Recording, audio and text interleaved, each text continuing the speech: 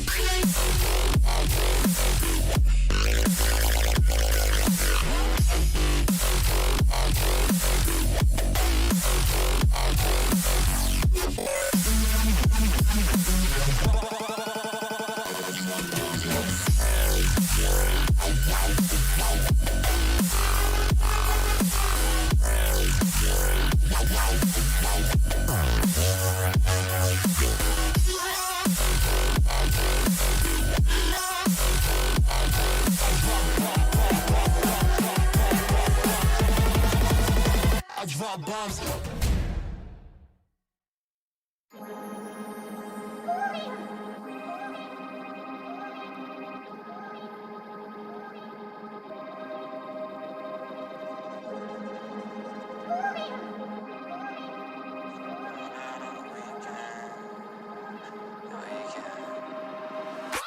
Chilling in the chair, I'll be sipping it. Watch a bunch of shows, I'm getting it. Yeah, I understand it's a quarantine, I gotta be chilling all alone, but I'm getting sick. People who be running half the office, signing politics and scrambling to tell the kid to stop. I ain't gonna leave the room, I don't wanna kill a few with that, the shit that is inside my cop. Look at the drop, taking it bigger than now, taking it part of the crowd, don't wanna pop, I don't wanna them down, better be kicking them out, look at the box, smoking loud up in my damn house, solo though I know I'm never going on and out. Party on my own, y'all, look at how the people tryna hold me back, going so loud, look at how the people tryna hold me back, hold me back, slow down, fuck going out, getting high on the weekend, so loud, oh, party on my own. Party on my own.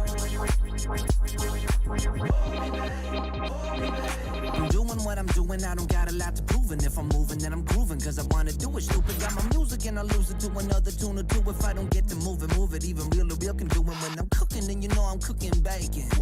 You don't wanna check under the apron. Vacuum the whole room naked, facing windows so people who out getting the greatness. Telling me better to hate this, really though it ain't shit when you could compare to what the other people facing. So what I am drinking, still half full is true when comparing to the nations. Party on my own now, look at how the people tryna hold me back, going so loud. Look at how the people tryna hold me back, slow down, fuck going out, getting high on the weekend. So loud, oh, party on my own. Party on my own.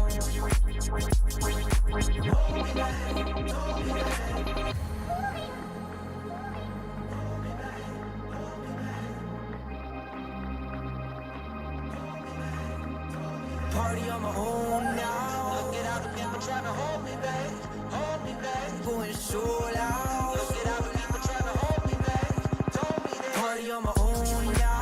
Look at how the people tryna hold me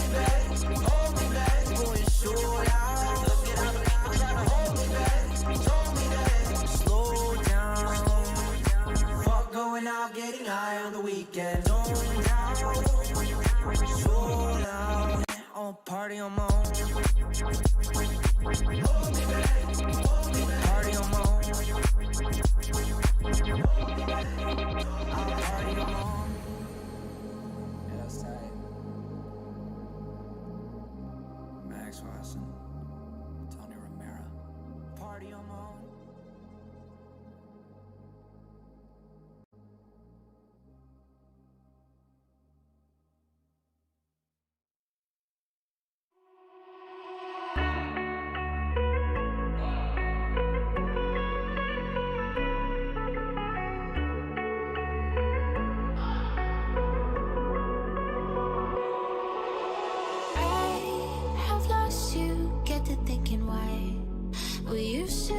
So high in life, without you, I don't feel alive.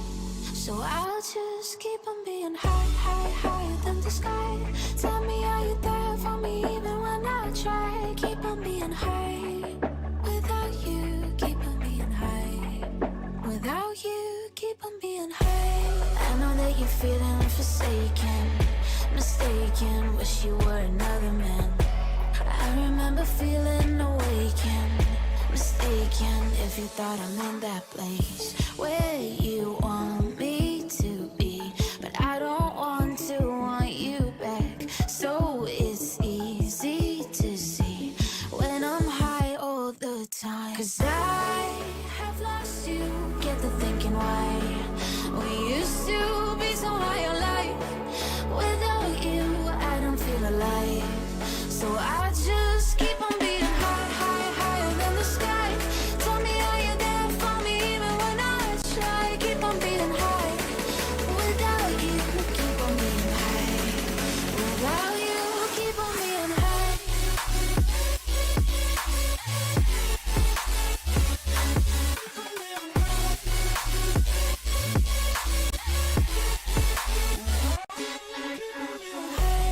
I know that you're feeling forsaken, mistaken, wish you were another man. I remember feeling awakened, mistaken if you thought I'm in that place where you want me to be, but I don't want you back. So it's easy to see when I'm high all the time, 'cause I have lost you. Get the thinking why we used to be so high on life. Without you, I don't feel alive. So I just keep on being higher than the sky. Tell me, are you there for me even when I try? Keep on being high. Without you, keep on being high. Without you, keep on being high.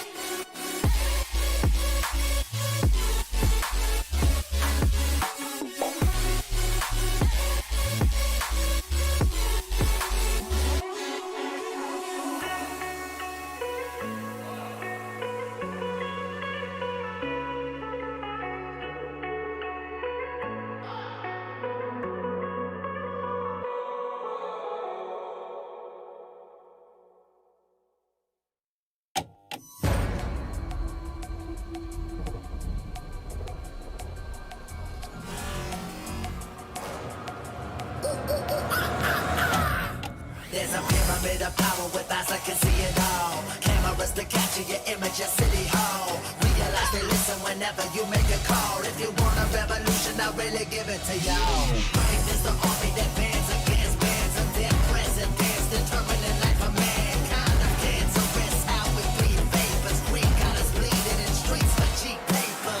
Assemble the masses, melt the plastic compound. Realign when the shit gets drastic. Lit the veil when the systems are masked. It's just another pyramid scheme of government racket. The power with the power with Charles Jurassic. Gnashing T-Rex with covert tactics. Rise from the ashes, get back to Atlas.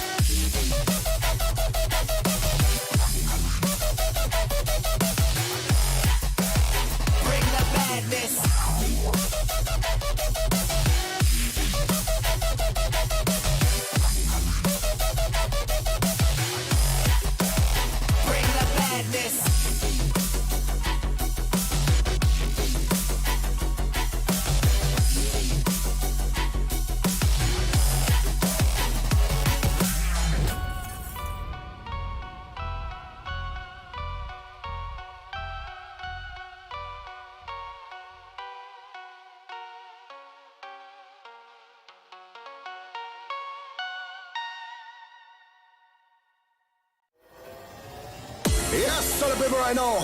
Pegboard nerds, matter have you locking at the sound. All of the gal I go passing when me boy I go drop them a coming. Murder. Me are the burning fire and natural born killer. When me bust into flame, watch out some might sting. You better turn it, I am make the bad boy bigger. When they come around, we all go on them. Listen to the word and the fire you caught in the middle. When the flames get higher, put up your gun fingers. Return all of the fire, it's a bad man signal, give a sign. And put your gun finger trigger. Gun finger trigger. Gun finger trigger. Gun finger trigger. Return all of the fire, it's a bad man signal, give a sign. And put your gun finger trigger.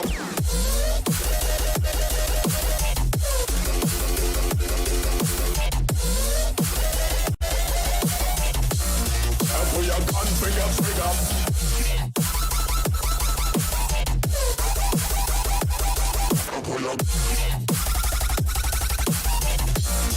Put your gun finger trigger.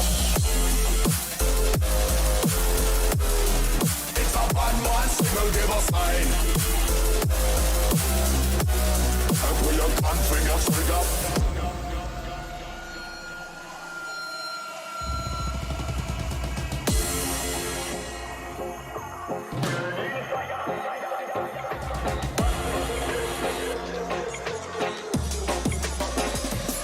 Me are the burning fire and natural born killer. When me bust into flame, watch out some might sting. You better turn it, I am make the bad boy bigger. When they come around, we all go on them. Listen to the word and the fire you caught in the middle. When the flames get higher, put up your gun fingers. Return all of the fire, it's a bad man signal, give a sign. And put your gun finger trigger. Gun finger trigger. Gun finger trigger. Gun finger trigger.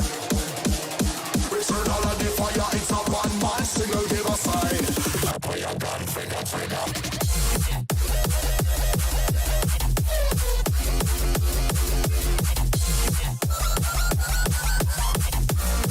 Put your gun finger trigger.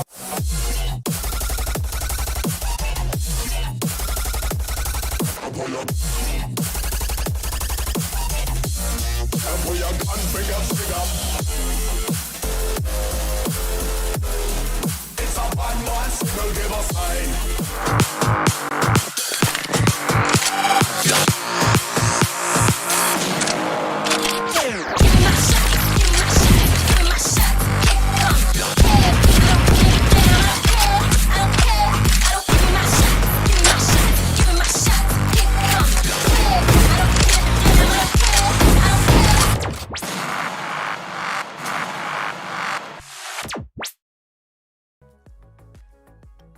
Welcome back once again, ladies and gentlemen, to NODWIN Gaming's Valorant Conquerors Championship. Today is India Qualifiers 1 day number 2. This is Super Johnny, joined by CA alongside with me, and we'll be taking you through the action. We have a lot of exciting matches lined up for you guys today. And CA, we're going to be starting off with a quarterfinals match that was left out yesterday, aren't we? Yeah, exactly. Our fourth quarterfinals match, Enigma Gaming versus T69. It's one of the teams that we keep talking about with respect to the big three in Enigma Gaming, you know, with that new coach, the new firepower in Excali. But T69, on the other hand, a team filled with young talent, Johnny. So a bit of a David Goliath matchup here. Yeah, definitely. I mean, as you mentioned, the David Goliath situation between the teams, but we'll be having a lot of conversation about the teams, the players, and what is going to happen with the matchups, with respect to the matchups, a little bit later into the broadcast, well, before the match, of course. Before we move on to that, there's a lot of things we have to discuss. I mean, this is going to be a long journey, starting with the Valorant Conquerors Championship all the way to the APAC Challenges playoffs, ladies and gentlemen. And as we talk about the journey, let's talk about the schedule of the VCC first, because that is what we are in right now. India Qualifiers 1, day number 2, 29th of January. After this, we're going to have the Pakistan-Afghanistan qualifiers, followed by Bangladesh. Then we have Sri Lanka, Maldives, India qualifiers as well, India Qualifiers 2. Then we have Nepal and Bhutan, followed by Wildcard, where all the runner-ups from all the respective qualifiers will be competing for one last opportunity to make it to the playoffs, as you see there.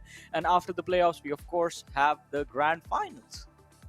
Yeah, and that grand finals, it's that much more valuable because, of course, 2 slots to that APAC playoff stage in itself. But as you were talking about, we have 2 slots from India, 1 each from Pakistan, Afghanistan, Bangladesh, Sri Lanka, Maldives, Nepal, Bhutan, and then the cherry on the cake, I think, in terms of qualifying, where the wildcard got that much more spicier because 2 teams can make it from the wildcard all the way to the grand final playoffs. Yeah, exactly. And from the grand final playoffs, as we did talk about this, the top 2, the finalists, will be moving forward to the APAC Challenger Series, ladies and gentlemen, the Challenger playoffs for the APAC region, which is an exciting opportunity. I mean, last time we had the APAC LCQ to ourselves, where one team, Global Esports, did represent the entirety of South Asia. This time, 2 teams will be doing that. But along with the qualification slot, you also have the prize money involved, which over here is $30,000 in the prize pool. The first position, the first team, will be walking away with $15,000 to themselves. The second getting $7,500. Third and fourth walking away with $3,000 each. And the MVP of the tournament getting $1,500. Yeah, absolutely fantastic. My eye especially goes towards the MVP of the tournament every single time. Several players made a name for themselves yesterday, trying to, immediately set themselves into a groove where they can nab that $1,500 in the bag. And we'll have to see today, especially Raw Fuel in that first game, can he step up and try to make his mark for the MVP? I mean, that is going to be super exciting to watch because, I mean, a lot of high caliber players already. I mean, it is going to be super exciting to watch. Plus, I mean, talk about the day we had yesterday, right? We do have the brackets in front of us. Look at that. The first quarterfinals matchup. Global Esports taking on God Particles, and God Particles managing to get the win on Fracture. But still, Global Esports reverse sweeping them as far as the series is considered. True Rippers taking on Tryouts, moving forward to the semifinals. That's semifinal number 1, ladies and gentlemen. Global Esports, True Rippers. Then Velocity Gaming managing a really, really close finish against Reckoning Esports. They have managed to secure a spot for themselves in the semifinals today as well. But who will they face off against? That is what we will find out next, as Enigma Gaming will take on T69, and whoever wins will face off Velocity Gaming at the end of the day. Exactly. So Enigma Gaming, they're gonna have to try and wrap this quarterfinals up quickly because, or T69 for that matter, because they have a big wig in Velocity waiting for them towards the end of that day. But in the middle, we've got Global Esports going up against True Rippers. Again, like all of our matchups, they feel like one of those, really experienced teams versus amazing young talents. But now on to this matchup. Breeze and Fracture banned immediately. We got Bind and Haven picked up. And, I'm really hoping it doesn't go to map 3, Johnny, because I have a bit of a bet with Enigma Gaming regarding split. Oh, wow. I mean, that just makes things a lot more interesting. But you know what? I hope it goes to split because, I mean, the matches yesterday were really, really close and very exciting to watch. And I personally was very entertained watching the matches, sir. If that happens today, I mean, it's going to be a lot of fun. But apart from that, I mean, we do have a Bind and Haven, the first 2 maps, as we do see them on our screens, and it is going to be very interesting as to what the teams are going to be bringing to the table. Yesterday was a bad day for all the people out there who love to play Bind so much, because the map was basically ignored and shunned in the entire veto. No one wanted to pick it. Everyone just banned Bind.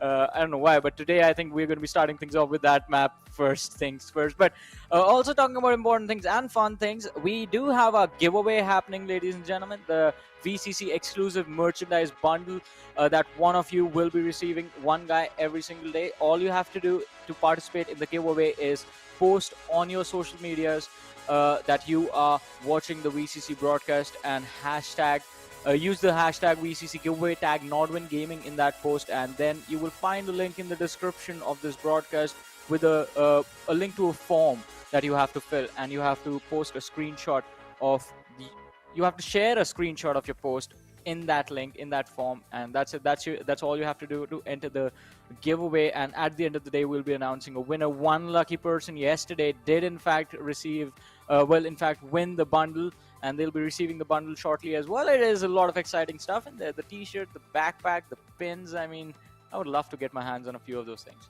Yeah, I'm certainly going to try to finagle myself one of those, especially that mouse pad with the chill out brimstone on the hammock. Like, even if I'm not using the mouse pad, I just want to look at it. You know, it looks so nice.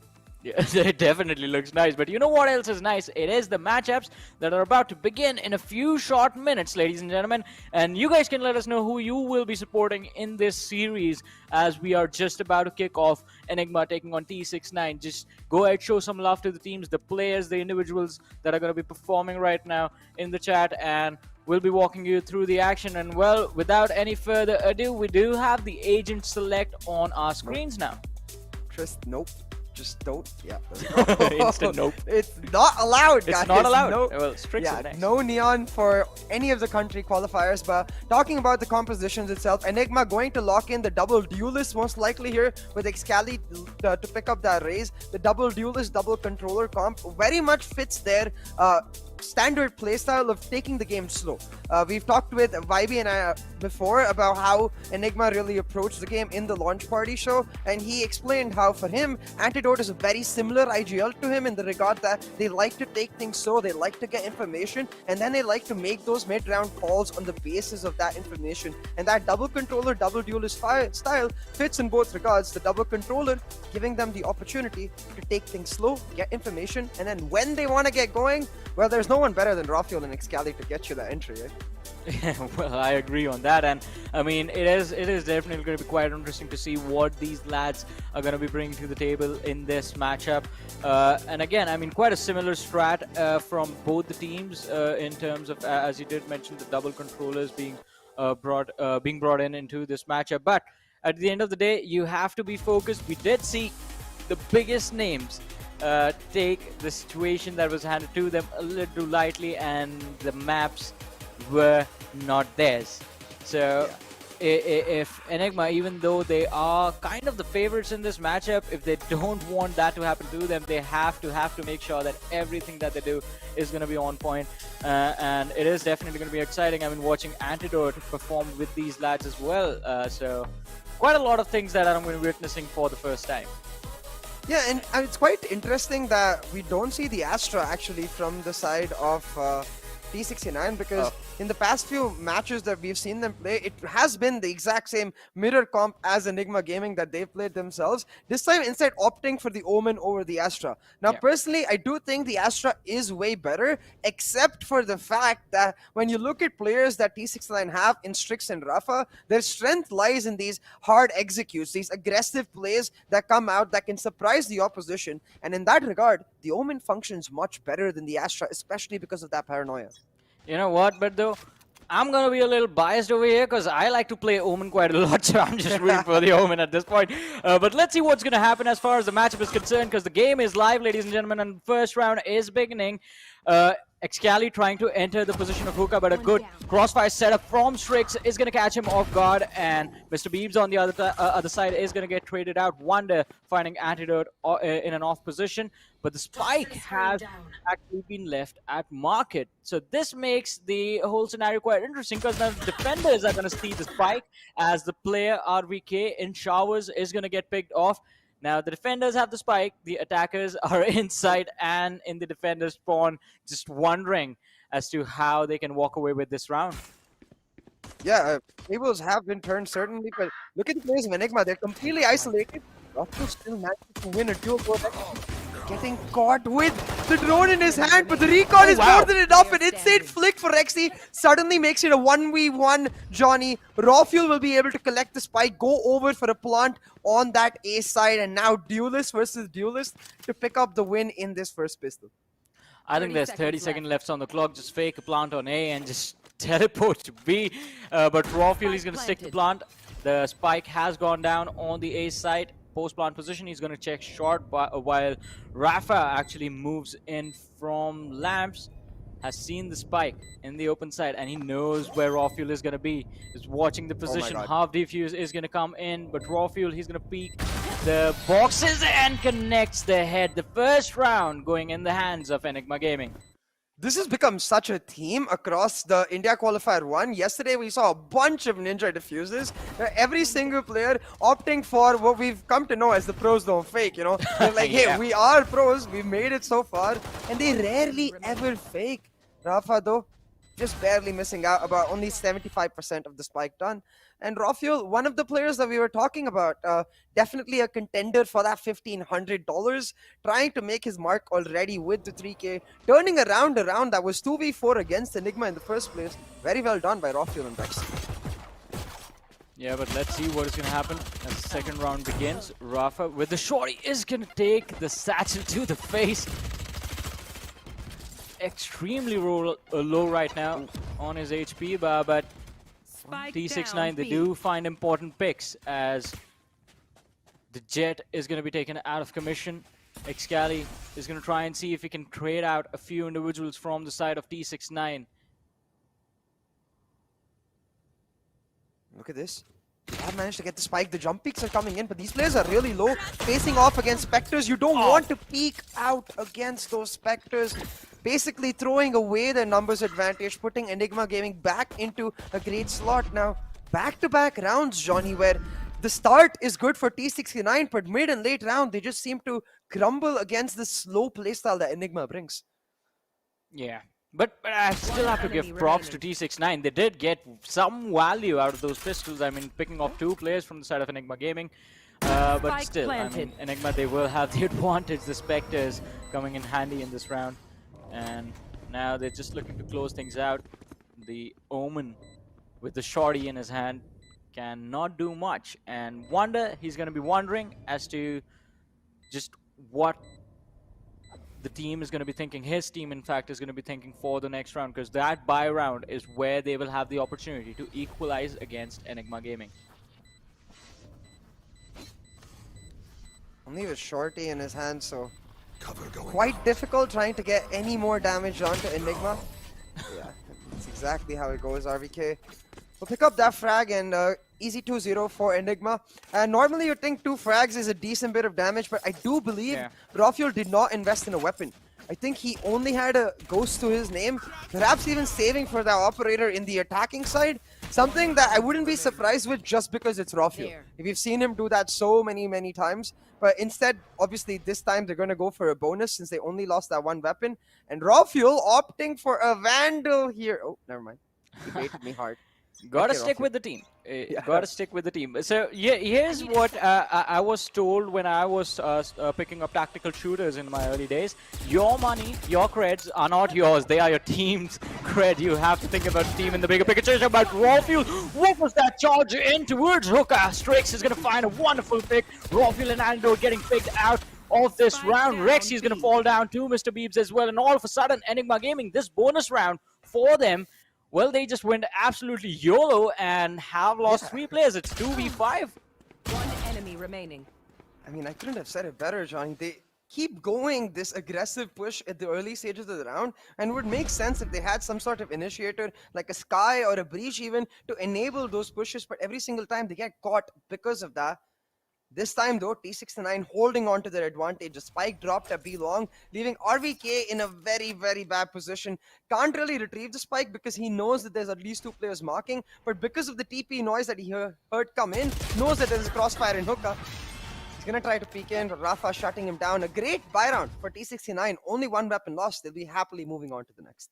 Yeah, definitely. I think this is what they wanted. I mean, the bonus of Enigma is what they wanted to steal from them. And Rafael, if he had a little bit of a more support, the setup in Hookah wasn't really favoring the lad from T69 right there. So there was an opportunity to get a free pick, but just charging in alone like that is definitely going to get shot you in the face. That's what you're going to get for that. But now I think is when the real game begins. Buy rounds across the board. Everyone has those rifles in their hands, the Vandals, the Phantoms, heavy armors for everyone. And this is where things become very critical if you are on the T69 side of things, because if they lose this, they're going to be heading towards a reset. In this 5v5 situation, the position of Antidote is key. He's slowly moving his way through B long, while Excali is continuously faking out towards Hookah, drawing a lot of attention to himself. But the discipline of T69 even better. Having said that, they lose a couple of frags each, and suddenly this is the perfect opportunity for Anti to start lurking into B, and a rotation for them to come over for the plant to go over to B. Yeah, B-side completely picked apart, and as you mentioned, I mean, that's going to be the cue for Enigma. It's a 4v2 situations. Enigma, they have the advantage, and Excali just clearing out the B-side. There was one individual there, but even he has been picked off right now.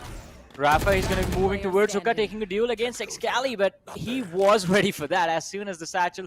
I mean, as soon as the TP sound came, he knew someone was going to push. No one is going to hold in that position. And I wonder, again, the last man surviving Forest team waiting for the spike to go down. And as soon as the sound cue comes, he's going to push through the smoke, through the nebula, antidote, finding an easy pick. And another round for Enigma Gaming, 3-1. Another round picked up, and finally, like, this is what I was a little weirded out about in the first 2 rounds. I think a lot to do with conditioning, and we're starting to see glimpses of Vibe, their coach, really come into play, where they were insanely aggressive in the first few rounds, but in these last 2 rounds, in this round and the last round specifically, we're expecting them to go back to their standard defaults. Wait, really, for players of the team T69 to start getting a little desperate, a little panicky, try to get information, and that's where you could see players like RVK on their passive looks being able to punish them. But now again on those defaults, and this is what I'm talking about, Strix unnecessarily aggressive all on his lonesome, gets instantly shut down. And again, I mean, as we did talk about it. Oh wow, Raw Fuel just lining it up, and again a 2v5 that is not going to work out quite nicely in the favor of T69. But as I was saying, so it is the reset that is coming into play right here, since the economy wasn't allowed to stabilize for T69. Money-wise, Enigma, they're going to have a much more comfortable situation. But Rafa with the judge is going to upgrade to a Vandal now. Still a 1v4, a 1v3 now as he finds RVK. We're going to be hopeful about this, but Rexy is going to be there to shut everything down. 4-1.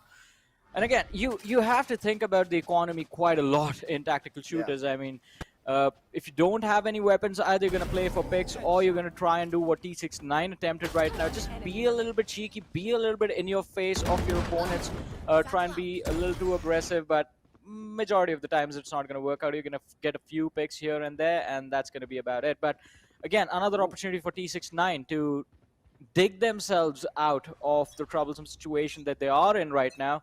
A buy round coming in play, and we do see the operator. Yeah, Strix has picked up that heavy duty sniper, the investment coming in, and it's really about how they translate this investment into immediate value. However, being stopped from that with regards to no peaks towards B long, but slowly but surely you can see several members of the side of Enigma starting to walk towards that B long position. The drone will come out though, and that will instantly nullify Strix's position. He's gonna have to step back, and this will have the Hunter's Fury following up as well. They don't want to give the operator a single moment to find any value, but they weren't thinking about the support from Rafa. A beautiful setup from T69 punishes that lack of options from the side of Enigma. And Strix, he's just gonna keep it going. Well, quite a wonderful round right there from T69. RVK, the last player surviving. Brings it down to 1v4, but I don't think he's going to be able to accomplish much in this round as the spike is in front of that op.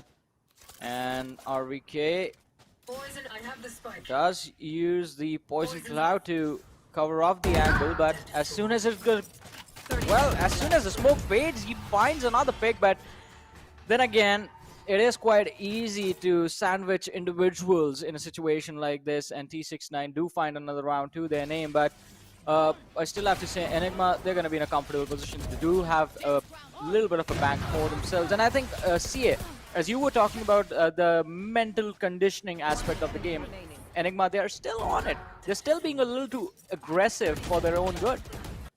Yeah, and I feel like they're starting to buy into the trap that I feel like every team buys into when you play against T69, where they're trying to find some sort of innate logic or long-term plan in what they do.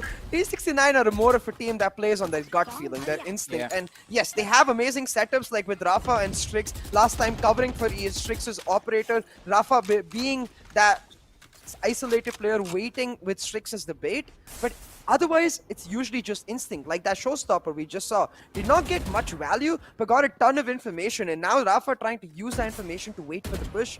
Let's see if he can find some actual rewards.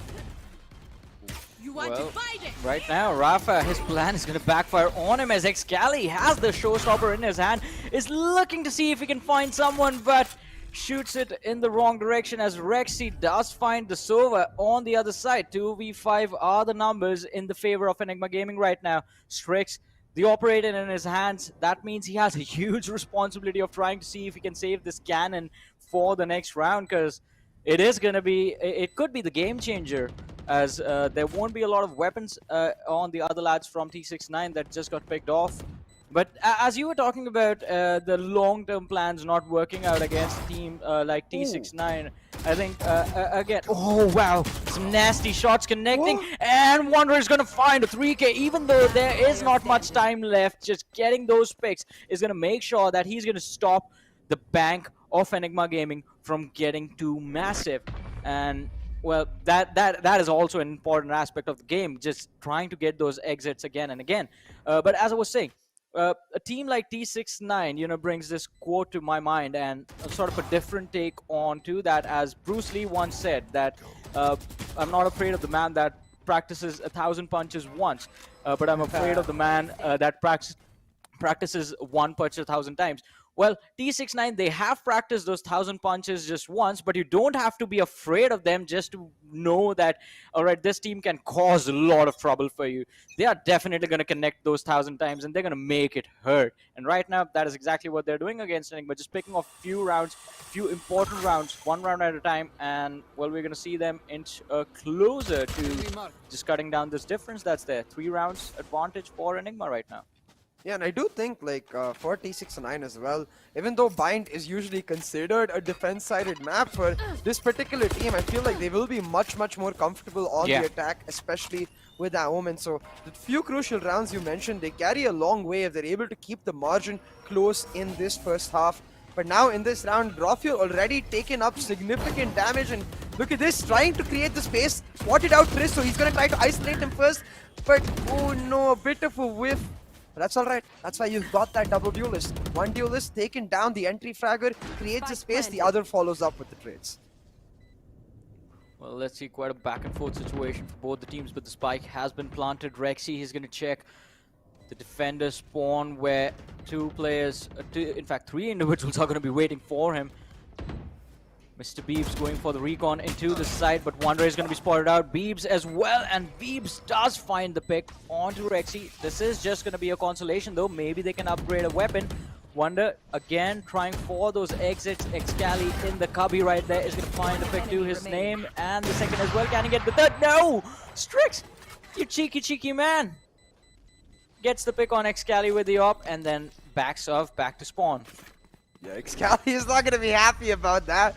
He could hear the Ray's voice lines coming too, like 3 for me, 4 down, and he was waiting for that ace, and you can see the smiles there from Rexy, just showing like that. That was close, my man Cali, but not an ace entirely. But hey, that's alright. We know Enigma Gaming, they're that total squad. They're more concerned about getting the rounds won, because we talked about this in the pre-show too, right? This team is the team that wins this series is going to end up facing Velocity Gaming in the semi-finals in the matchup later today around 7:30, 8 p.m. And that's where Enigma, they're going to try their best to not show as many of their defaults as they can, try to finish this map as quickly as they can. And that's where rounds like this, they come in crucial. But moving on to this next round, Trist using that Viper's Pit early to cut down on A short, and it's quite interesting because they've got Strix on the operator playing A with the Viper's Pit shut down.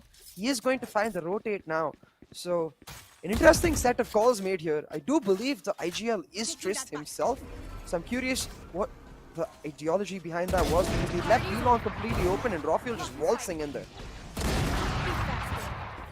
This is what happens. This is how you're going to have to pay for that little bit of a miscoordination right there. Rafiel is going to find a 3K for his team. 3 important picks.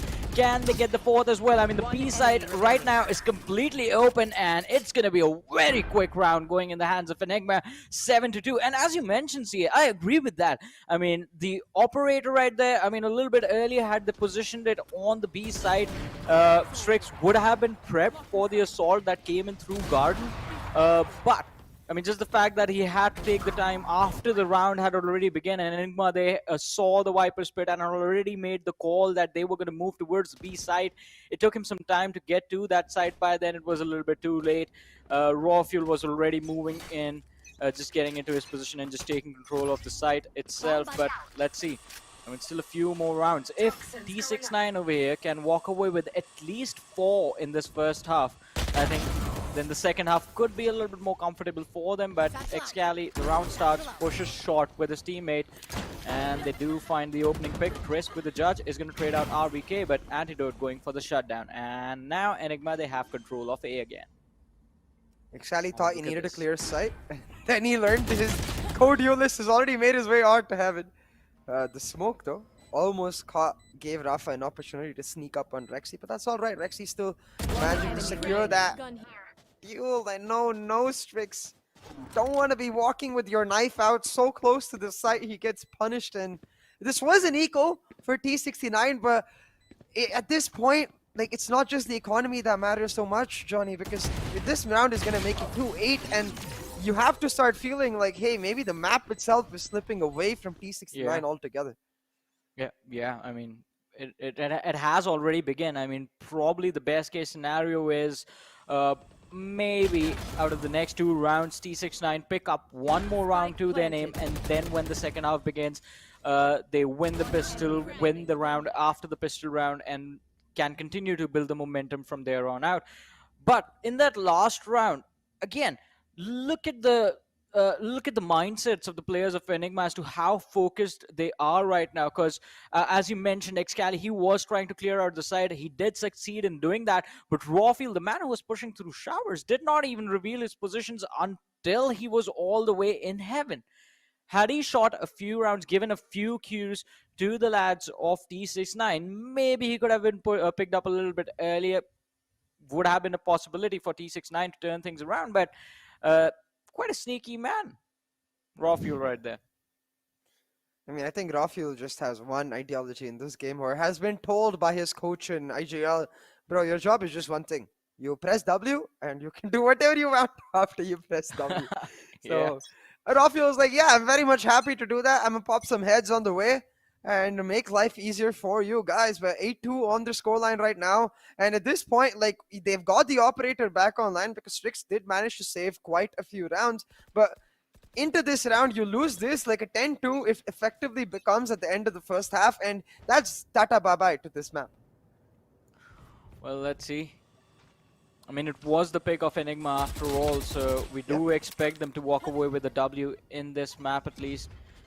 Maybe in the next one, T69, that is going to be their pick. They are going to go all out, try and get a win, try and equalize the series. But for now, Strix with the operator position towards Hookah is waiting for Excali to show himself, reveal yourself. But Excali does manage to find a safe pick onto Strix out of everyone.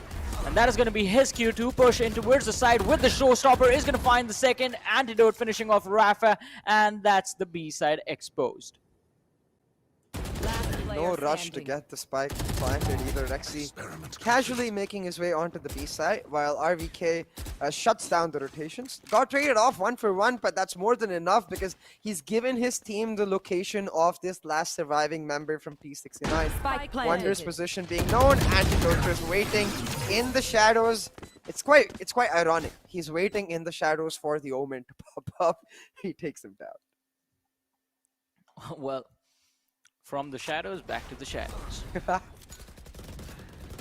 But again, now a little bit of a switch up from Enigma because they were a little too eager to get into those sites a few rounds ago, and now they're just taking their own sweet time, with Excali being the man leading the charge right there. And Rawfuel, as you mentioned, his job is just clearing the backlines at this point. The side is going to be cleared by Excali and Antidote. And again, trying to contest Hookah, but this time it looks like T69, they're going to be ready. The Boombot taken out of commission. They're still waiting for Enigma to make a move, and there it's going to be.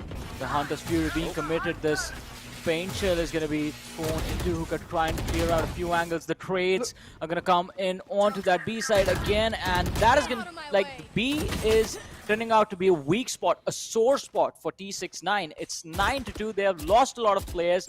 I think it's going to be a 10-2 swap. This round so beautifully done. We'll talk about the coordination between the Jet and Soa in just a second, because right now, Wrist, he's taken down a player, but A side, because of that, completely left off guard. As you mentioned, the slow playstyle that we wanted from Enigma in the beginning is what they've started to inhabit in these last 4-5 rounds, and really paying off for them, because now this Viper's Pit, it's not even on the site, it's on the entry to the site. So the retake nigh impossible against this Viper's Pit unless they pull off some miraculous gunfights. Viper versus Viper, Trist 1 HP because of his mirrors Viper's Pit. I hope he realizes that he can't save this round. Starting to now rotate onto Heaven to group up with his co-controller and hope to find the miracle. Wow, they do have the backlines, but oh, a trade coming in, but Wonder finally is going to be picked off by Antidote, and a 10-2 swap in the favor of Enigma Gaming, an 8-round advantage. Now imagine if they win the pistol. There's going to be so much pressure on the players of T69. It is not looking good for them. I wish we'd gotten a replay of the Hunter's Fury from Rexy at the start of the round, because if you notice the way the Hunter's Fury was set up, it was to clear off specific angles. So tell Raphael, bro, you don't need to check here, or you do need to check here if the tag came off from the Hunter's Fury. Just that teensy bit of coordination between Raphael and Rexy, it's so splendid to watch from Enigma Gaming, because it tells you how they've been drilled, not just by their coach, but also by their IGL. They have that job, but after they get that job, that mission, they can then coordinate between themselves, with Rexy saying, hey, you know what, I don't need to give you a drone or recon this time, it's the last round, I'm just going to pop off the Hunter's Fury, clear off a few angles for you, and well, then you do what you do best, Raphael, pop some heads.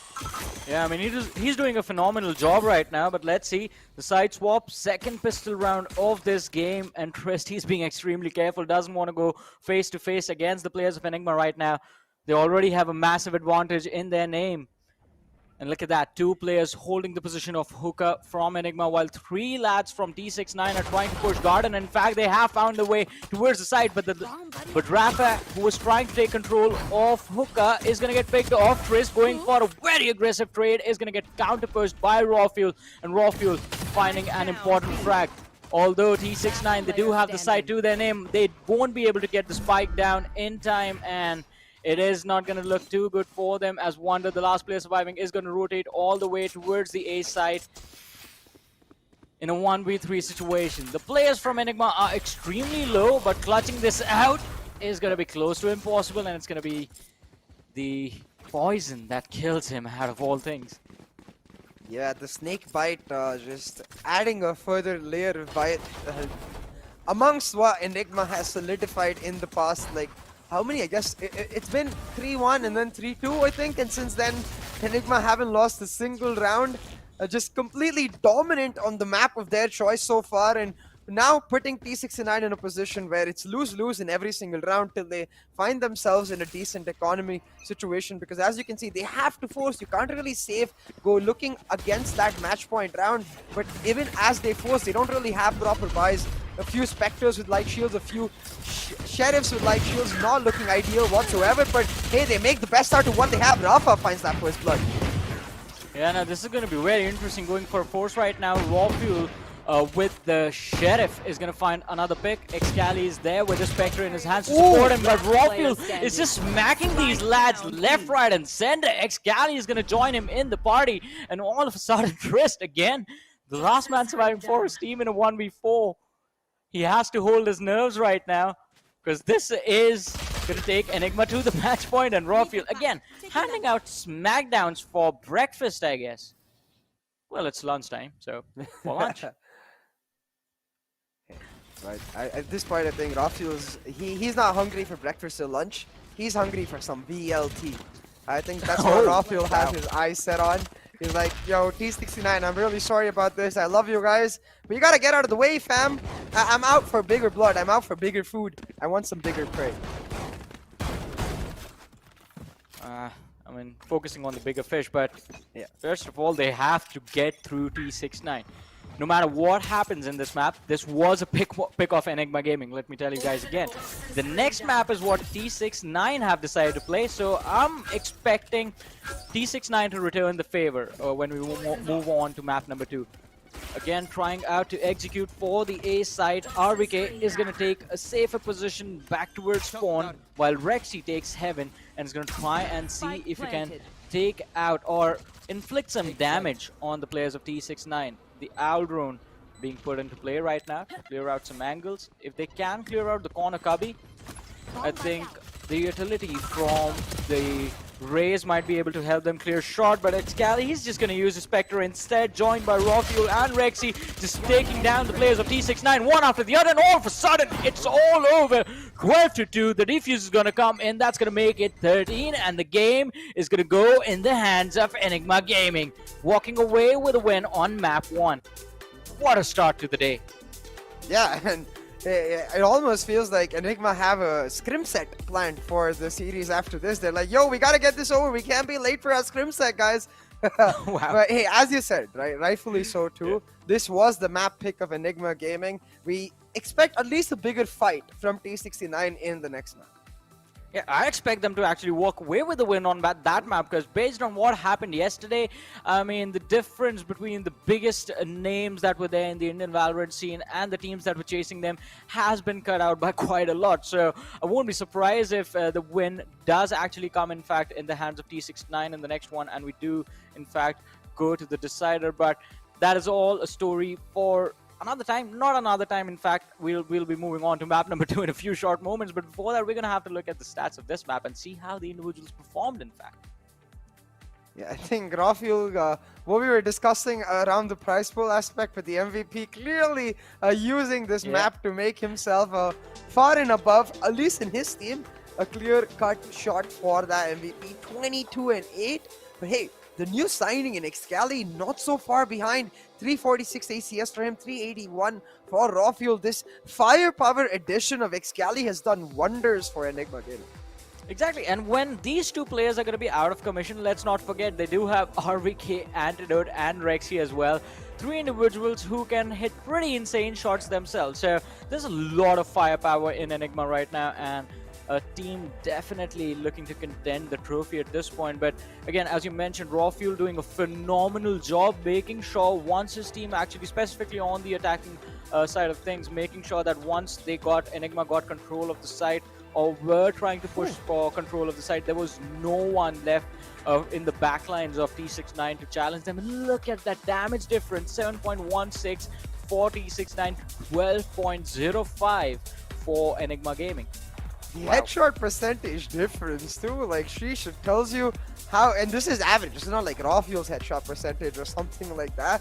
This is just every single player of Enigma Gaming being this damn cracked. And yeah, if I was T69 and I saw this, I'm gonna be definitely terrified going into the next match. Hey, I mean, you know, they're handing out haircuts left, right, and center to everyone on the side of T69, so I mean, it's definitely a lot of swag on Enigma Gaming. But again, this was just the first map. As far as the overall series is considered, I want to see what Enigma is going to pull off in Haven as well, because that is going to give us a lot of information to speculate what is going to happen once the team actually, so our prediction is Enigma is going to take away the win, and if that happens, they're going to be facing off Velocity in the semi-final number 2. So that is going to be interesting to see as to how the stats are going to be compared against Velocity. But the MVP comparison, Rafa versus Rawfuel, look at the consistency Rawfuel brought in towards the second half of the game, starting off in the 8th round. In fact, the 9th round. Yeah, Rawfuel clearly a step ahead. Rafa, a player that we've seen even in VCC1, he was representing F1LS and was definitely a player to watch out for, but unfortunately not able to find that stable squad. So you can see he's got that talent, but with T69 it's more of the individual talents amongst all players as compared to the org-based strategies that we see from, say, other underdog teams like Reckoning or God Particles. So definitely not working out against a team that is so well prepared like Enigma Gaming. Well, I mean, it is definitely going to be interesting to see how the overall series is going to fare out, because I want to see some interesting plays being made from T69. Plus, the next map is Haven, and of all things, which, I mean, does increase their chances to play a lot of mind games. But the only game that you have to focus on right now, ladies and gentlemen, is along with the Valorant matches that are there in front of us, the giveaway game that's there for you guys. I mean, it's not much of a game. All you have to do is apply for the giveaway, and the way you do that is post on the social medias that you're watching the broadcast. Use the hashtag VCC giveaway on the top right of your screens, and then tag NODWIN Gaming in that post. Take a screenshot of the post, fill out the form in the description, and share the screenshot in the form. That's it. That's all you have to do. And at the end of the day, one lucky winner will be getting the entire bundle right there. It's quite a nice bundle. The t-shirt itself is going to make it all worth it. It's going to make you guys tolerating us this entire time worth it. But again, it is definitely going to be quite an exciting day ahead of us. But for now, before we move to Haven, we're going to take a very short break. So just stay tuned, keep watching. We'll be right back after this.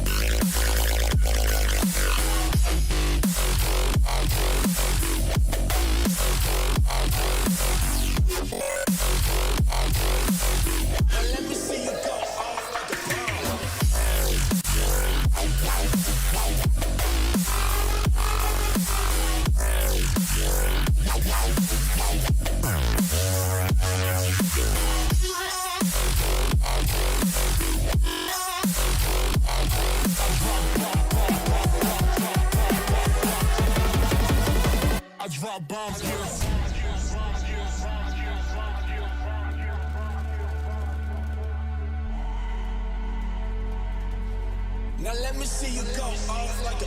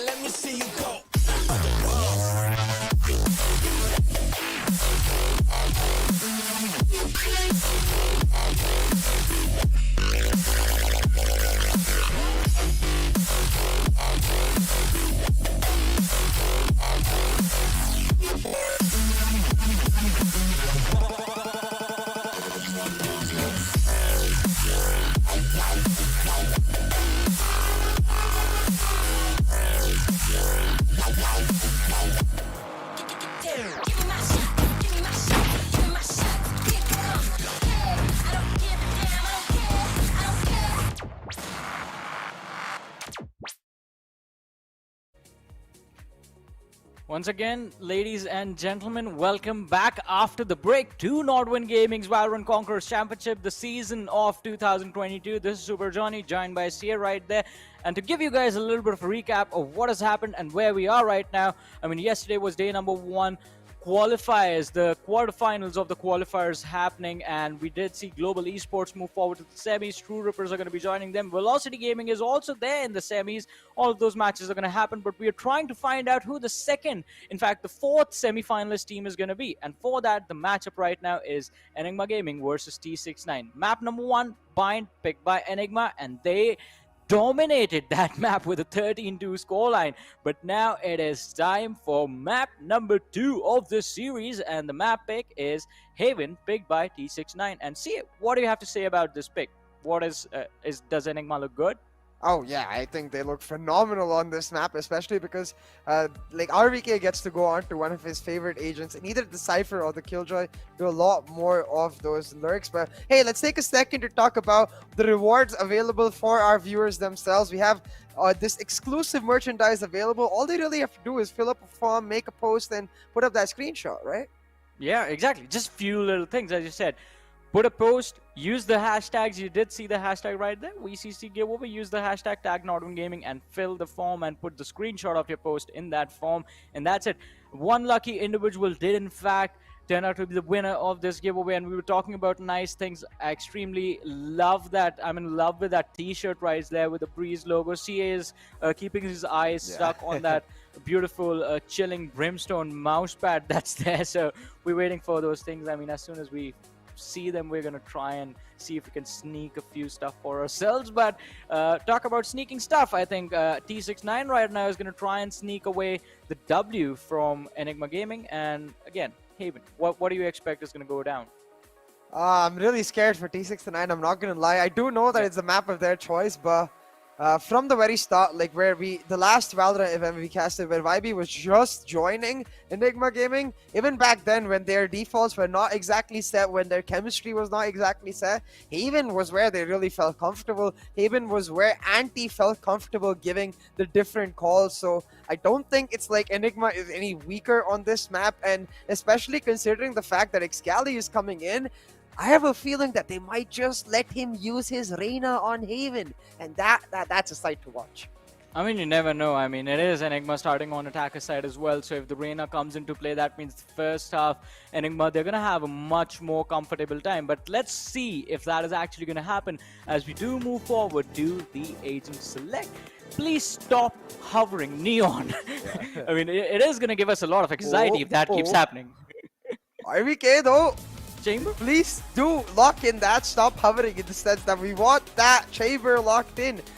Excali or RVK, I think both of the players, it fits in terms of playstyle perfectly. But I do expect it to go to RVK because he's that general sentinel. But if it does go to Excali, then I'm curious what RVK actually picks up. Do we see a Sky perhaps coming out of RVK? Maybe even a KO for that matter. It would be a really interesting shout. But you can see Rafuel, he's going to be like, yeah, I'm not going to bother myself with all these hovering. You guys remember what I did on Haven last time, don't you? That's why I insta-locked that shit. I think Rafuel is just like already set. I think no discussions there as to what he's going to play. The Jet is going to be there. Antidote going for the Astra. And I think, yeah, Excali, alright, maybe the Breach. I actually think he's going to lock in the chamber. Because I have a feeling Rexy might go for the Sky or the KO, and RVK locks in the Sova. I've seen RVK play that Sova before. Never mind. It's entirely the other way around. It's Excali, as we talked about, playing the Sky. It's effectively a battle Sky. I don't count that as an issue. I mean, think about this here. There's a lot on the line. You don't want to take a risk right now. So just the standard comp being brought in from the side of Enigma and T69. Hope they are prepped for the action. I mean, the players definitely are going to be a little bit shook after what just went down on Bind, but they had a few minutes to reset themselves, a few minutes for discussion as to what they have to do to take down this packed rosters of Enigma Gaming. And Excali looking right into the camera lens right there, staring into the souls of everyone watching right now. That yeah, I'm on my way. I'm coming for everyone. Yeah, and I have to talk about this player for a second because he's had such highs and such lows with, at one point he was one of the most feared players in India, and then there was a continuous reign of controversy about things going right and wrong, and since then the teams haven't really worked out for him. His team hasn't been able to find as much success. Now coming into Enigma Gaming, he was very much a last minute addition who looks like he's settled into the team brilliantly, and because of that, with the help of players like Anti, who he was with over at VLT, and Vibe, who he's worked with before, we see the prime Excali, the feared Excali once again coming back into form. Let's see, Rafa going a little too aggressive on C long right now. Antidote is going to get spotted out by the boom board, but Rafa needs to be scared. There's one person right behind him, turns down, hands the smackdown to both of them, getting 2 picks. Raw Fuel has turned this round in the favor of Enigma Gaming on the other side, but this is going to get very interesting. The B side, usually on Haven, is left completely exposed, and Enigma have gone for the B side right in the pistol round, just played a little bit of a mind game with the players of T69, exposing the players on C long, resulting in the A being opened up, and that rotation was also very weird. They moved in through B, through the B-A connector, and then went and planted on A. Yeah, interesting set of rotations there. The plant as well, 4 defender sides 1, even though both of the players are actually playing in that A-short area. So you can see RVK trying to reposition himself, get into the hell area, but this is not ideal because he has a nanostorm set up, so they need to try and play for time, and that's going to start off with Anti winning this duel right here. Spots off Tricks, gets a Sheriff for the reward, and now will be able to save time for RVK. They just win their duels, they don't need the time, and Enigma starting off exactly where they left off, the momentum carrying over as they win that pistol for themselves. Well, quite a quick round right there, but let's see. I mean, moving forward, you're going to have to be extremely careful. The players of T69, so this was quite cheeky from Rawfield, but I'm happy that the players from T69 were, in fact, prepped for the situation that Rawfield is going to be holding off in some weird position towards the B side. In fact, the back of side was where he was and was caught off guard by the players of T69. But just being ready for situations like that, for positions like that, might just work out in their favor. But Strix again with the shorty in his hand, pushing forward to C long, is going to find Excali, but finally getting shut down. Antidote, he's going to be ready, pushing into the smoke, is going to find another one, but after Rafa, Mr. Beebs is going to be there to trade him out. 3 versus 3 situations. The numbers have been traded out quite evenly, but the weapon advantage in the hand of Enigma Gaming is going to allow them to take those long-range battles. Well, Rexy with the Sheriff is not going to care about the distance or who's going to face up against. He's going to find an opening, easier situation for Enigma right now, as the numbers are 1v4, 1v3, and it's 0 versus 3 right now, as RVK finds the last player from the side of T69. So a 2-0 start on Haven. Yeah, and I have to say, like, it's not looking so great for Enigma, simply because of the fact that their composition, it's not ideal for this map either. Where the Omen can be substituted for the Astra in maps like Bind, maybe. On Haven, it's a big no-no. You need the Astra. She's ridiculously good with her ability to clear off the entry angles. For example, taking A lobby control with the gravity well simply paced at A long, or even using the dissipate for the crossing smoke. It can be so damn good, but none of those are things you can do with the Omen. All the Omen can do is just try to smoke it and deny them, but you can see how Rawfield plays. He's like, smoke, I will move forward before the smoke even comes through, and I will capture that angle. And this is what an Astra can help you avoid. Well, let's see. They're going to have to avoid quite a lot right now to push in towards the A side, as 3 lads from the side of T69 are going to be waiting for them on the entry, and Rafa going for a very awkward peek against Rawfuel. Rawfuel coming out on top in that trade, but Wonder is going to be there to pick off Excali. I'm sorry, pick off Rawfuel in the collision. 4v4. The numbers even. Enigma still keeping their eyes set on the A side. Look at this, the position of Excali, it's all about being the active lurker. It's one of his biggest strengths. Even when he played that secondary duelist as the Reyna, even when he played the Omen way back in the day, that's what he really excelled at. And now you can see that guiding light that he threw towards Garage has attracted the attention of the Killjoy and Sova to move all the way towards C, as well as the players on A to back off from A. And this is going to help catch them off guard, because the Gravity Well now isolating Strix entirely. Enigma on their bonus, just making T69 dance around, spinning them around, and getting a free entry onto this A side. This is IGLing at its very peak. You are divided. A lot of mind games and just not taking any chances. Any possibility that's there for T69 to come out on top, Enigma, they're prepped for it, and they have countermeasures already in place. The players from T69 just backing off, trying to save the weapons that they have in their hands right now, as That's all that there's going to be for them in the next round as well. The economy, again, in a very uncomfortable position, but it is still the start of the game, so they're going to have a lot of opportunities to make a comeback.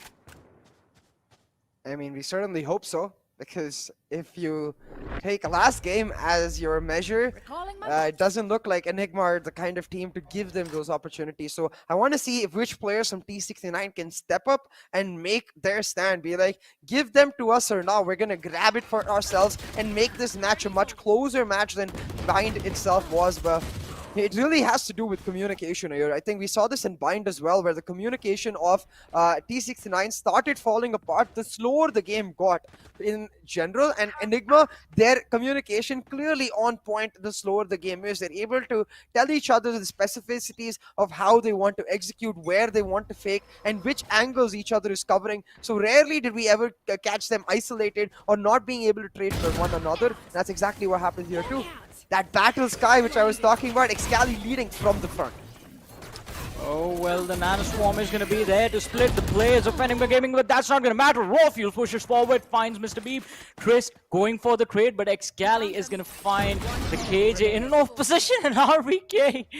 Quite a cheeky move against Wonder, just forcing him to focus his attention on the alarm bot right there, but Rafa hiding on top of ramp, waiting for the players of Enigma, as Excali is going to get spotted out, but that was just bait. The final player from the side of T69 is going to fall 4-0. The dream start for Enigma Gaming. They have the momentum, they have the money. Let's see if they can keep this going, and how far will they go before T69 gets their first round in this game. Yeah, exactly right. Enigma are currently just spinning Enigma like a fiddle, playing them like a fiddle, my bad, and continuously just able to exploit the little holes they leave. For example, even though that round was very easy in itself, you notice that as soon as RVK was able to take down the flanker, the spike started rotating. They're always going for the foolproof manner, not willing to risk even a single round going over to T69. I think mostly just really respecting the fact that all in all, even though T69 might not have set strats or defaults, they have insanely talented players. So we don't want to give them a road back into this map. Well, let's see. I mean, as of now, it's going to be quite tricky to find that path, a way to make a comeback. But look at that. Look towards A long. T69, they are willing to take the risk moving into those aggressive positions. But Rexy with his Alrone is going to try and see if he can tag one of these two individuals at least. But the C long push from Enigma, it's a go now. The green signal is going to be there. Rawfuel finding Wonder. Chris going for the trade. RVK towards mid is going to get a pick, but well, it's going to get picked off, but Rexy's going to be there to trade out RVK. 3 versus 3. Seaside control being given to the players of Enigma Gaming, and now they're going to be playing the post plants with just 2 players. Seekers being deployed by Excali as he goes for the hunt in the C-Link, but he's not alone. His teammate is going to be joining him. Antidote and Excali, the 2v3, the duo. Can they make this work as Antidote falls way back deep towards defender spawn? The 1-1 trade coming in. The showstopper is going to be there, and Excali is going to be taken out. He's going to be blown to bits and pieces as T69 finally find the opening that they need. The first round on the board. Yeah, and we talked about how we needed one of these players to really step up, take the matter into their own hands, and cause a bit of a ruckus to try and bring back that semblance of control into T69's hands. And well, we see Rafa doing exactly that. The game face moment on for him. Rafa performing extremely well to not just find 2 frags initially over here, but also while shutting down the rotations, able to use his showstopper to make sure that the retake into the side in that 2v1 situation is not one where Excali even has a chance where he can somehow win that 1v2 duel. Finally, the first round on the board for T69, Johnny, and I hope they're able to carry on this momentum in the rounds going forward. Let's see, the momentum is looking quite strong, but Rawfuel again, a little bit of a change from the side of Enigma. Now they're spread all over the map. The Blade Storm is going to be there from Strix, trying to push quite heavily towards the A lobby. The Shock Dart connects on Rafa, but the Blade Storm being used. The Sova is just jiggling in and out of position. Rexy just playing games with these three lads from the side of T69, while Antidote with his teammates is just going to expose and open up the B side. Rexy is going to find one pick in a 1v3 situation all alone. He's going to find two, in fact, as he picks off Strix with a pistol as well. And he, on the other side, picks off Rafa. So even though T69 quite heavily committed to counter-push the A-long position, it is still not going to work out. The defenses on the other sides were a bit lacking, and that is how Enigma work around it. 30 seconds left. Yeah, they tried to get proactive with the A-long push, but the problem with that is that as soon as you capture A lobby, then what? Your boombot is gone. You don't have a Sky or an Astra even who can provide you an extra gravity well or an extra guiding light to enable your fights, and it allows Rexy to play around that narrow choke point. And even though it's a 1v3, he turned it into a couple of 1v1s and was able to take down 2 players before he goes down. And that's the biggest deal. That's the biggest weakness of this composition. And T69 at the start of the rounds, they have all the tools they need to keep it pushing, but as soon as they use those tools, they run out. They're not recyclable tools the way Excali's Sky's guiding lights are, or the way the stars are available in multitude. Okay, once again, Rafa, one of the key players, he gets that first blood. But look at this raw fuel. I mean, that's one way of dodging a recon. You just counter push it, just go in deep. And the man is absolutely not afraid of taking an aim deal right there, but let's see if he's going to be able to take control of this A side, as finally has been pointed out by Mr. Beeps, who's trying to jiggle in from heaven. But Raw Fuel finally deciding to disengage, as C side control is there with the players of Enigma. Excali, he has this side all to himself right now. The players of T69 are trying to close in. Excali is going to be spotted out, but with a shorty, you can't connect that. You can't even dream about connecting that shot. And Excali is going to go for the punish on the Omen. 3 versus 4. The numbers in favor of Enigma. They have Spike. They have the site. They're going to plant and just take the round. Oh, wow. Oh, 17 HP. yeah, Excali almost getting caught out, but has his guiding light. So by the time the Hunter's Fury coming in to support him, he's able to find one. No, make that 2. The collateral is huge. And now Excali looking for the ace to finish this round off. Strix also very low on the HP, and the new man, Excali to Enigma Gaming, will take the ace in this second map, and you can see smiles all around, the entire team ecstatic for his success. Everyone is smiling apart from RVK. I think he just wants to get this done with. He's like, let's just finish it, and then we're gonna have a celebration to ourselves. But let's see. This was quite a wonderful round for Excali. And again, as you mentioned, we knew this is what was going to happen with that Sky coming into play. And again, the lad has delivered, but I want to say, I mean, his team is also kind of enabling him to do that, especially Antidote, who's always there, just trying to see if he can put Excali in a favorable duel every single time. And that team play aspect right there, just between the duo itself, is doing wonders for Enigma right now. Oh yeah, absolutely. It really is that mini bits of synergy that Enigma take that goes a long way. But look at this right now. They have the Killjoy lockdown. They've got A-shot control for free. So here they have the perfect position to just set up the lockdown if you want, maybe even commit a Cosmic Divide and just get the A-side control in a jiffy. And I think that's exactly... Yeah. Wait, hold on for a couple of seconds. I think that's exactly what's going to happen. Yeah.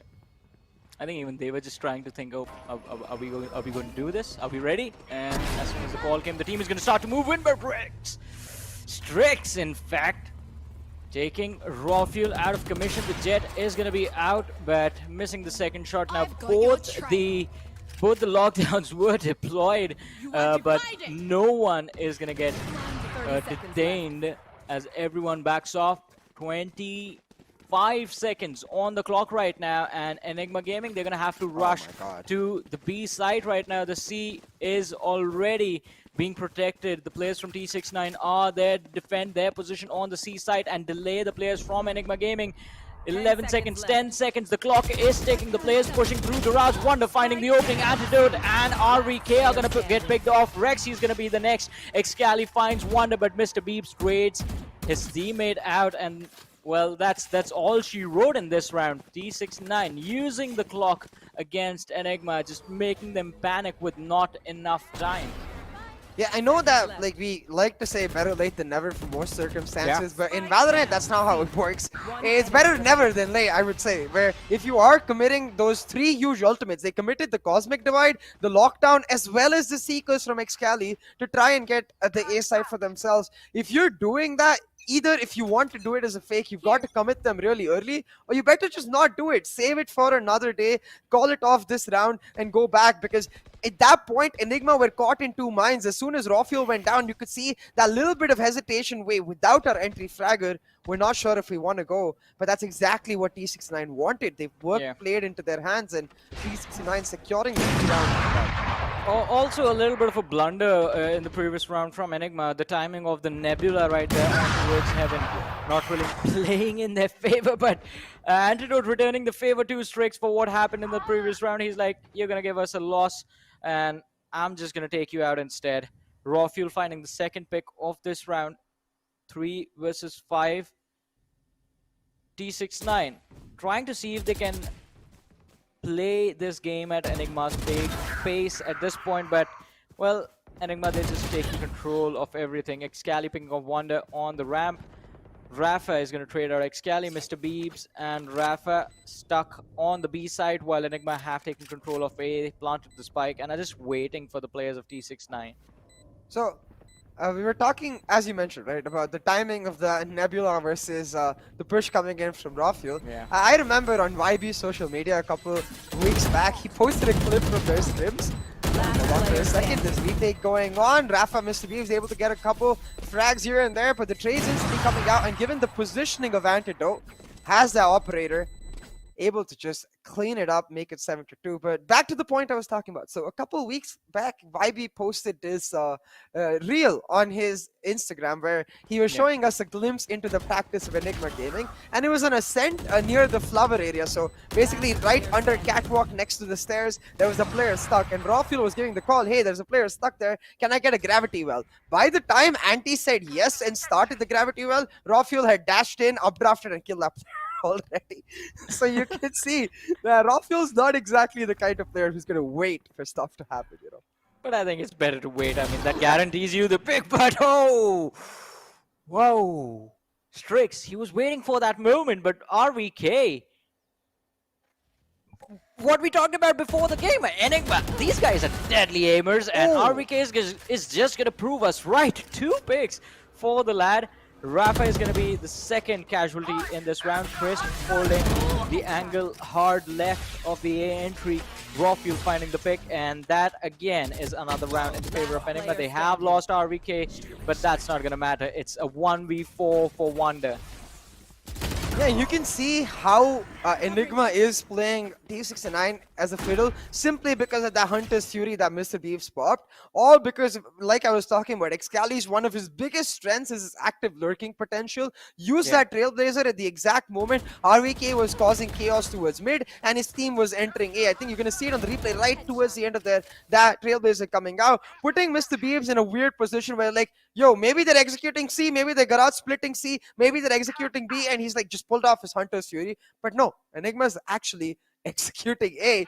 The spike is all the way over at A, and the mind games Enigma is able to play with T69 right now, it's just completely giving them full control of a map. And on a map like Haven, when you have map control, it just feels like it's over right then and there. Well, all things said and done, as the last 2 rounds of the first half are gonna fare up right now. Raw Fuel again just waiting for the players of T69 on A long, and it feels like there is no resistance being faced by Enigma Gaming. It's all smooth sailing for them. Look at this. Blocking vision. How is Raw Fuel getting control of A long again and again and again? And you know this man is doing that for the past for the last 3-4 rounds. He's been doing that, and still no one, even though it has been left abandoned, no one was checking A long for a good 10 seconds. You are not going to check that angle. Yeah. Look at Excali's position. This position is so underrated with seconds respect to left. the audio One information he's enemy giving right remains. now to RVK. He hears the footsteps of Trist going towards the defender side spawn area. He's able to tell RVK, bro, there's one guy coming Spike towards you. planted. As soon as his teammate takes him down, they then settle back into their positions, looking for this last member in Rafa. And I know, Johnny, we wanted and we expected T69 to give a better fight, but it just looks like it's Enigma all the way, round getting before the set switch. for the semifinals right now, because 92 already, it doesn't look like there's a comeback to happen here for T69. I mean, hey, it's not over until it's over, so we're going to be hopeful. We're going to hope and see if T69 maybe in the second half will look to challenge the players of Enigma Gaming, but for now it's looking very, very hard for them. Enigma Gaming in full control of this matchup. Everything is looking good for them as we step into the last round of the first half. Antidote on the operator is going to peek towards C-Long along with Waffling, Excali, the two deadly plays. Oh, wow! Oh my. Pulled out the showstopper, dodged it with the tailwind, and then picked him off. That's style points right there. Enemy remaining. I mean, they have no chill. Just pedal on the metal all the way forward, shutting down the hopes and dreams of not just the T69 players, but the T69 fans as well. Enigma Gaming, they did Switching not sides. come here to have, like, I wouldn't say did not come here to have fun. I would say they did not come here to mess it out, you know. They came here to play. They want that top spot, and they're proving with this map that they're not just any other team like they were in VCC. No, come VCC 2, Enigma most definitely one of the big three. Yeah, definitely. And also with your coach standing right behind you, you have to be serious. You can't just do whatever you want in those rounds. So we know why. He likes to win first and then have fun later. So that's what Enigma focused on right now. Win this game, then there's going to be a little bit of downtime. That's when you have fun, and then you come back again and focus in on winning against Velocity. Exactly, right? So let's see. Can T69 find some sort of momentum, at least some sort of fight in this attack, because the aggressive nature that we saw in defense might just play fruit on the attack right now. The double satchel distracting Anti, and Rafa able to take him down, but the trades are there. Actually in favor of T69 so far, leaving Excali the last man standing, Johnny. Hawk out.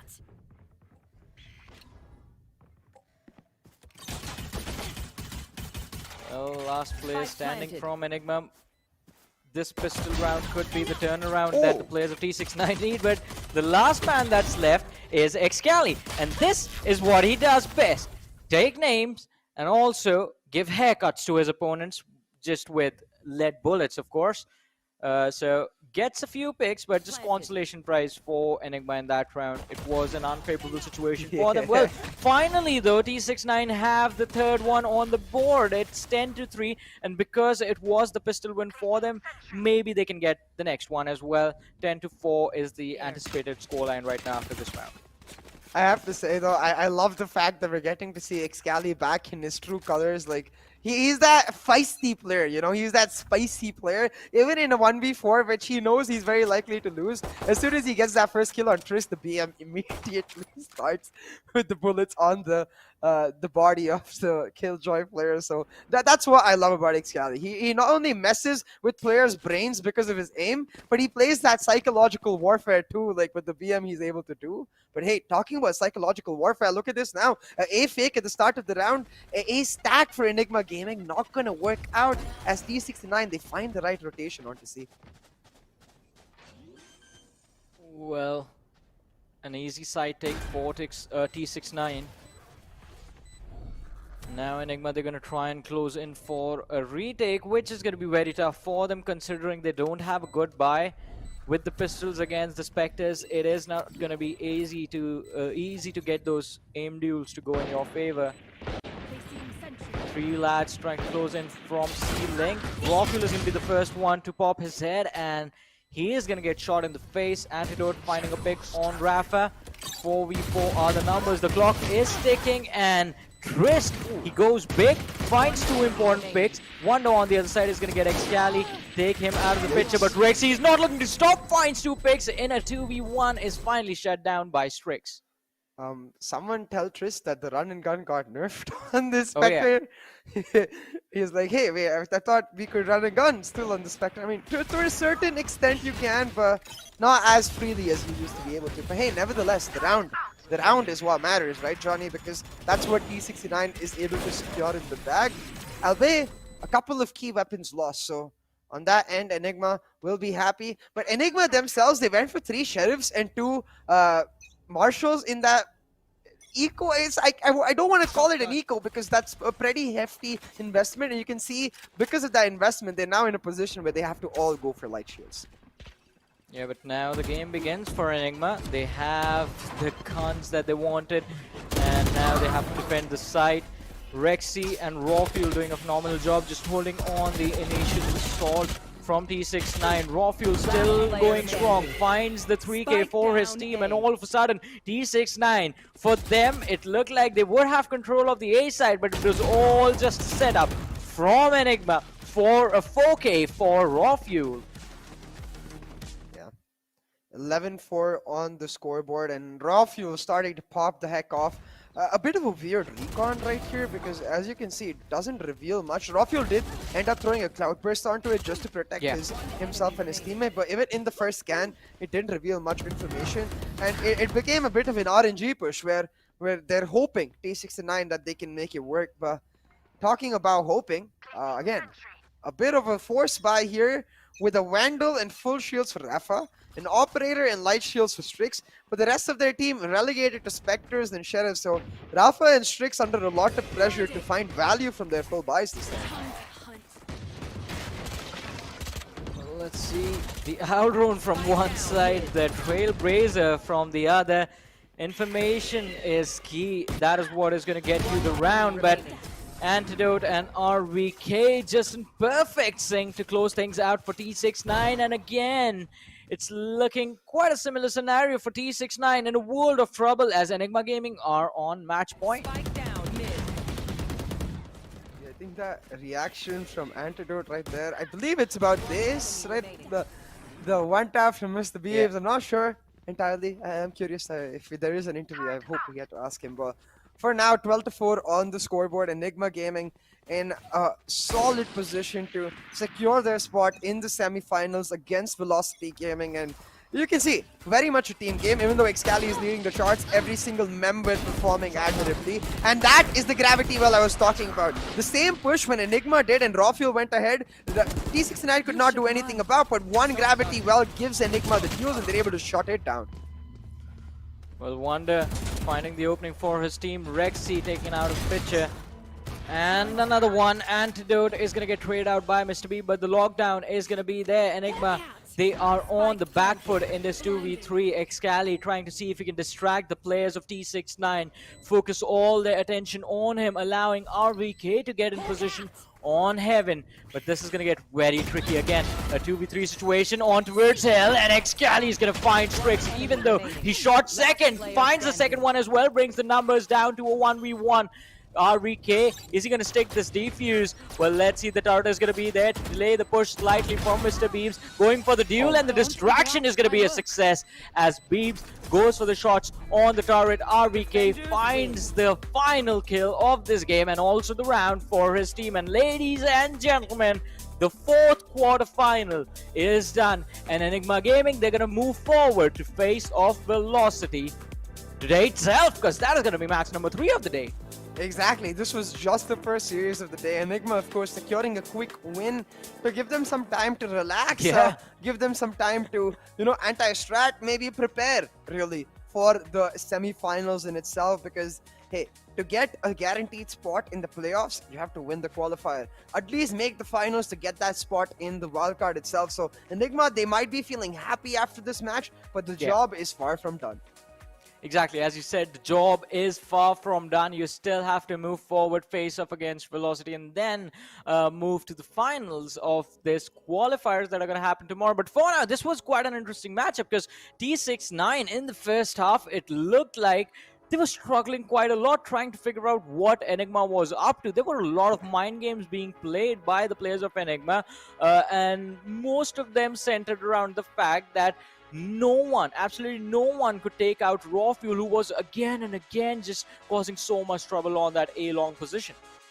Yeah, and this is where I miss the Astra a lot, but I will say, I do feel for Wonder, he's not really a controller main player, if I remember correctly. I do think he's an initiator main, so he's just playing fill for his team, right? So I have to give him props for even taking up the responsibility to fill up that controller spot. But you can see that's why the Astra is so prevalent in this meta. Just too damn strong and being able to offer multiple options. May that be shutting down aggressive pushes or finding active lurks the way Anti is able to. But hey, RVK, I feel like that mid-fight where he kept getting kill after kill is why he ended up on the MVP here on top of it.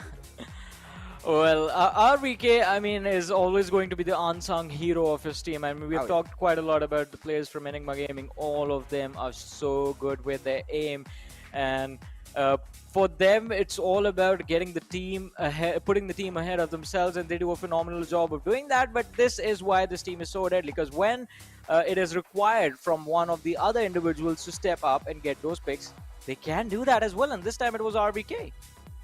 Exactly. I think the line you said, especially that they're a team willing to put the team ahead of the individuals, it rhymes perfectly with what we know about YB as a coach. So you can see the effect of Enigma and the IGLing of Anti, as you said, just spinning around T69 again and again, just leaving them confused and making them run around all over the map. That's exactly the kind of thing you want to see. But hey, talking about seeing, again, the numbers we expect completely in Enigma's favor. But what I'm thinking about, Johnny, is I'm sure one person who's got his eyes on all of these mind games, these calls, is Amit Rasu, looking at the IGLing of Anti, his former teammate. I mean, like, all right, let's see what you got against me.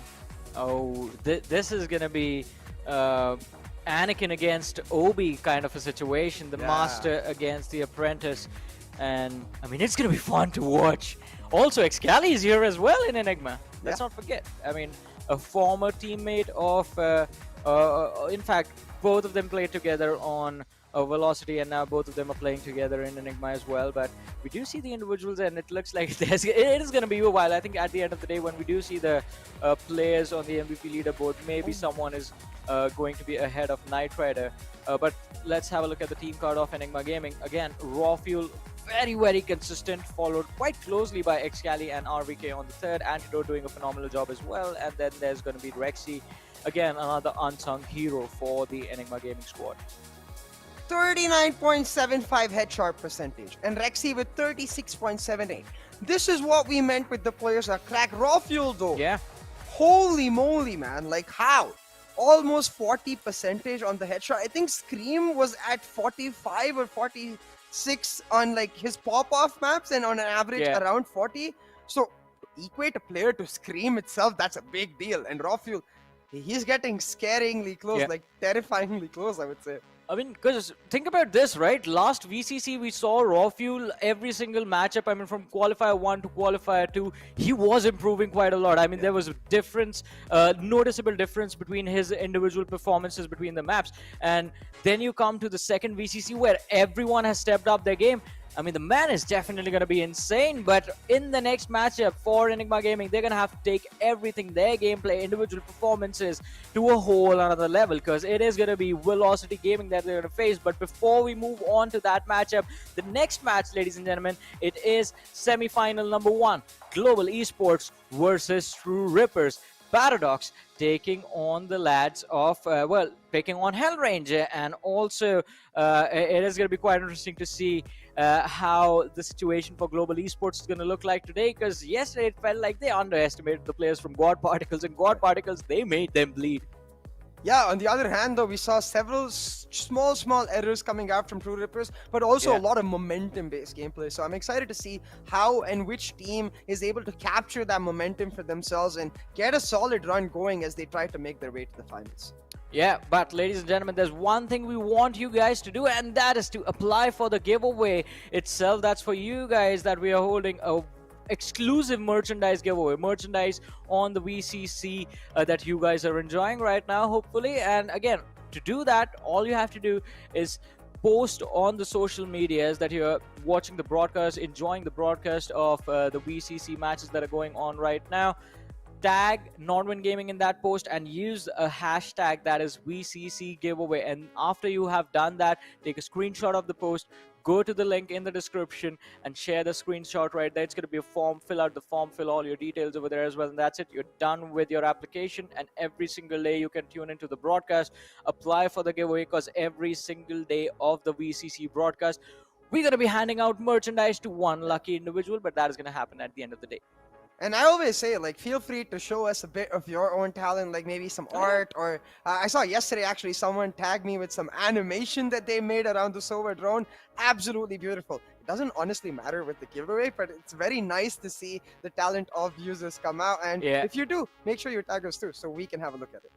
Exactly. We could have a look at it and enjoy it and just share it with the amazing community that is you guys. And it is definitely going to be quite exciting, because now, since this quarterfinal situation is done, we do have our semi-finalists in front of us right now. Everyone is going to be speculating as to what exactly is going to go down between the Global Esports True Rippers matchup. And you also have called out like the sort of mistakes that were there, the little bit of whiffs that we did see, in fact, from the lads of True Rippers. A few rounds that should have gone in their favor, just being a little too close for comfort. But I think with a team like Global Esports, you need to be prepped to the max, because one small error in judgment, and there's a lot of people on the other side that can make you pay. We saw some insane action from Kappa yesterday with the clutches that he brought in, and I would love to see them again. But if that is the sort of scenario we're going with, that means Global Esports, they're going to be struggling against. It's sort of a bittersweet decision for me. I don't know what I need to go with. Yeah, I mean, Clutchpa on one hand pulling off that 1v4, but then again, Paradox on the other hand pulling off that 1v3 to secure them that win on Icebox. I think both of the teams have had some amazing plays happen for each other. But definitely, I think it's going to come down to that momentum factor. And I can't keep up my excitement. Are we going with Clutchpa? Are we sure? Is that name logged now? Yeah, 100%. I mean, after that, like, it has to be Clutchpa for sure. Maybe sometimes once in a while Kappa, but Clutchpa in general. I mean, it's up to the community, though. Whatever the community says, I think the players are just going to try and adapt it. But let's see. I mean, we're going to take, again, ladies and gentlemen, do go ahead and fill out your applications for the giveaway that's happening right now. I've already told you, like, go on the social medias, make a post, use the hashtag VCC giveaway, tag NODWIN Gaming, and fill out the form. And while you guys are going to be busy filling out the form, filling out all the details that are there in the form, just getting your applications ready for the giveaway, we're going to be taking a very short break right now. And after the break, once again, Global Esports taking on True Rippers. The semifinals are going to be starting. A lot of hype, a lot of excitement for the matchups. I mean, I personally don't know who to pick, because I like everyone in the semifinals. I'm going to make my decisions. You guys fill out the applications. We're going to take a very short break for now, but stay tuned, keep watching. We'll be right back after this.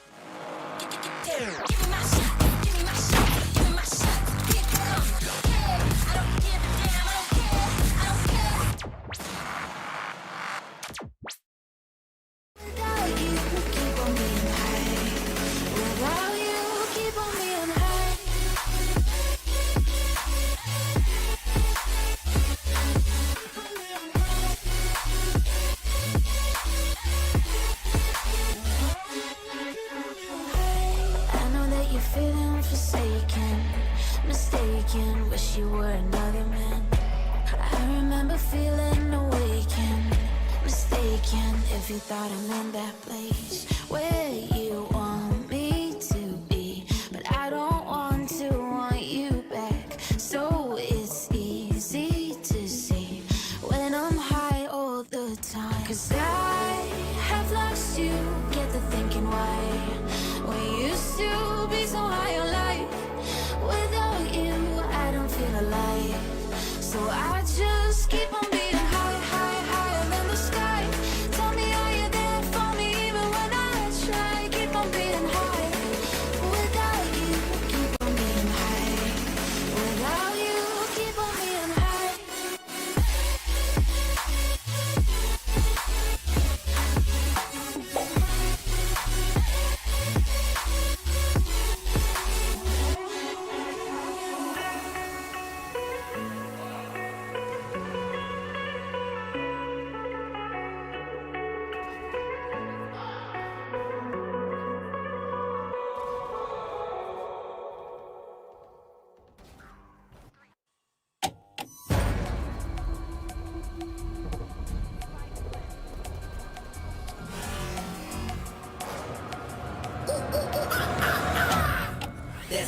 pyramid of power with eyes that can see it all. Cameras to capture your image at City Hall. Realize they listen whenever you make a call. If you want a revolution, I'll really give it to y'all. Bring this the army that bands against bands of dead presidents, determining life of mankind of cancerous. How we breathe vapors, green colors bleeding in streets for cheap paper.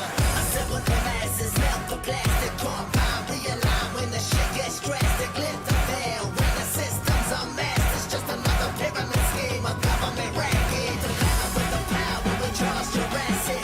Nation T-Rex with covert tactics. Rise from the ashes, take back the atlas. Bring the madness.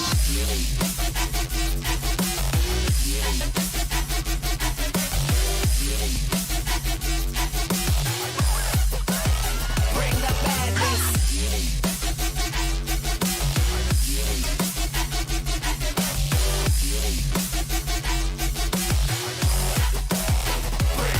There's a pyramid of power with eyes that can see it all. And cameras to capture your image at City Hall. Realize they listen whenever you make a call. If you want a revolution, I'll really give it to you. Bring this the army that bands against bands of dead presidents, determining life of mankind of cancerous. How we breathe vapors, green colors bleeding in streets for cheap paper.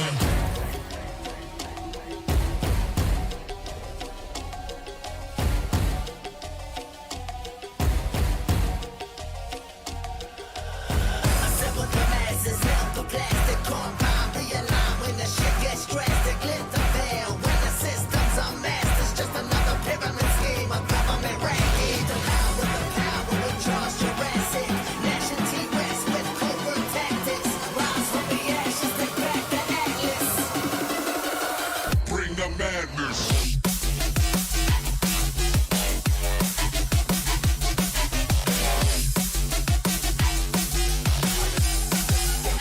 Bring the madness. Bring the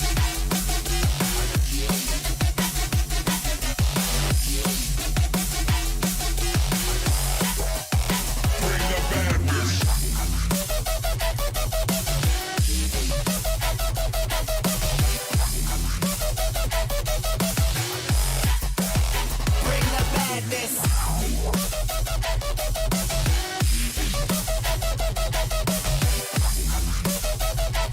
Bring the madness.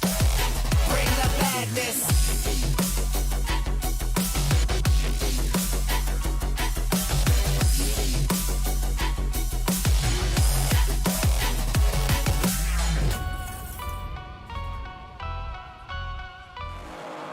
Give me my shot, give me my shot, give me my shot. Keep it on. Hey, I don't give a damn, I don't care, I don't care.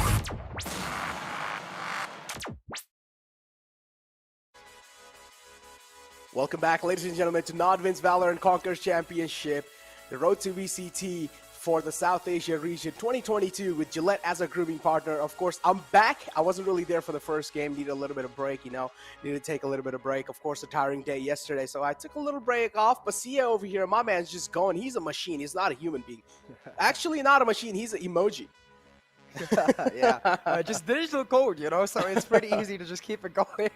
But hey, Necro, as you said, I'm glad to have you back. So now we're into the semifinal stage. It felt only right that we have the OG duo that's done English throughout VCC 1 and 2 to cover the semifinals. But hey, let's take a look at which semifinals we have today, Necro, because starting us off is going to be GE True Rippers before we get to one hell of a matchup between VLT and Enigma. Oh man, GE True Rippers. I mean, look, True Rippers, even though yesterday they won against tryouts, I still feel like a lot of voids were being made from their side.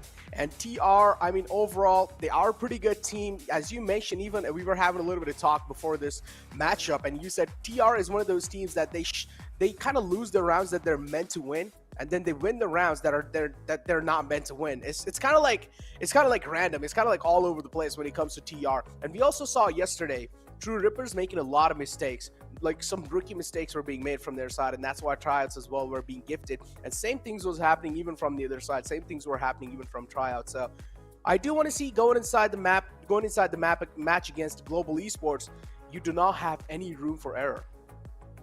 Yeah, exactly. Like, I really want to see where True Rippers is able to use that matchup and learn from it to show us a more consolidated version of themselves. But on the other hand, the way Global Esports was able to come back yesterday, the way Global Esports was just able to really personify GE fighting, it's a big question as to whether or not they're going to be able to even pull it off. But hey, the giveaway, Necro, all these cool items up for grabs for our viewers. Oh man, all these cool freaking item, exclusive merchandise for you guys, and all you guys need to do to actually be eligible for this giveaway is make sure that you guys are subscribed to our YouTube channel, and then any of the social media platforms that you guys prefer to use, just make sure you guys are tagging at NODWIN Gaming in it, and also add hashtag VCC giveaway, and then you guys will be successfully eligible for this cool merchandise. You're also getting that little Brimstone mouse pad, man. I honestly really want it for myself, and hopefully in the future maybe I'll be able to get my hands on it. Yeah, I think all of his talents are definitely gonna end up going on a heist of sorts through the office, just casually trying to sneak one here and sneak one there. We'll see what happens, eh? Before now, looking at towards the maps itself, we've got the veto on, and already the Haven ban coming out, the breeze. Oh, Fracture maybe for us. Ooh, bind from Global Esports. Oh, True Rippers are definitely going to be struggling there, man. What are your thoughts on that? Yeah, 100% agree, because this was something weird about that veto yesterday too. Bind has been a perma-ban for True Rippers in the past 3 months. Like, to add on to that with the stat, when you go over to any stats website, you look at their stats for in the recent history, they played literally 0 maps of Bind. So Global Esports clearly noticing that and being like, wait, you're not going to ban Bind in the first rotations? We're happy to pick it up. But on the other hand, True Rippers looking at a potential weakness in GE that GodP showed us in Fracture and looking to have that come once again. I am excited to see how that works out. Oh man, Fracture map as always is kind of like one of those just, interesting things coming out. Yesterday we did see Fracture, and interesting, I'm not gonna lie, interesting. A lot of confusing things were happening, and it was really hard for us to get our mind, or at least grasp our mind around it. So Fracture is definitely going to be one of those kind of maps that's always going to be confusing me, especially as well. It's kind of like a really new thing when it comes to spawns as well, and we saw the aggressive nature from God Particles yesterday. That was just throwing me off so many times, and if it's throwing us off, imagine how many times Global Esports were being thrown off yesterday. And that's the exact reason True Rippers wanted to pick it up. Like, they're trying to catch Global Esports off guard, but I think that's much easier said than done, because I have to reiterate my point. Hellranger loves this map. An off day, I can imagine, where Shivi is able to just out-mind game him, but they have the analyst as well in the back to go back, do the ward review, and come back so much stronger for it. But wait, with no further ado, let's find out what exactly True Rippers are going to play on this map of Bind, because we haven't seen them play at all in recent history. And Paradox on the KO. Okay, I really like this. Ooh, this looks interesting. Now we're seeing KO being utilized so much, and then you're also seeing Rossi going on Raze, which is quite understandable. Bind is one of those maps where you've seen Raze come into play so many times, especially Sentinels as well. We did see Tens, if you remember, in the Champions. He also went for Raze and Bind. I mean, he usually does go for Raze and Bind, but yeah, of course, it makes a lot of sense. Rossi, you lock it in that Raze. But yesterday, the problem was in the map of Fracture, he did the same thing. He went with Raze, but he wasn't really able to activate himself. So do you think it's that going to be the same case today, or is it going to be something, it's going to be like a complete curveball? That's the biggest question, right? Because the Raze itself isn't much of a surprise. They played this exact Raze composition twice in the last month. But for me, the bigger surprise is that they haven't given up on Rossi's Raze, in the sense that both Bind and Fracture, now we expect him to not play Jet. And if Global Esports are able to secure a victory with Rossi not playing Jet, that goes a long way in terms of the confidence for him and the team that, hey, I'm not just a Jet one-trick pony with respect to the impact I can bring on the map. I am ready to diversify, and this is the question I think GE are looking to answer. On the other hand, like, that KO can be so damn oppressive against the Raze. I think we saw that even last year, the way the KO is able to shut the Raze down. I'm excited to see what kind of performance Paradox brings for us. Honestly, Paradox has to be one of the main keys that True Rippers are heavily relying on. So Paradox has to be that instrumental playing here. As you mentioned, eyes are definitely going to be locked onto Paradox, but on the other hand, my eyes are going to be locked onto SK Rossi, because yesterday with the Rays, wasn't really able to pop off. Maybe they're kind of able to do so. Did open things up, but it doesn't really matter because he got traded instantly. Look at this though.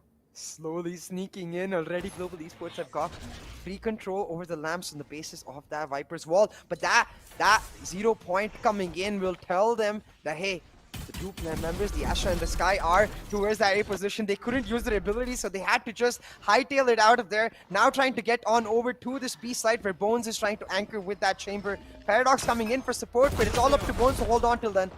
Oh man, Bones was all up to him and skills. Finds the opening, lightning fast, follows it up with on to Bone. Bones out of the equation now. True Rippers Planted.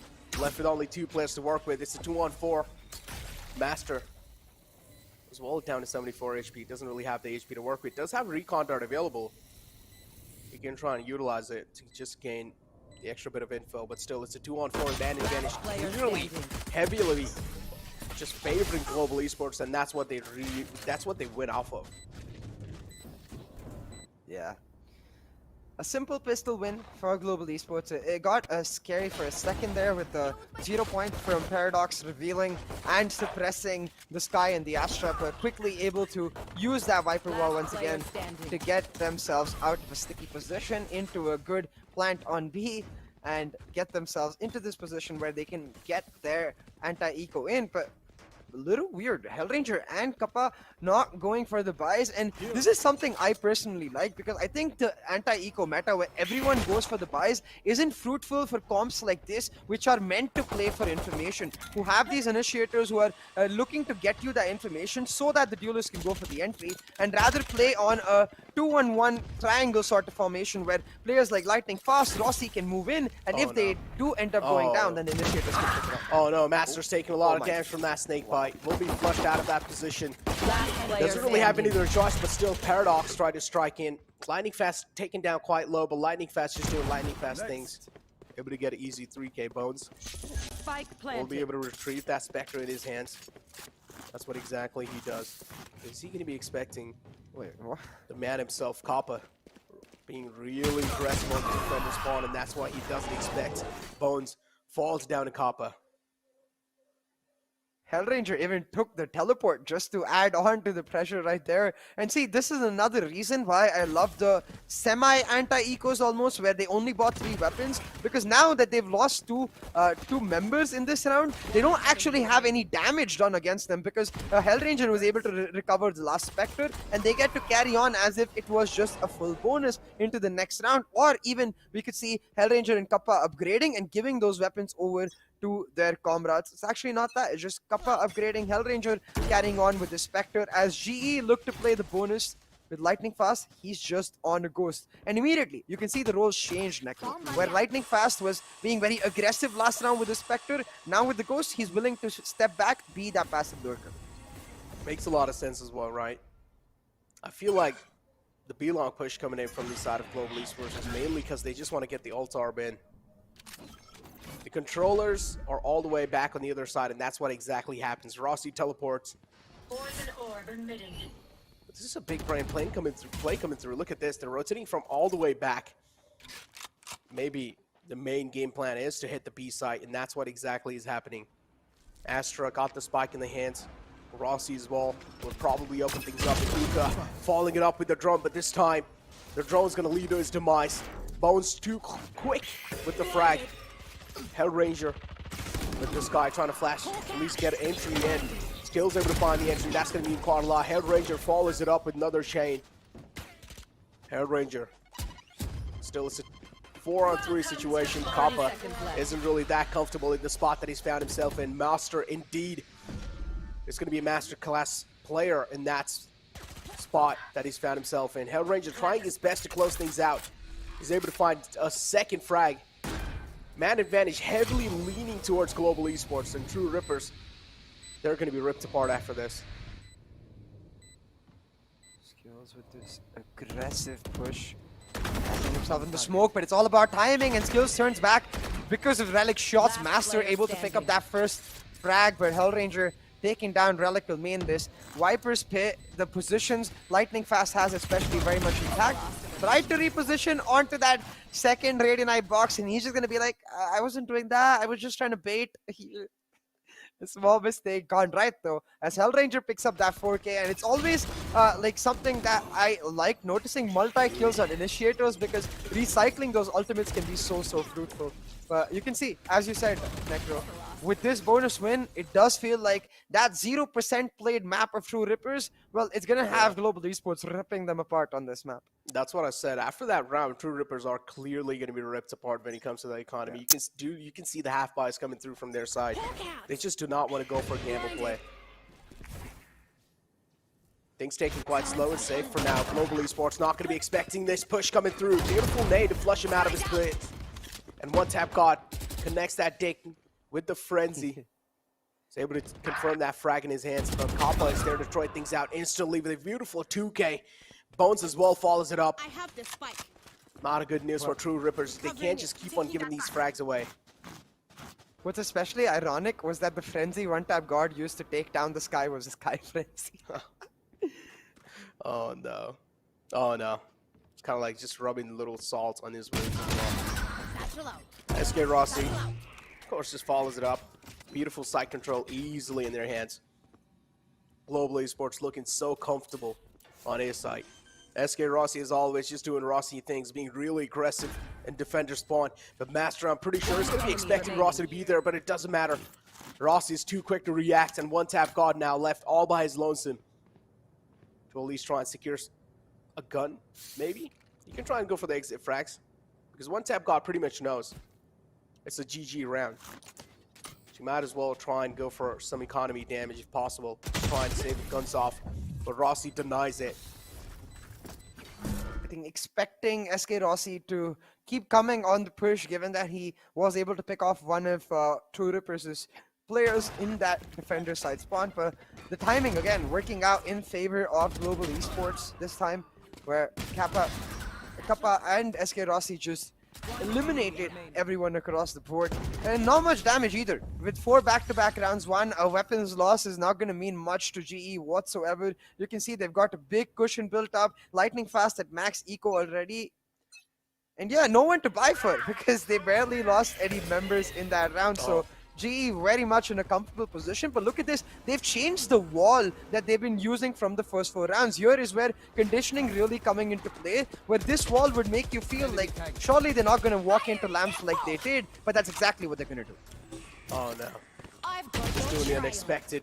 Ooh, and Rollick will shut down the aggression from Rossi. The Showstopper being shut down as well. That's a huge investment. Not really able to get anything out of that. Spotted with the Boombot as well. Hellranger's position compromised, and True Ripper somehow they're able to rip Global Esports apart. Clearly that strategy did not work out for them. One tap got though. This time it's Hellranger who connects the one tap onto him.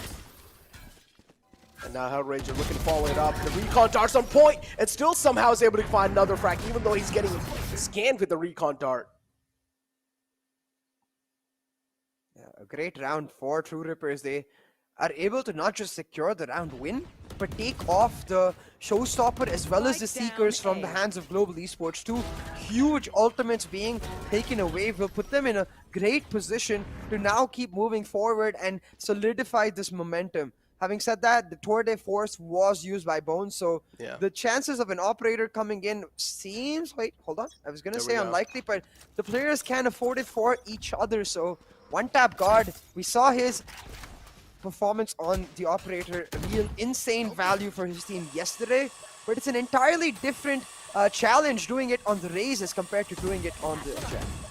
The operator's available on A, but Global Esports, they're completely avoiding the big threat. TP comes through, Hunter's Fury being used at the perfect time. Master just denying that entire long control. Beautifully placed up. Hunter's Fury right there, just buying as much as time as possible. SK Rossi as well, just taking things really slow. Not really over peaking, not really overstepping. This is so insane. Like, I have to say, I love this from GE. They went B long, they captured the ult orb. They instantly take the TP, they commit the Trailblazer just to capture the ult orb. Map control is a big deal, but when you're doing it with value for those ultimate orbs, especially on the Sky, it doesn't matter if you're recycling those ultimates or losing them because you're going to get them back so much faster. These are the small things that teams like GE are able to do that really sets them a tier apart from the others. 30 seconds You left. mentioned GE, yeah, of course, the well-experienced team. Bunch been playing since a long time together. So the team synergy, the team coordination makes a lot of sense. That has to be on point. Paradox, though, in a real unexpected place. Cosmic Divide comes through just to try and deny as much as the side control as possible. But Paradox, with the knife out, is going to suppress everyone down. The down man needs a hand, but Paradox, it's fine. He's already done a lot of damage. It's a 2-on-1. True Rippers, this has to be their round. Unless if they just make some rookie mistakes and Lightning Fast just clutches us out. Lightning Fast has to be one of those people that is really good when it comes to clutching rounds out, and that's what we're exactly seeing. Just doesn't care about the recon dart. Let it scan.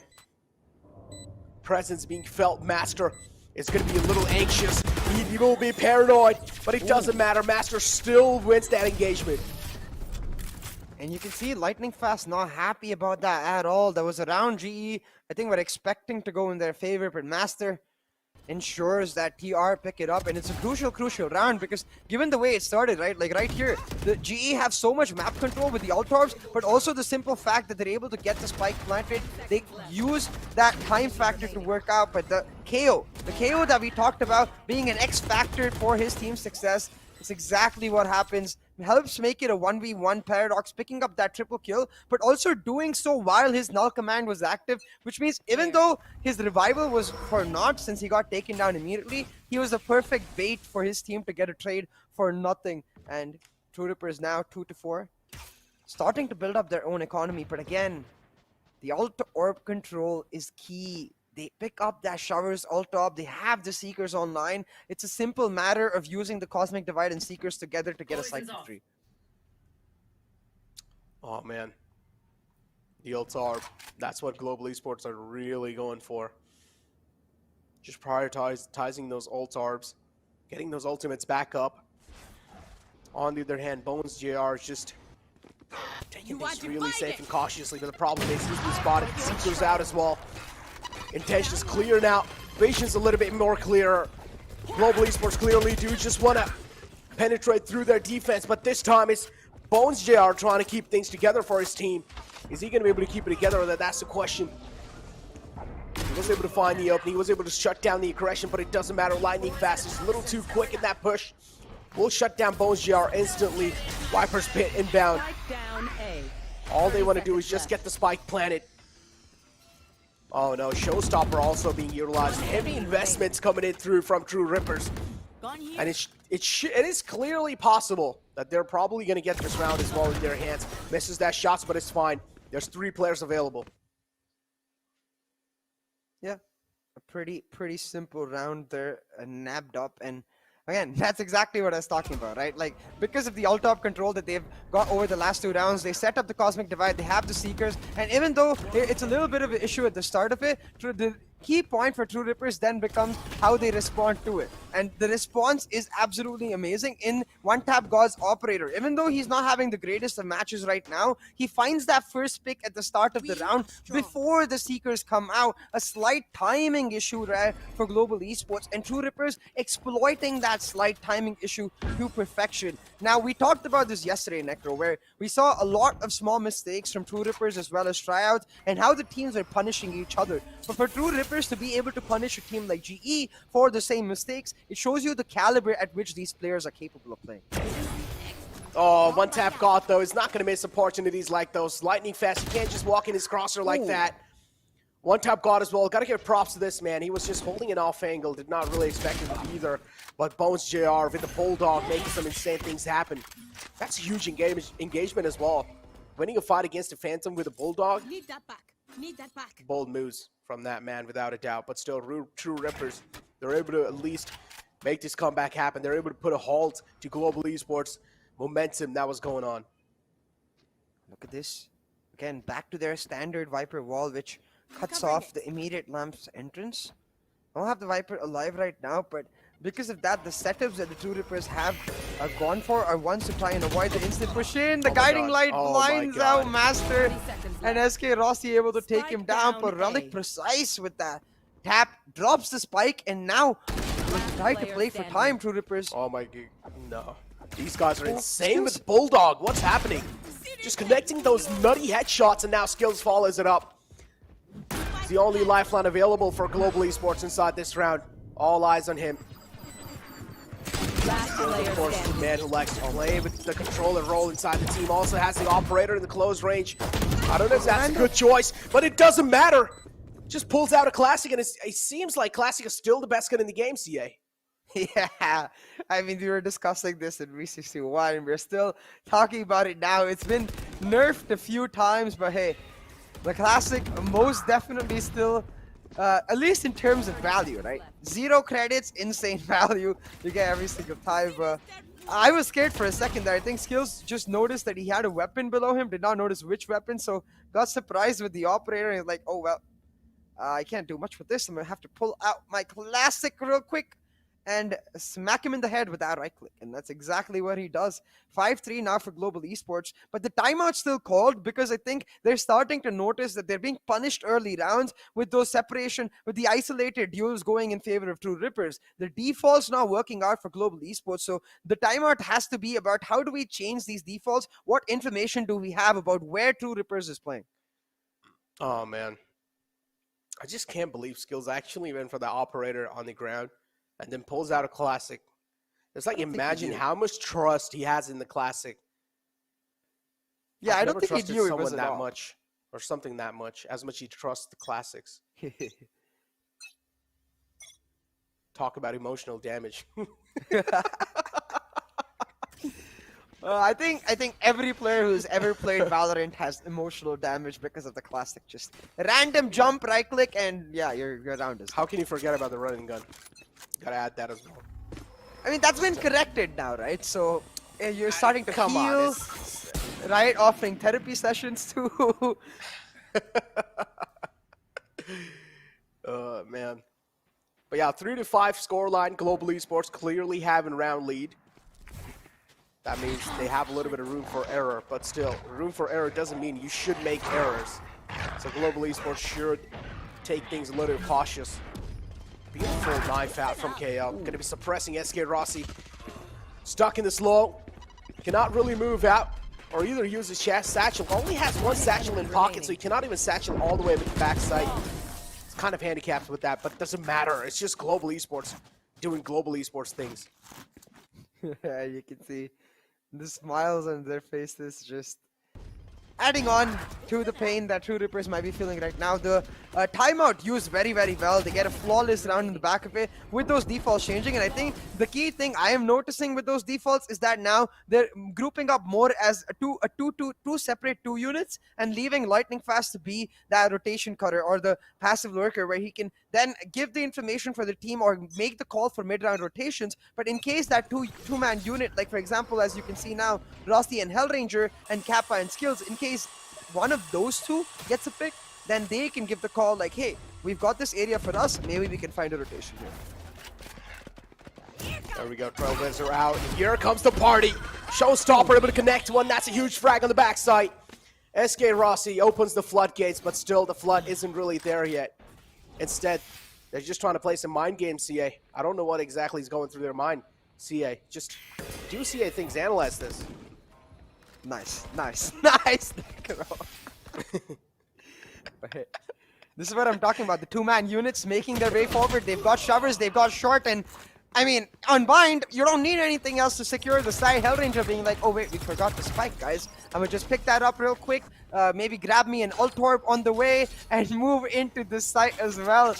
It's just phenomenal gameplay coming through from Global Esports and no answers from the side of PR. I noticed what you got excited by though. That suppression is key, but doesn't amount to much when you can't win the aim deals.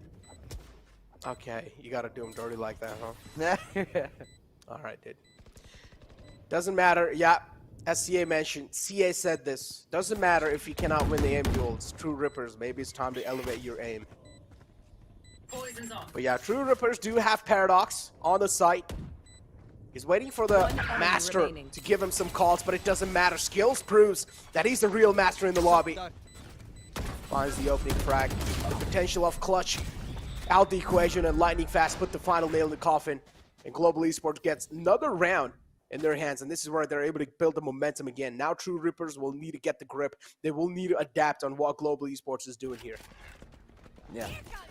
True Rippers really at least need to try to make a fight out of this, because again, you have to, I don't think you can give them the excuse saying that this is their away map, because they intentionally chose not to ban a map they haven't played in the past 2 to 3 months. For me, that's quite questionable, in the sense that if you're doing that, then it's usually because you have something planned, like you have some sort of ace up your sleeve that you can pull out and surprise the heck. Oh my god, I love this lineup. I wish they pressed F on the lineup just so our viewers could see it, but it bounces off a tiny window on Shovers and gets into the spot on Shovers, you could see on the minimap. But hey, back to the point, look at this B-long push coming in from True Rippers. Bones and Master trying to get B-long control. They might catch Rossi off guard. Oh, lightning fast though. A quick tap. Scratch that, not a tap though.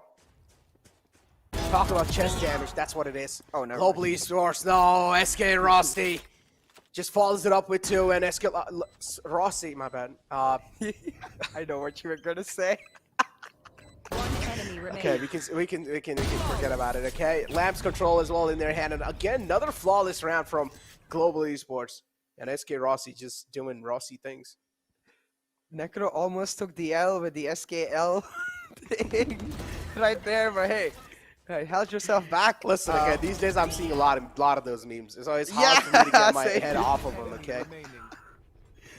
Wait, but it's another thing. We love your memes, guys. Honestly, we personally, at least, I think, yeah, I can speak for Necro here too. We love seeing all of that just community emotion, I would say, come through in those memes. So please keep making more of them, and please do share them with us. Like, sometimes we miss out on some because we don't get tagged, so it's always nice to have someone share with us.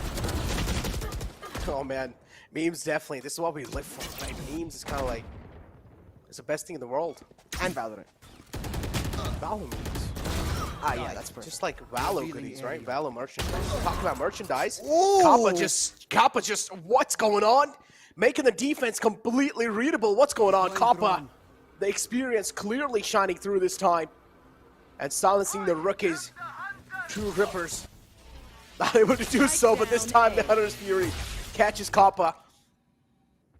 Experience will fail him against the Hunter's Fury, but it's fine. He's got his teammates to get his back. Beautiful flash out skills.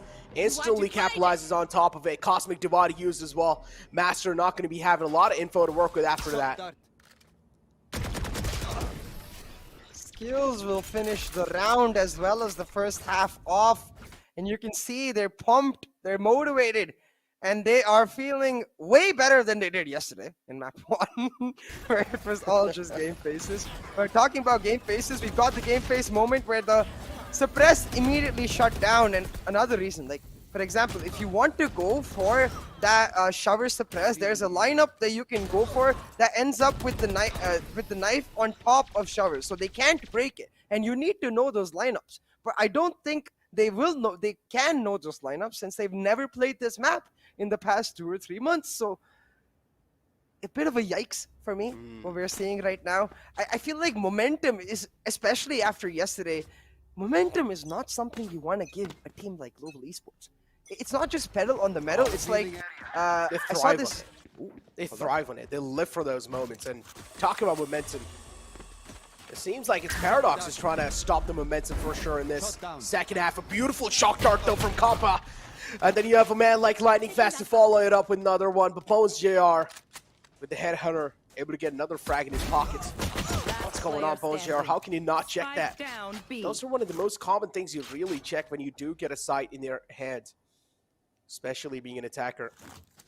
Quite questionable as the way he was playing that one. The Lightning Fast as well. Just getting a perfect read on what exactly is happening. He does realize Spike's going down on A side, but he does not know where the Astra is located. And this is where Lightning Fast is going to be caught in a lot of trouble. Gets spotted with the drone. Not a good news. Lightning Fast will need to play things a little slow. Recon Dart as well, just to use. Just making the path so much more tougher than it should be for Lightning Fast. Look at this. Lightning Fast going for the fake. Looking to isolate the duels between Master and Relic, but it will not happen. Master will pick up where Paradox got them started and secure the pistol. And this is key, Necro, because what we haven't got a chance to talk about is the way the first half ended at the 9-3 scoreline. Usually at that scoreline, if you lose the pistol, your map is most likely done for. So winning this pistol, a huge, big deal for the side of True Rippers, because now they get the anti-eco, they get to move forward, reduce the lead, and then maybe if their bonus goes well, they can play on that economic game, try to reduce the margin, the gap that is there round by round. We'll have to see. Talk about Oh! gap. It's just Global Esports doing some cap things. Rossi Able to- just, yeah, one tap, God, that's gonna hurt. Rossi doing lossy things. You couldn't help yourself there, could you? I just gotta entertain the chat as well, you know. Yeah. Just gotta put some smiles in their faces. They're here to have a great time, and that's what we're gonna give them. We love you, chat. But yeah, 4-9 being the scoreline. Aldron's out to get the lamp control. Enemy tagged as well, but he needs to know that you cannot spam through a bulldog over there. You need an Odin for that. Maybe next time you should try and get an Odin in your hands. Beautiful knife as well, it's suppressed, but the problem is it's Shorty holding the close angles. Skills as well, follows it up with a classic. It's the 1-2 punch and a knockout. Skills retrieving that bulldog in his hands, and what's going on? Just that single bulldog showing so much damage. This is the downfall of giving away guns on an eco, Necro. Now in a 2v1 in favor of GE. Oh my god, Skills, the MVP for that round. Just doing so good. Single-handedly flips the table in his favor. Oh my god. A round where we were just talking about how True Rippers can use this to push off the momentum. I 100% agree, Skills the MVP, but once again, Kappa amongst the thick of the action. Him setting up Skills by baiting with that shorty to allow Skills to get the trade in the first place right here on the replay. Got him that bulldog, and well, the rest was history with Skills just popping the heck off. Makes it 10-4 on the scoreline. True Rippers forced to take a timeout. You know what I found funny? He actually tried to wallbang that with a bulldog. Yeah, I mean, I think that was a PANIK, but I didn't want to say panic because it doesn't correctly justify the panic. Yeah. No, I feel you, right? It's like when you do get attacked through and it's like, oh, you do see that enemy. Even me sometimes, I just flick onto it, even though I know I'm not going to be able to wallbang it, but still, it's just kind of like a little hope that maybe there will be a little, you know, somehow we just find a little exploit here and there. Yeah, absolutely. No, but this that's timeout. not, okay, whatever. But yeah, this tactical timeout, just to help True Rippers out to get their mind on what exactly Global Esports are doing. So Global Esports as well, they will need to try and switch things up with this timeout.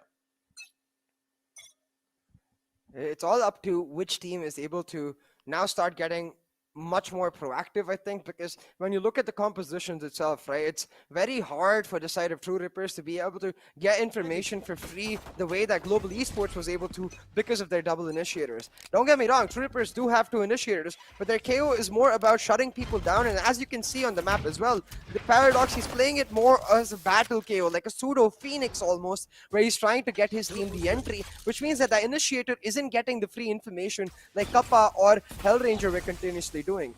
Combining that with the fact that they don't have as much high impact ultimates, this is gonna get real difficult for True Rippers. Oh man. Oh, it's the headhunters making the plays happen. Beautiful flash. SK Rossi being flashed instantly. Or actually, scratch that, was one tap god, my bad. I know. Oh, dude, it's kind of hard for me to grasp my mind on it, dude. I know you meant like the ability of that chamber as the headhunter, but as soon as you said headhunter, my mind first went to SK Rossi because he literally hunts heads.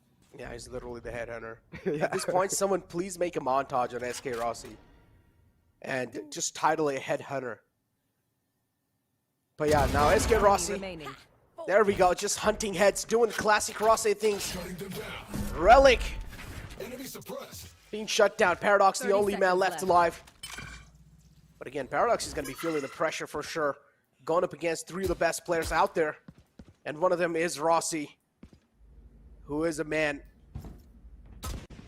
needs to be scared of. Rossi's just a man, even if you just hear the name, it's just a It's just like, just get scared. 10 You do not seconds want to left. face up against a man like Rossi. But he needs to also watch out from his back. Paradox does realize there's a lot of threat lingering around, and Rossi gets an ace in his hands.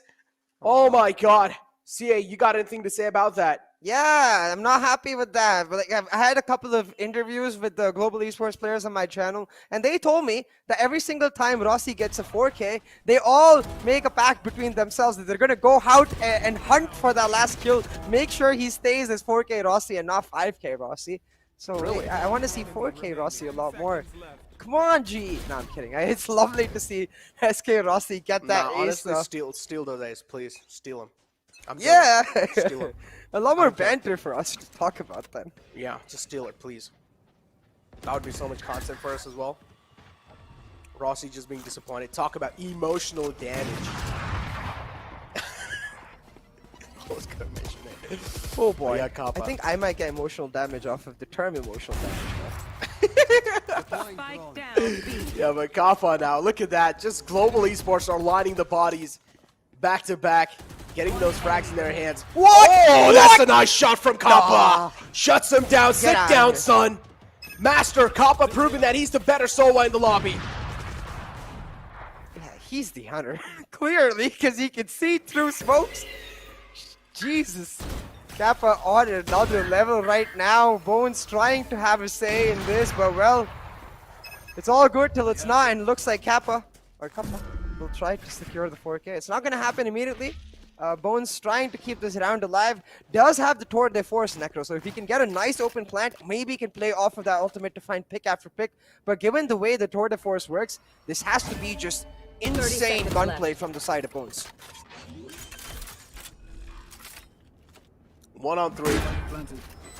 True Rippers. Oh, this is going to be a lot of pressure. A huge lead already given away to Global Esports. I don't really feel like there's going to be any way they're going to be able to close this distance. And Kappa's just proving me right. This time it's a 4K Kappa. Oh. Yeah. That's So I guess they changed roles. I mean, after the 1v4, Clutchpa, 4K Kappa, whatever you want to call him, he's like, yeah, this is how it is.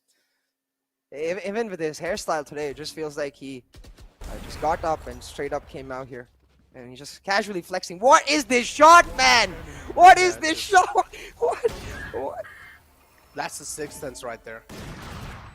To be in Global Esports, you need to have your sixth sense activated, ladies and gentlemen. And if you do, you can straight up go ahead and apply for Global Esports. Maybe you'll get selected. Yeah, where all them haters at that say Kappa doesn't have aim and all that? You see that? Want to play? Like Let's that. play. If He that doesn't happened need in aim. a He yeah, doesn't need aim. exactly. If that happened in a bug, I would be reporting it 100%. Like, no, that's not okay.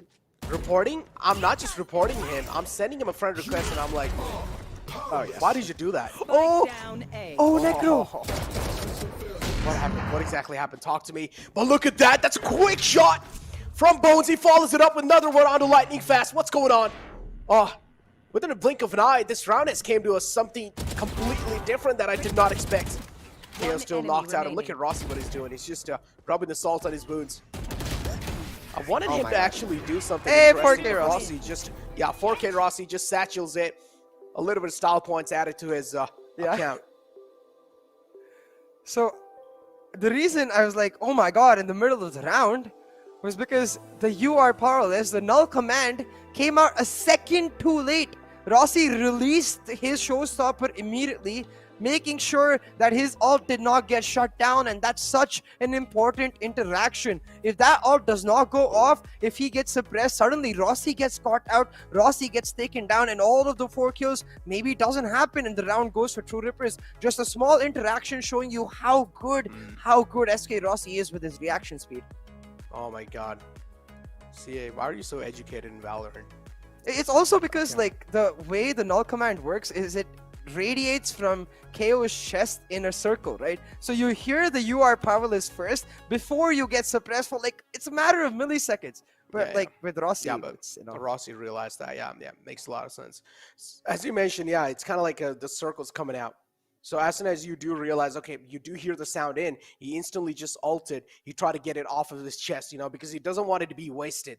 None of us wanted to be wasted because that's what he realized. The KO instantly ulting as well. As soon as the KO went down, I mean, Rossi was just able to, pop off easily. But then later on, it was just Global Esports just gaining that huge lead over True Rippers. And in the end, even though things were going back and forth, but at the start, and in the end, the vision was a little bit more clearer, right? It was just True Rippers winning that.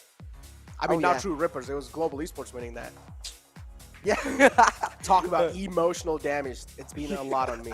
No, Necro, stop it. Oh my god. I'm definitely going to have to go to a therapist about this. Like, but yo, my co-caster keeps saying emotional damage. What am I supposed to do about it? He's going to be like, well, I also have emotional damage. Now, what do we do about it? Oh, man. Look at the scoreboard as well. I mean, Paradox is, of course, one of those star players out there for True Rippers doing really good.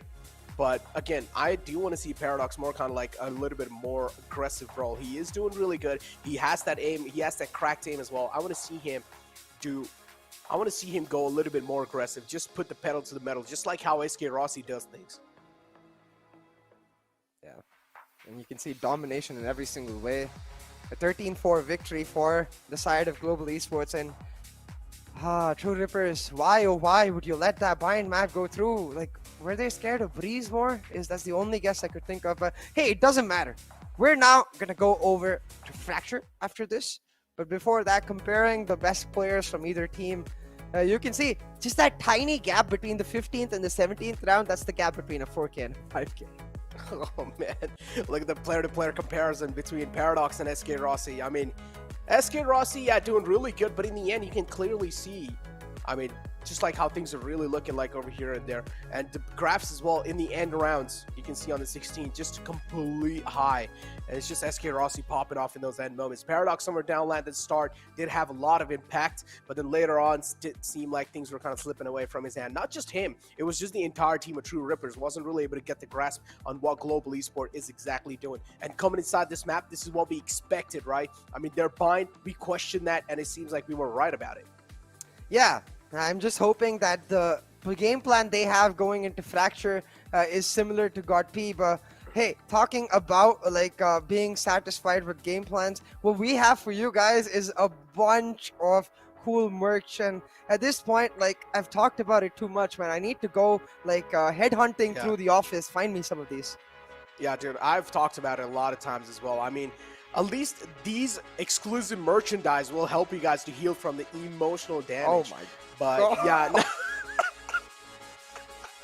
but yeah, all you guys got to do to win this exclusive merchandise is just go ahead and tag at NODWIN Gaming on any of the social medias. Make sure you guys subscribe to the YouTube channel as well, and make sure to type hashtag BCC giveaway in it. And you guys can tag us too as well. You know, my Instagram is NEKR0U, CA is CAcasts.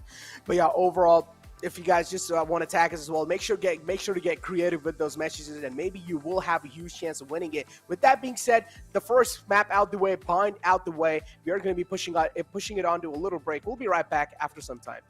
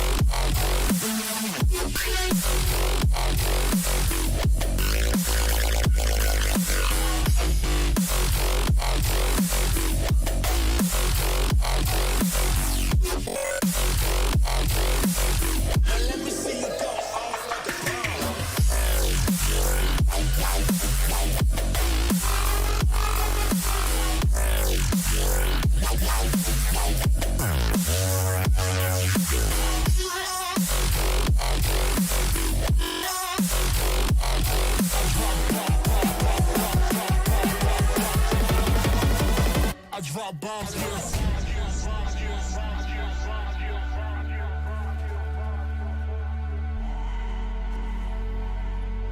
Now let me see you go off like a bomb.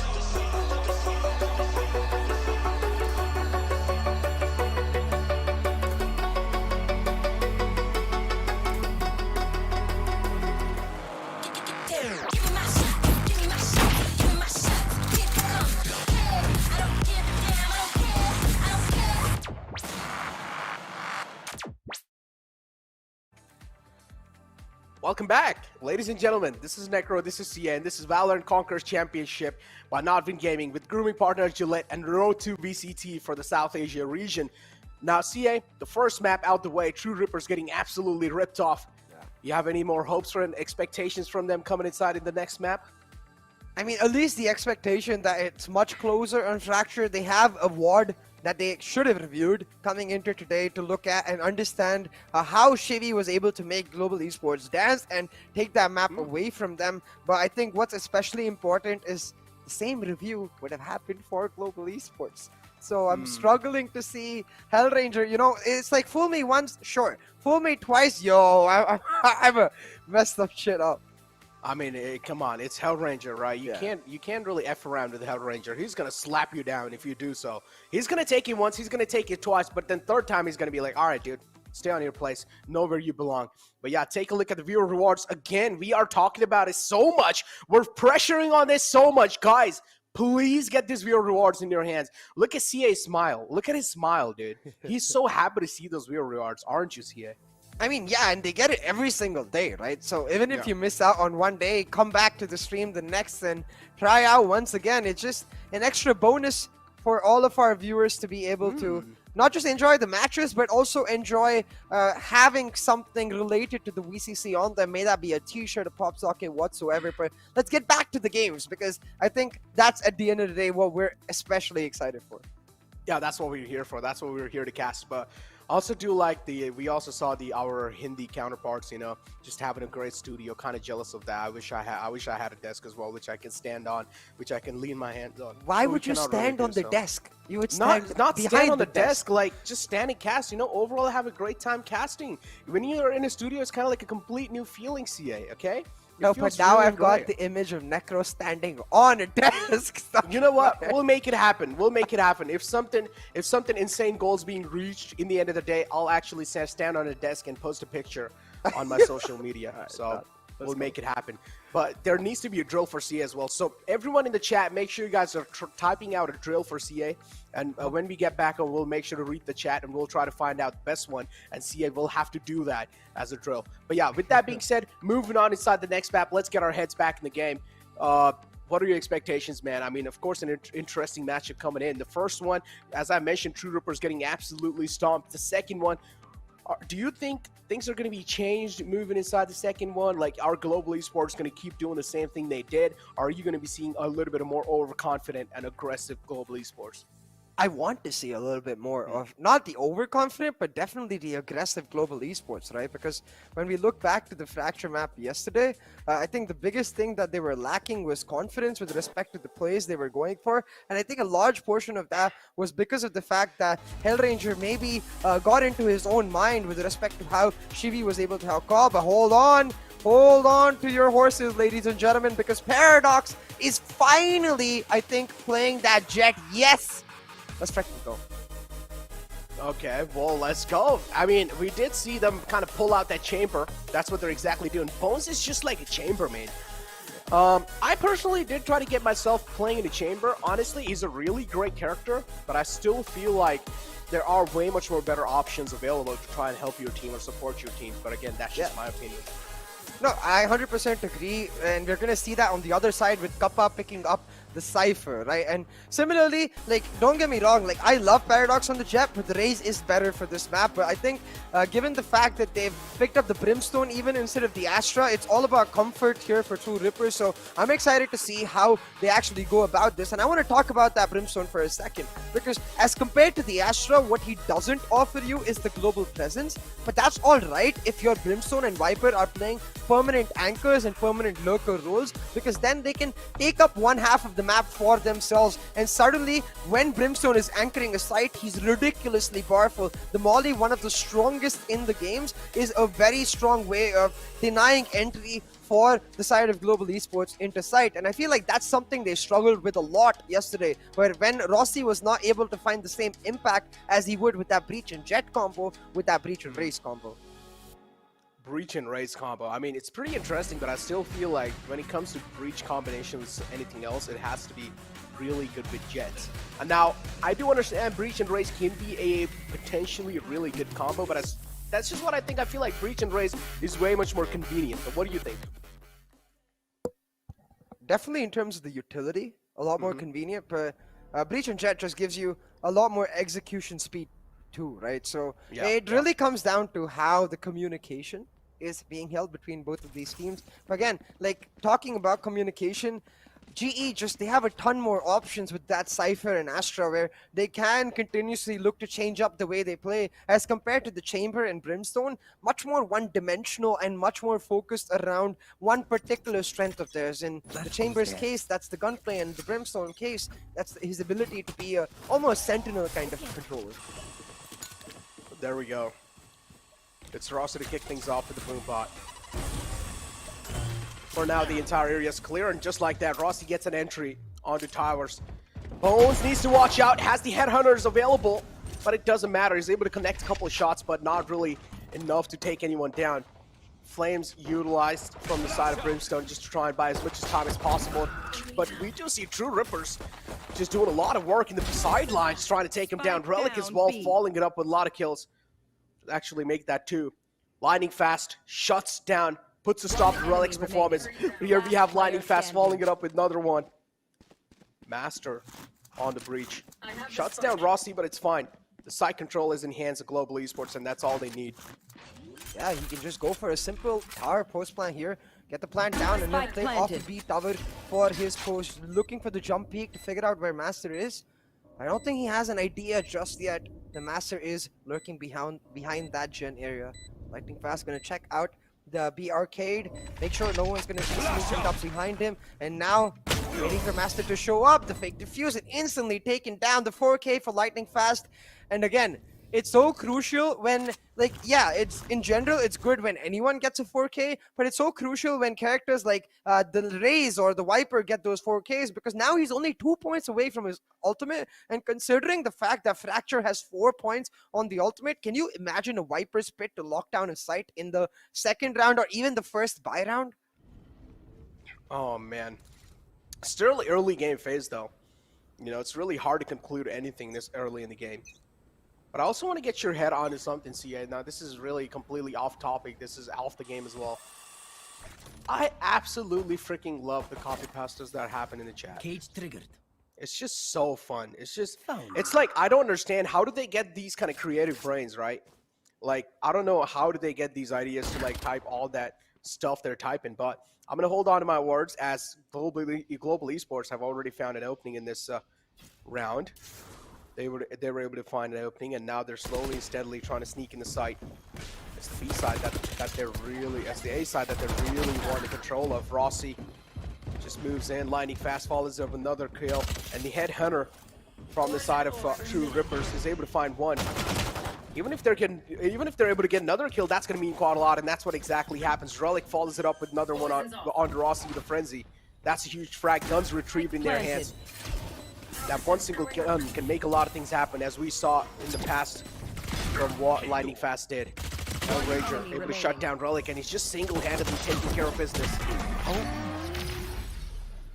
Just like that, the round picked up for the side of Global Esports. Albeit a decent chunk of damage done by the side of True Rippers in that round should force Global Esports into a precarious situation where they're not necessarily able to get a simple bonus through.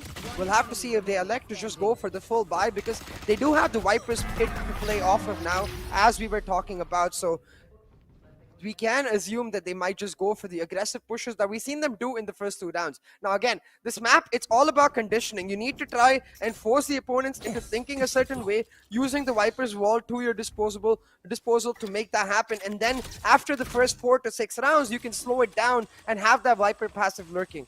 Again, that aggressive play is what we're seeing, a 4-man unit towards this B main area, trying to get control of that ult orb, and then keep moving in further as Kappa just slowly lurking, waiting for the aggressive push from the A dish area. And he's going to find Paradox doing exactly that. If Paradox gets shut down, it's just going to be a free rotation over onto A for Global Esports. Talk about free rotation. Lining faster, able to open the side up and open the floodgates as well. The entire Global Esports roster able to just flood inside the site. Get the tower controls in their hand easily. Lightning fast, shutting down one-tap God. Here. And now just like that, they have the entire site in their hands. And it's quite interesting to see one-tap God back on the Brimstone. I mean, he is one of those players that likes to play the duelist. But I guess in the previous map, wasn't really able to play that good, so now maybe he's switched back to the Brimstone role. Yeah, absolutely, and I think look at Ross. He's just sitting with the judge on the edge of the box, is waiting for someone to. Dirty. He's a dirty and a naughty player. He's just waiting for a gun to show up, and he's gonna pop some heads. But right now, the call has been made to save and go for the exit frags for True Rippers. Able to find one, but not many more. Paradox stuck as well. I don't. Oh! Is he stuck though? That's the question. That's the real question. No, even if he's stuck, he's able to find his way out. So at that point, you cannot really call him stuck. Maybe it was intentional. Maybe it was just to bait him out the position. But yeah, no, jokes aside, he was kind of stuck there, but still some insane shots to just get him out of that tricky spot, and he's able to make it back to safety easily. Insane player that is Paradox here. Just showing us why I was so excited about him going on to the Jet. But right now, what they really need is some sort of consistency in terms of their economy situation, because, hold on a second. They seem to have decided to go for the semi-buys. 3 players still able to afford the Vandals, one of them being Paradox. The other 2 buying it up, while the rest go for the Sheriff and Light Shields. While Global Esports now playing that conditioning game I was talking about. The same B arcade wall that cuts off the tower access too, but instead this time they're walking slowly towards A dish because they know Paradox made that solo push last time. And while the Viper split does come out from Relic, they have to know he's isolated. They're just going to W key and try to catch out this Viper. Oh man, are they going to be able to do so? W keying sometimes, yeah, that can help you out, but all the times. Spike down, defender spawn. Able to shut down Lightning fast, but still 2 players available on the side of True Rippers. And making those mistakes is just it's just going to mean you're gifting those rounds away. One-tap God actually able to make a one-tap connection happen. And now still Viper being such an instrumental player for team. Last player standing. Relic being spotted. Kappa just smells him out, sniffs him out the game. And now it's only left one-tap God. 2 bullets in the Sheriff. Maybe you should reload, man. It's getting me anxious. Left. There we go. Thank you so much. Yeah, one-tap God should not be able to do much here.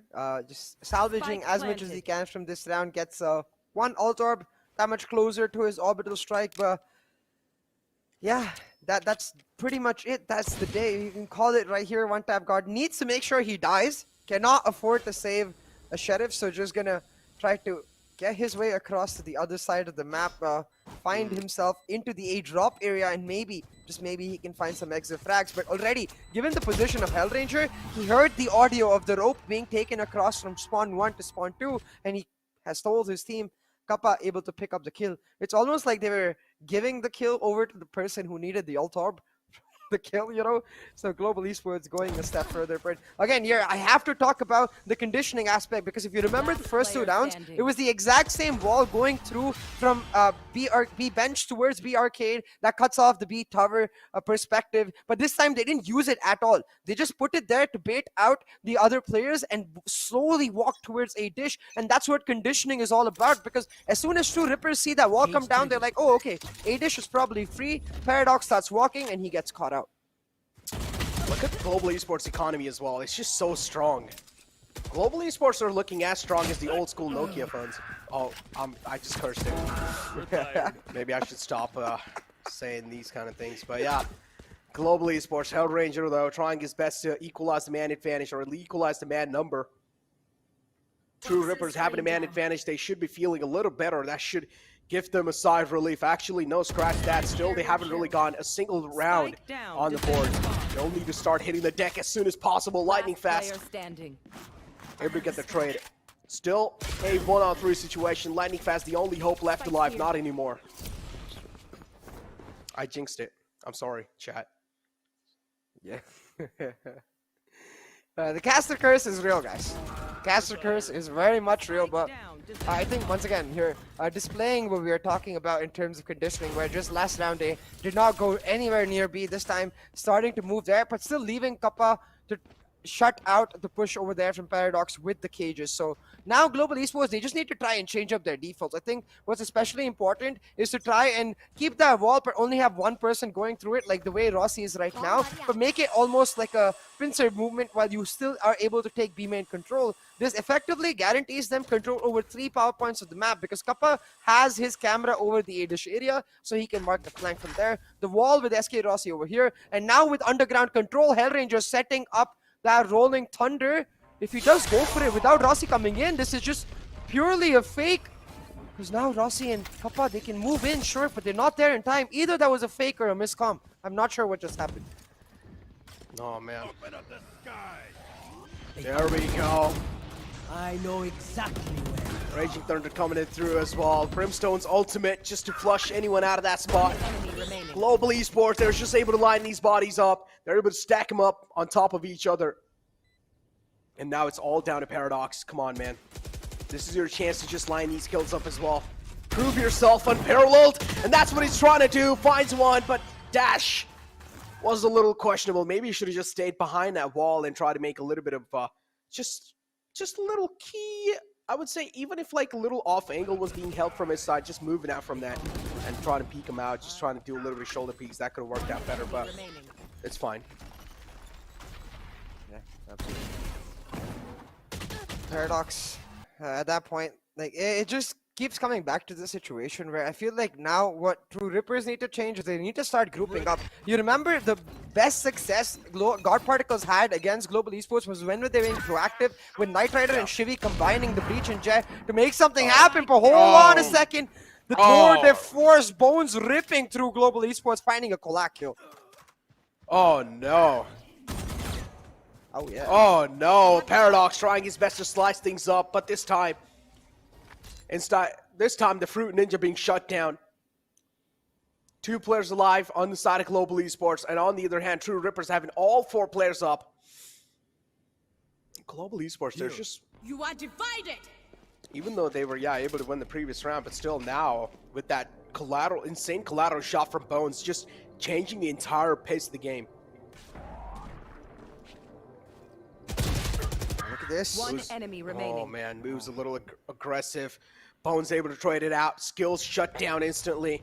It doesn't matter. Rossi's the only man left alive. I mean, he can make some clutches happen. He has the spike in the hand as well. A site is completely empty. Rossi is going to be finding a free stroll. Should be able to get the plant here. Has the showstopper ready as soon as he gets the plant. So he's going for that B main plant, and he can play on the jiggle on this plant for the post plant defuse, but can also look to use the showstopper to finish it off.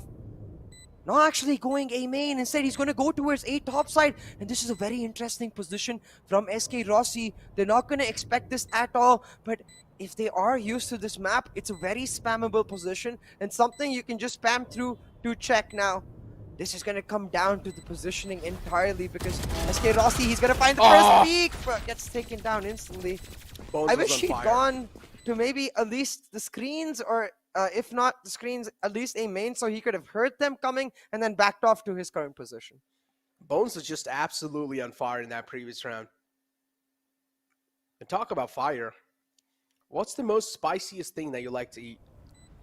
Oh, I love spicy fruit. Everything. Yeah, but like, which is the special dish that is spicy and you love? Like that dish. The same question goes for chat too. The same question goes for chat too.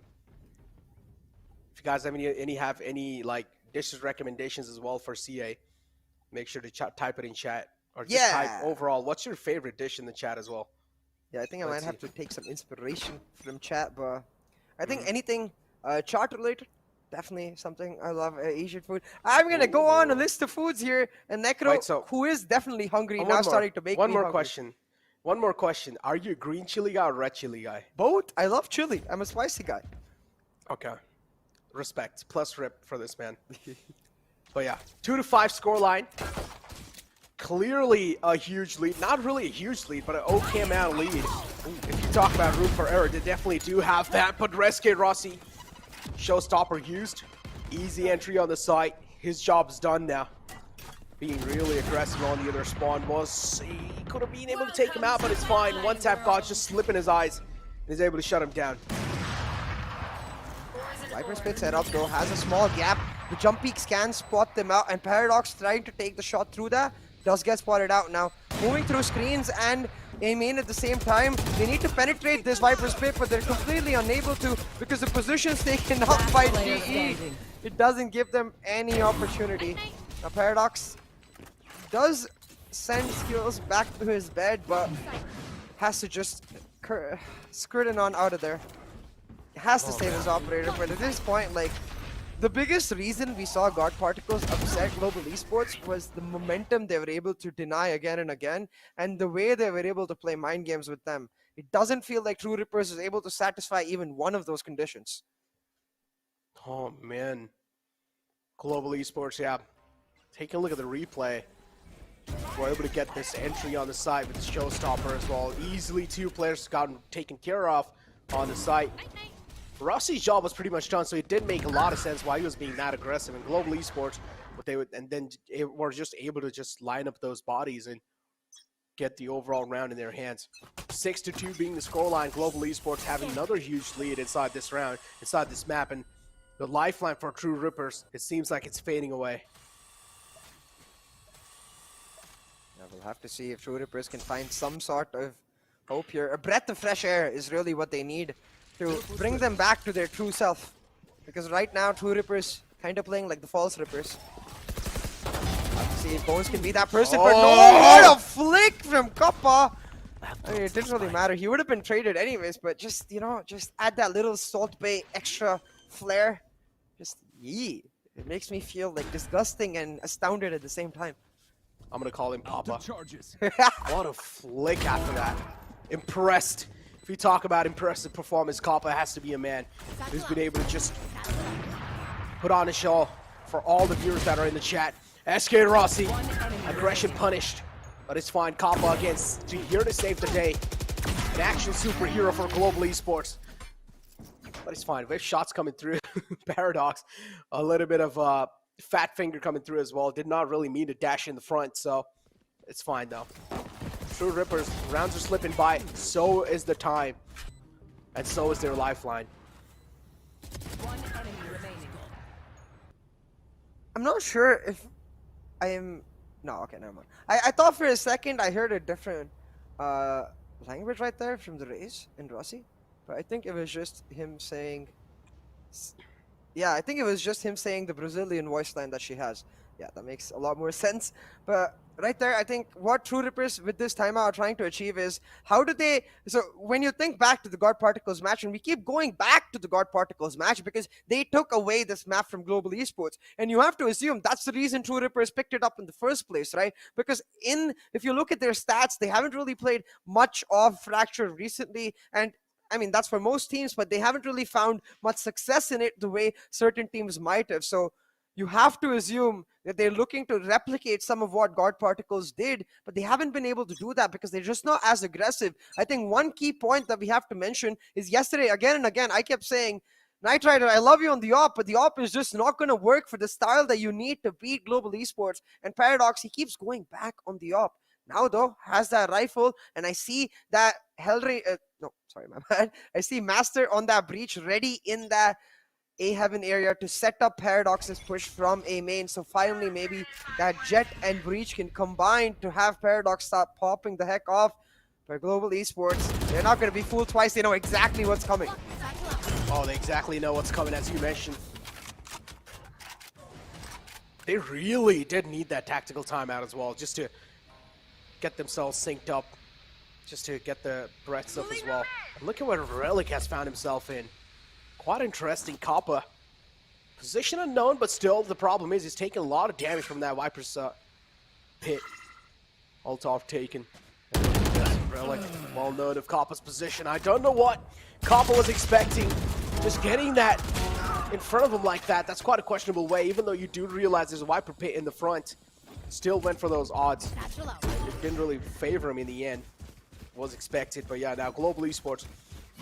This round definitely it seems like things are going to be really tough, but it's a deadly duo. SK Rossi and Held Ranger alive, but it doesn't matter. Just single-man Paradox is enough for both of them. Yeah, walks into the paint shell like it's no sweat. He gets taken down at the end, but he's like, I'm gonna take you guys out with me first. Paradox playing that really, really well. Finally, getting some value off of the timeout. Two Rippers here, get that round back for themselves, and you have to start wondering, like, is Global Esports more comfortable on attack or defense? And I think the answer is defense because of the fact that they have the raise. But at the same time, the Jet Breach combo, we saw this from God Particles too, much better on the attack as compared to the defense. So I feel like the second half is going to be the stronger half for both of these teams, which means True Rippers right now, they need to at least try to end this half off on a strong note, finish off that 7-5, and trying to do exactly that with the proactivity. This time, Master and Paradox and the Breach and Jet combining to get an aggressive push for Paradox down into a dish. But Rossi drops him like a fly, and that's going to be Q for go, go, go, W key onto B. Oh, Rossi clips his wings. And now the rest of the Global Esports will have the morals high inside this round. Destroying his teleport as well. Here comes the Rolling Thunder to get the entry on the side, and they're probably going to be getting so. Showstopper being used. Just try and stop the Breach, but the problem is he's already snuck past through Rossi. And he will be taken care of. No. Rossi forgot to check that angle. That's such huge investment. Did not really get anything done with it as well. Rolling Thunder finally being utilized from his side, and now everyone from the Global Esports side just trying to hide. Ooh. But it doesn't matter. Global Esports, they're just so impactful in this round.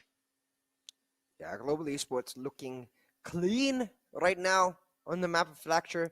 I have to give props to Two Rippers for actually trying at least to consider that they might be able to surprise, because I'm a big fan of the surprise factor. Right? I think I always say this, that underdog teams need to try and take the extra step to try and take down bigger teams like Global Esports, and I feel like that initiative in terms of the veto was taken by True Rippers, but unfortunately they're not able to translate that into actual success on the map, at least so far. Maybe if they can get this round in the bag, finish it off in an 8-4, we usually consider that scoreline to be a good foundation to pull off a comeback. But hold on, Paradox trying to do exactly that right now, but Relic gets shut down just as the Viper Clock comes up. So a 1-for-1 trade, and Global Esports, on the behest of that trade, they get the side control. But Paradox, the trigger controls!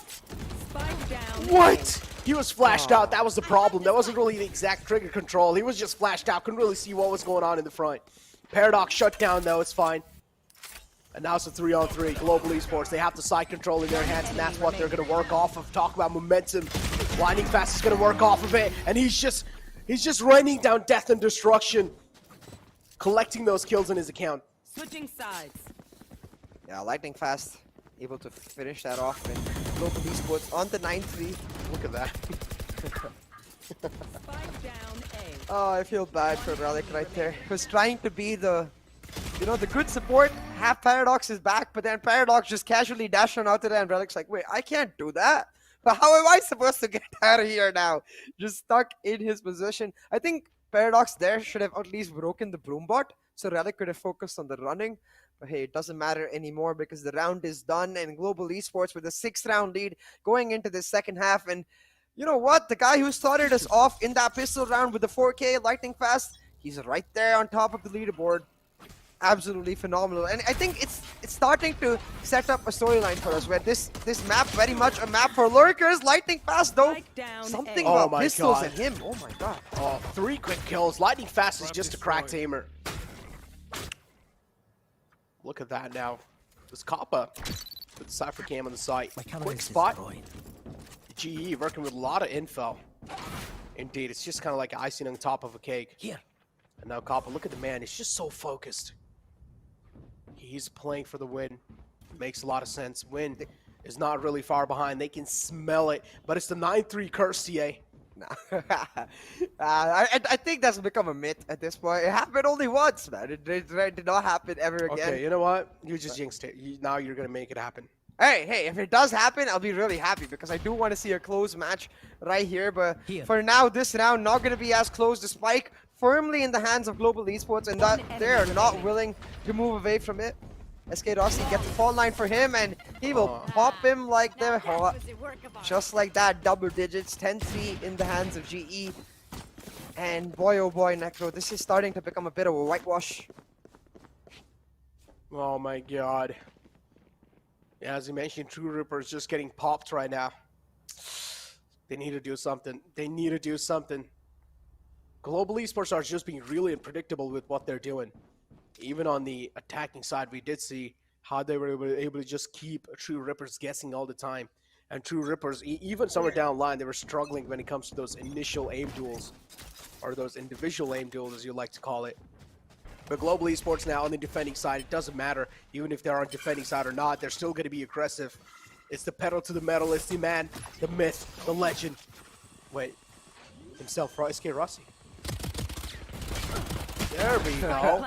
There we go. One enemy Skills remaining. now pulling on his best way to try and get an ace, and he's gonna get that through. What is going on? This has become less of a I have to remind you, semi-finals matchup, yeah? Top 4 teams in our country. But Global Esports have made it a raffle for, okay, this round you can go for an ace. Okay, this round you can go for an ace. I wonder when it's Hellranger's turn. Or Oh no. So you're just saying that they're pretty much disrespecting True Rippers right now. no, they're respecting them. They're giving everyone a chance to go for an ace. They're respecting each other. They're not respecting True Rippers. No, so you respect True Rippers by ripping them apart, like their name suggests. Oh my god. Oh my god. See, yeah, you're savage, man. I freaking love you. But yeah, True Rippers, yeah, indeed getting ripped apart, getting popped like popcorns. Oh, I like popcorn. Everyone likes popcorns. They're salty, nice. And Butter look at this. popcorns as well. Absolutely love them. But talk about getting popped like popcorns. It's Kappa. Just proving who's the real Papa. Getting 2 back-to-back frags, even though things weren't really looking off that great. True Rippers were able to kick things off pretty well inside this round. It doesn't matter. The Spectres are too strong for the Vandals to handle.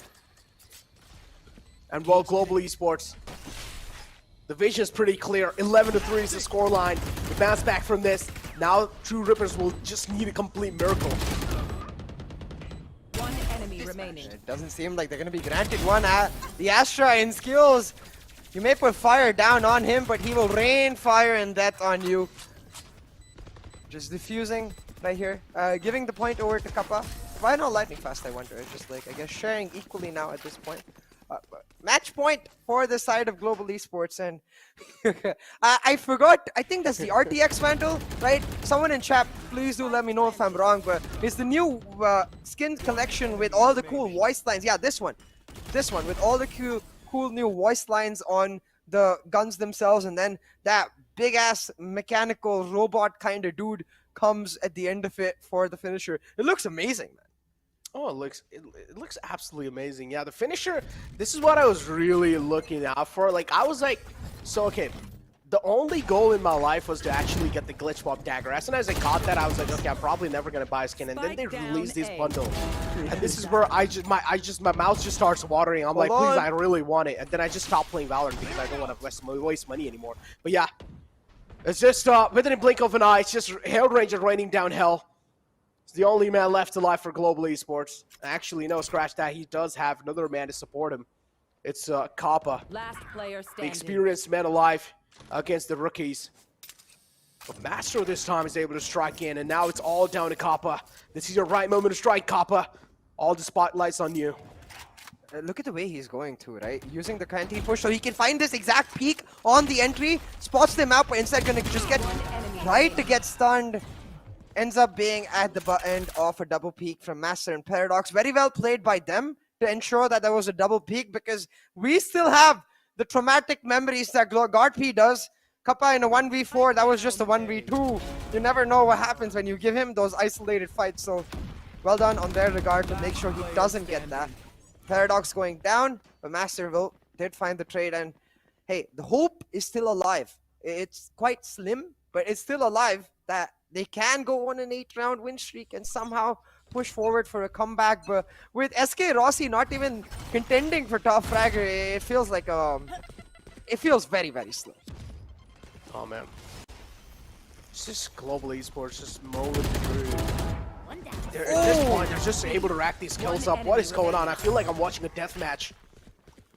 And Rossi as well now moving it forward, does realize this. These are pretty much these easy kills, but Master not making it look easy indeed for Global Esports, but it doesn't matter. The man from the back should seal the deal, and Global Esports get that win. A really well and a banger win for Global Esports. Going to be having the huge smiles on their faces. But Kappa, look at the man. He's still has a serious face on. No, that's lightning fast and Kappa having a certain discussion. I'm curious about what exactly they're talking about.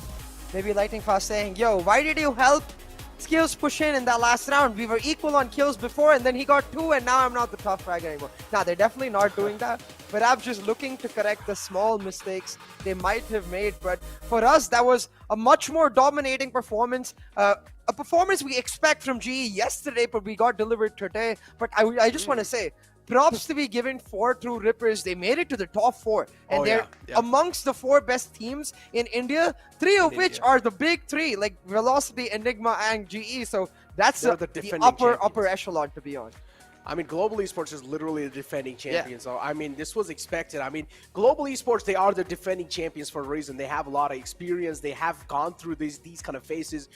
They're not really going to be feeling the nerves anymore because they've already went through all this process in the past. But on the other hand, True Rippers, of course, it's their first time on such a huge stage, so it makes a lot of time to get over that mental as well. You're going to be having those nerves rattling. But yeah, overall, Global Esports were just able to steamroll through True Rippers. Still, as you mentioned, spam hearts in the chat for True Rippers for making it up till such a huge stage. And keep this in mind, True Rippers still have another chance in the India Qualifiers too, so still the lifeline hasn't faded away. And also a bit of a long logic that we talked about yesterday, wherein if now Velocity beat Enigma, and then it's a VLTG final with one of them taking the win in the Q1, and Enigma take 3rd place, and then similarly in Q2, if the person who lost Qualifier 1's final ends up winning it with Enigma being in 2nd place, then True Rippers automatically qualify for the wildcard. So there's a lot of hope here for True Rippers fans. But talking about hope, this is the reason we always have such high expectations from these teams. This team, 31.58% headshot percentage. It tells you they are the literal future of the Valorant community. The young guns really stepping up today. Oh man, young guns indeed stepping up, and especially when you're young, you're definitely going to be having that reaction time to work with, and that's what is clearly being seen with the headshot percentage.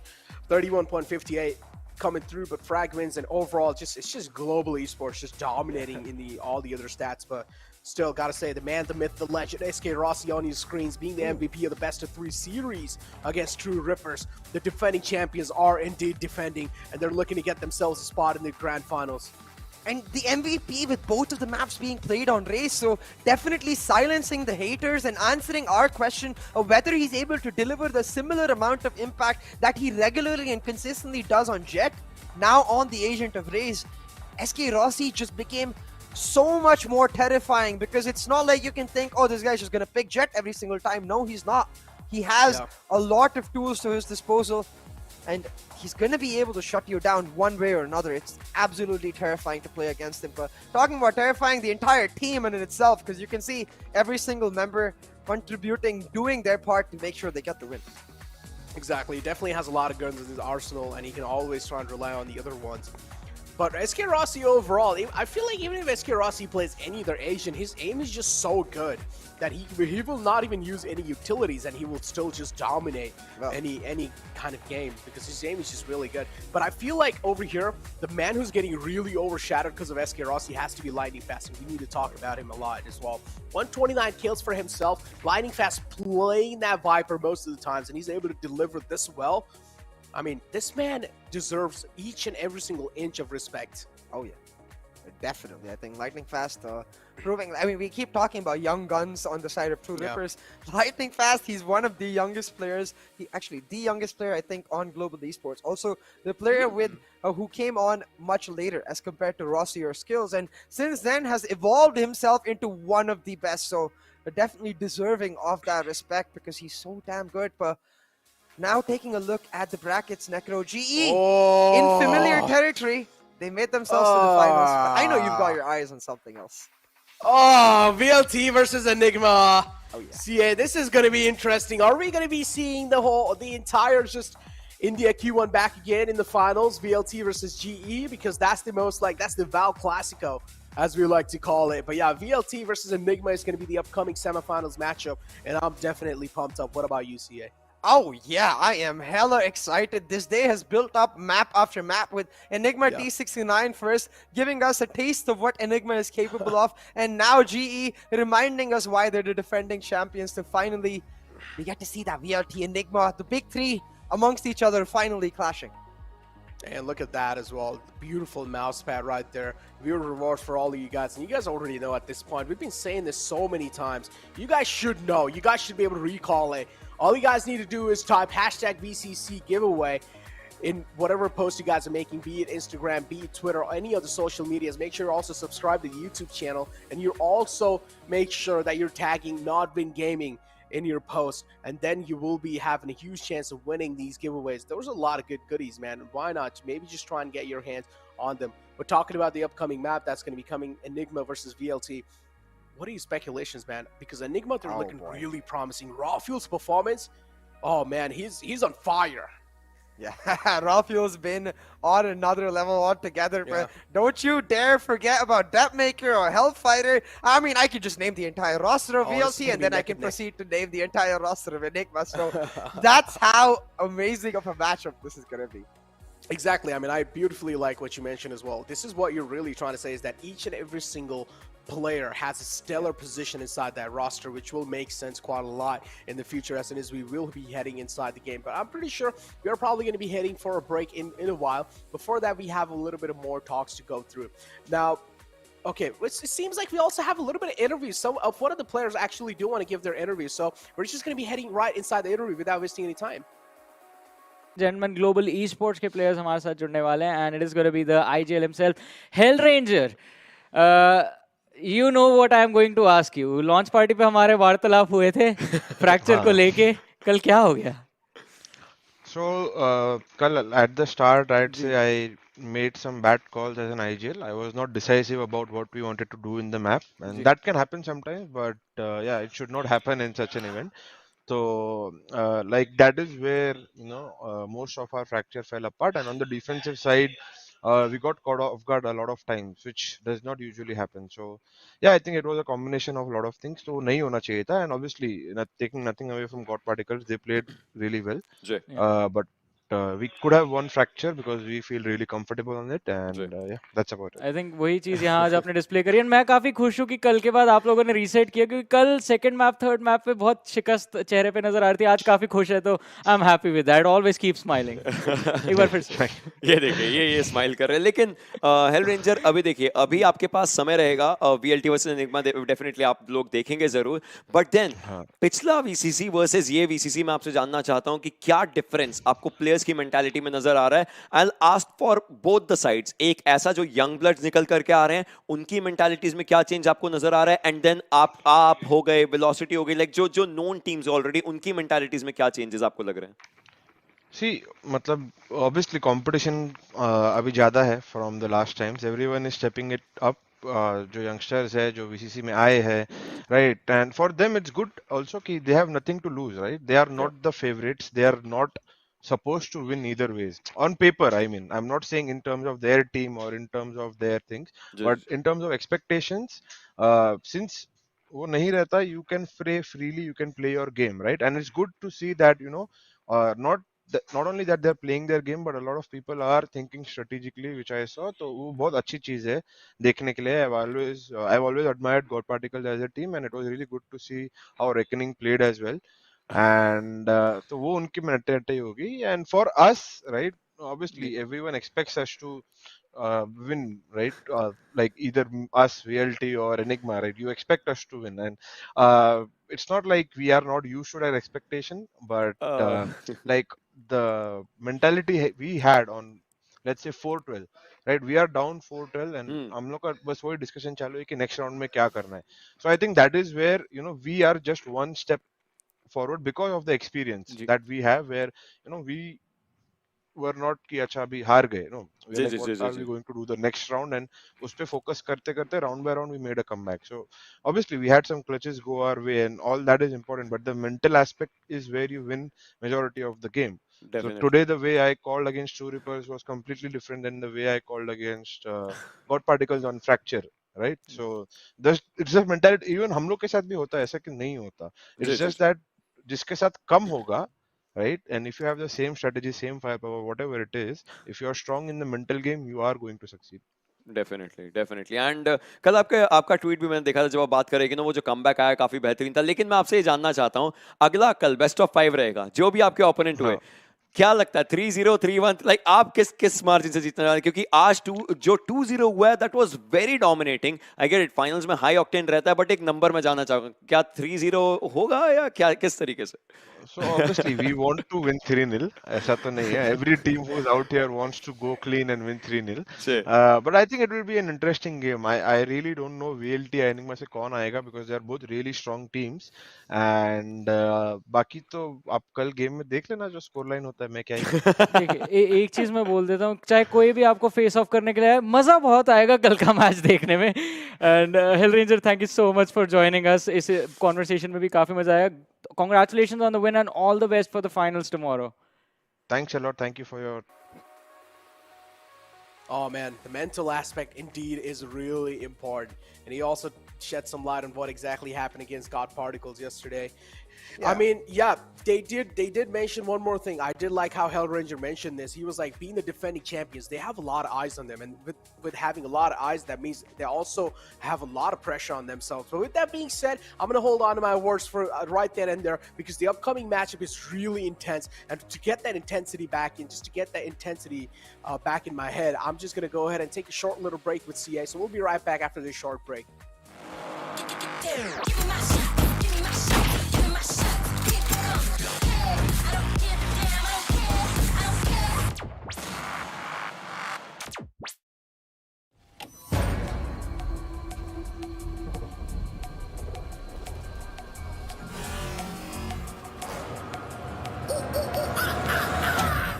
There's a pyramid of power with eyes that can see it all. Cameras to capture your image at City Hall. Realize they listen whenever you make a call. If you want a revolution, I'll really give it to y'all. Brave is the army that bands against bands of dead presidents, determining life of mankind. Of cancerous, how we breathe vapors. Green colors bleeding in streets for cheap paper. Assemble the masses, melt the plastic compound. Realign when the shit gets drastic. Live the veil when the systems are massive. Just another pyramid scheme, a government racket. The line with the power, we charge Jurassic. Nation T-Rex with covert tactics. Rise from the ashes, get back to Atlas. Bring the madness.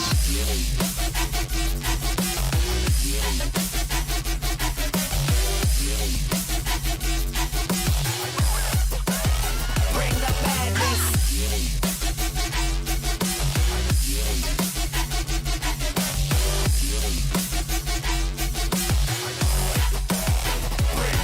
There's a pyramid of power with eyes that can see it all. And cameras to capture your image at City Hall. Realize they listen whenever you make a call. If you want a revolution, I'll really give it to y'all. Brave is the army that bands against bands of dead presidents, determining life of mankind. Of cancerous, how we breathe vapors. Green colors bleeding in streets for cheap paper.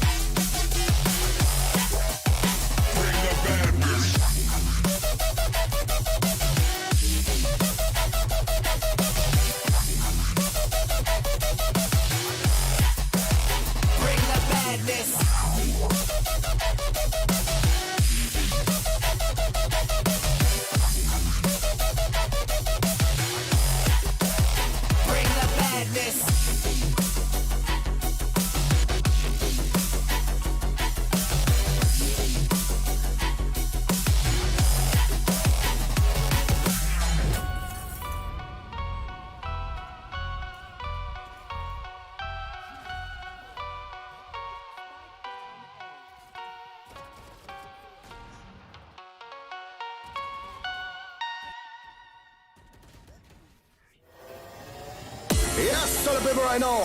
Pegboard nerds, mutts, have you locking at the sound? All of the gal go passing when me boy I go drop them a coming. Murder. Me a the burning fire and natural born killer. When me bust into flame, watch out some mics. You better turn it, I am make the bad boy bigger. When they come around, me all go on them. Listen to the word and the fire you caught in the middle. When the flames get higher, put up your gun fingers. Return all of the fire, it's a bad man signal, give a sign. And pull your gun finger trigger. Gun finger trigger. Gun finger trigger. Gun finger trigger. Return all of the fire, it's a bad man signal, give a sign. And pull your gun finger trigger.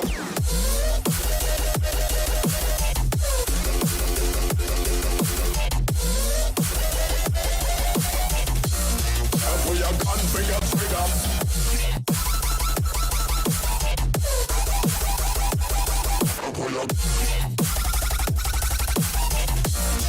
Pull your gun finger trigger. It's a bad man signal, give a sign. Pull your gun finger trigger.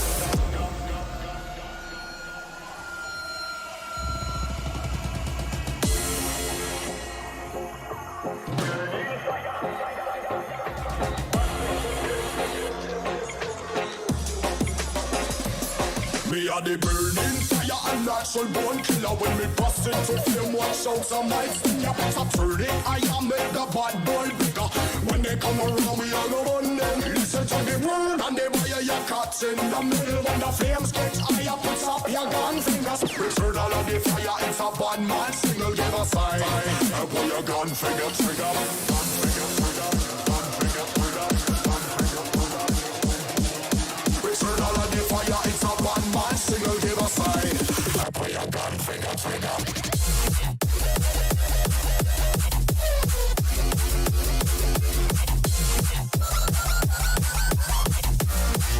Your gun finger trigger.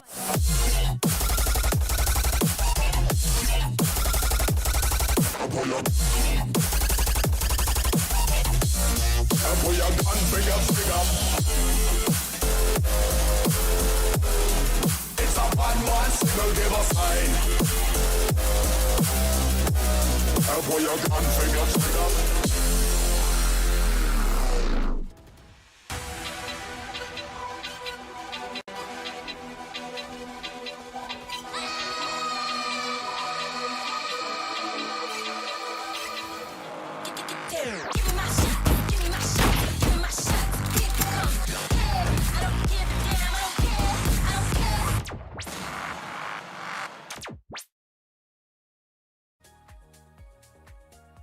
Welcome back, ladies and gentlemen, to NODWIN's Valorant Conquerors Championship 2022, the road to VCC for the South Asia region, of course, with our grooming partner as Gillette. And well, I'm going to be your host and caster, Necro. John alongside with me, it's going to be CA. We don't really need an introduction anymore because CA is an emoji. But yeah, with that being said, now moving on inside second semifinals of the day. This means, Global Esports has already secured their spot in the grand finals. I do want to see which is going to be the second team between VLT and Enigma. My predictions, I said 2-1 VLT. What about you? That it might be a 2-0 depending on the veto, right? I feel like the veto is clutch here because there are certain maps that I feel like that are strong for Enigma, but VLT take the cake because of the fact that we talked about earlier. Velocity have Amaterasu, who's playing against an antidote as the IGL, someone who he knows very, very well. And this is where the YB factor really comes into play as to how much YB can influence Anti to maintain his cool and calm. Because if you think that Amaterasu is getting into your head, well, he's probably already got into your head, stolen everything that you need from there and gotten out already. So he's always 2 steps ahead. So you got to make sure that doesn't happen. Oh man, Amaterasu definitely is a brilliant person himself. So yeah, as you mentioned, him being the IGL as well, and especially Antidote over there on the enemy team, he does exactly know, or probably should know, what Antidote's playstyle is going to be and what he thinks or what he's going to be expecting from his team. So yeah, exactly. This is really going to be an interesting matchup. As I mentioned, Global Esports has already secured their spot in the grand finals, and now it's a chance for one of these teams from here to move on forward. Now, keep this in mind, as I'm mentioning over and over again, even if the teams do fall out from here, they still have another chance in the India qualifiers too. So even if you guys are a huge fan of any of these teams, you guys don't need to sweat. With that being said, we also have viewer rewards for you guys, exclusive VCC merchandise for you all, and all you guys need to do to win is make sure you guys subscribe to the YouTube channel, and if you guys are, and make sure you guys are making a post adding hashtag VCC giveaway in it and tag at NODWIN Gaming in it, and maybe you guys can tag me and CA as well in the same post, so just to elevate your chances of winning that giveaway, and maybe you guys will be able to get your hands on this beautiful VCC merchandise. Yeah, just maybe. And I think for us too, we're gonna definitely try our hardest to get our hands on the merchandise. But my mind is entirely focused around this game, Necro. I'm really excited to see what the map veto actually is, and I think we do have it ready. So let's just quickly find out what these teams have planned out. So an Ascent ban, love that from VLT. A Breeze ban, already giving respect to what happened. But Icebox is where the real test is gonna happen, I think, because Bind, this is one of the maps I was talking about. The composition that Enigma currently plays on Bind, the double duelist, double controller composition, that's a composition that in South Asia, VLT pioneered over several months back. So they know the weaknesses of that composition. They know how to play around it. So in Icebox itself, I feel like Enigma needs to make their stand, ensure that the mind games are not being won by VLT, because otherwise, if Icebox is a breeze for VLT, I feel like Bind just might be too. Oh man, I mean, I do remember the old Enigma kind of being really good at the map of Bind, right? I mean, they are as well. They have the experience on the map of Bind, but as you mentioned, VLT, they're the OGs of the same composition, so they're probably going to be they're probably going to know those little nooks and crannies, those little bugs around here and there, just those little spots to just slide through and get those, you know, rounds in their pockets. But still, I do want to see maybe Enigma has something else planned in their hands, because Enigma as well, they should be well aware of the same fact that VLT are probably going to be knowing what they're going to be going for. So maybe Enigma will just throw like a last minute curveball. You never know. Yeah, but that's the thing, right? Given the nature of the team that is Enigma right now, the fact that Excali's just recently been added on, YB came over less than 1.5 months back, such changes can really cause chaos in your communication. So it's a double-edged sword. I 100% agree that a change could be the X factor they need to take down VLT, but you've got to balance that with the fact that VLT might just exploit that change completely. But VLT, once again, opting for that double duelist composition, Necro. Yesterday, we saw this exploited to a certain extent by reckoning in terms of the rotations. We'll see if Enigma is able to do the same. Oh man, I do want to see exactly what Enigma are going to be going for that. But no, as raw fuel, we already do know this man's going to be sticking to the jet, and that's what exactly happens. I honestly am honestly am in love with VLT's composition that they found themselves in, right? Before, of course, with the Rays, then you have Deathmaker with the Ray, with the Jet as well. So then it's pretty much like you're giving these star players to have the room. You can give these star players to be like, okay, this is your duelist, go make some plays happen. While at the same time, you have that Sage coming in for the tactical play, then you have Soa for the info, and then you have the only thing you really need in Icebox is just Viper as a controller. That's all you need. Yeah, exactly. The biggest difference does become... Okay, hold on! This is the change we were talking about. Was fully expecting that KJ Hubbard to turn into a pick, but Excali, a former player of Velocity Gaming, taking the fight to Velocity Gaming, the Excali Reina. You know that laugh Reina makes when she starts popping off? I've said this on cast before when Excali's playing that Reina. I can totally imagine Excali, like that evil laughter coming out from him too. This is getting really spicy. Both of the teams going for the double duelist, but it's a Reina versus Raze. Can Vibor take down Excali? Can Excali hunt down his former teammates? We'll just have to see, Necro. I mean, if you talk about, Reina is more kind of like a selfish duelist, right? Yeah, she does have the leader to work with that can help out quite a lot, but still the rest of her kit is pretty much selfish. So, but on the other hand, if you take a look at Raze, she has the showstopper to make the entry happen. She has the boom bot as well to spot anyone out and also clear some areas out. Then you have the grenade to try and just flush anyone out of their comfortable spots. So overall, I would still give the edge over to VLT, but I do want to see what Excali has got in the back. I mean, of course, Excali is one of the best players out there, so I should expect greatness from his side. But you never know, man. Yeah, you never Greatest of the greatest players sometimes choke down to the pressure, and Deathmaker, a man like himself, connects a beautiful dink. Look at this.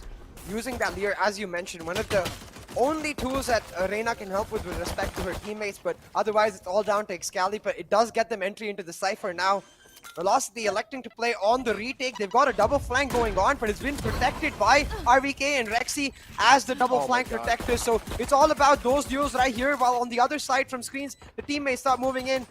On the flank though, Depmaker picks up the first kill, and suddenly the pressure is too much over there. Excali needs to find a kill here so he can find that overheal, and just like that, the Reina is online, Necro. Oh, Deathmaker has 2 players to take care of. He finds one. Amaterasu follows it up, but it's fine. Rafiel will put a stop to it. Deathmaker isn't really in the most comfortable spot, but still, even though with only 2 HP, Rafiel's able to shut him down. I don't know how he's able to get those frags. It's all exactly that. It all comes down to just frags, because right now the teams are going neck to neck with respect to their compositions. They're going at each other's throats, picking up those double duelists, and this simple wall, right? Like, this is why I usually love the KJ, because then you can save the Sage wall for situations like this. You don't have to worry about kitchen. But multiple times yesterday, we saw Amaterasu go for the aggressive kitchen push and then wall off mid entirely. So he's like, you know what? I don't want to waste my wall on just one particular area. I'm going to cut off one entire entry for you guys. This time around though, not opting for the push, a simple 1-2-2 setup here for the side of Velocity Gaming, patiently awaiting a push from the side of Enigma, and it's Hellfighter who finds that push and the first blood for them. Oh, Hellfighter. Opening things up, and well, there we go, the one-tap dirt nap. Rafiel just putting Deathmaker down. It's like, sit down, son. But still, Vibor getting spotted by the recon dart, not really a great thing, but it's fine. But having the guns in the hand to work with, that's all they really need. Excali missing a little shots. Vibor in the front. Needs a fresh magazine, and he will get one. VLT. Clearly, even though they had the gun advantage, they had the guns to work with, but still somehow things are slipping by from their hand. Is he going to expect this flank? No, he doesn't. Antidote realizes man's quite low, and he peeks out again. And he will shut him down instantly, and now the man advantage favoring somehow Enigma. Enigma looking really strong inside this. 22 HP to work with, right to ace. No, somehow he misses those shots. No, you cannot miss shots like those. Rafiel, such an awkward engagement for him. This. Actually ready with the Marshal, just holding this diffuse angle. He has 2 shock darts left in all of his recon utility, so can play purely for the post plan for Rexy. Almost caught off guard for a second. Gonna try to shut out Vibor, but the Pain Shell will make sure Rexy not in a great position to play for the post plan now. Vibor sticking the defuse while right to ace gives the backup, but Rexy with the quick jiggle able to take down right to ace, and now Vibor insanely low. He has done the half defuse, but Rexy playing the jiggle perfectly, has the shock dart ready, and will find the clutch. Rexy, you absolute maniac. What a clutch to be able to pull off. Look at the time left too. 37 milliseconds. Yeah, didn't really have a lot of time left. I mean, the spike was defused pretty much 50% already. I also do like Vibor. Vibor knew all he's trying to do is just waste time at this point. Just jiggle peek the corner, just shoulder peek it.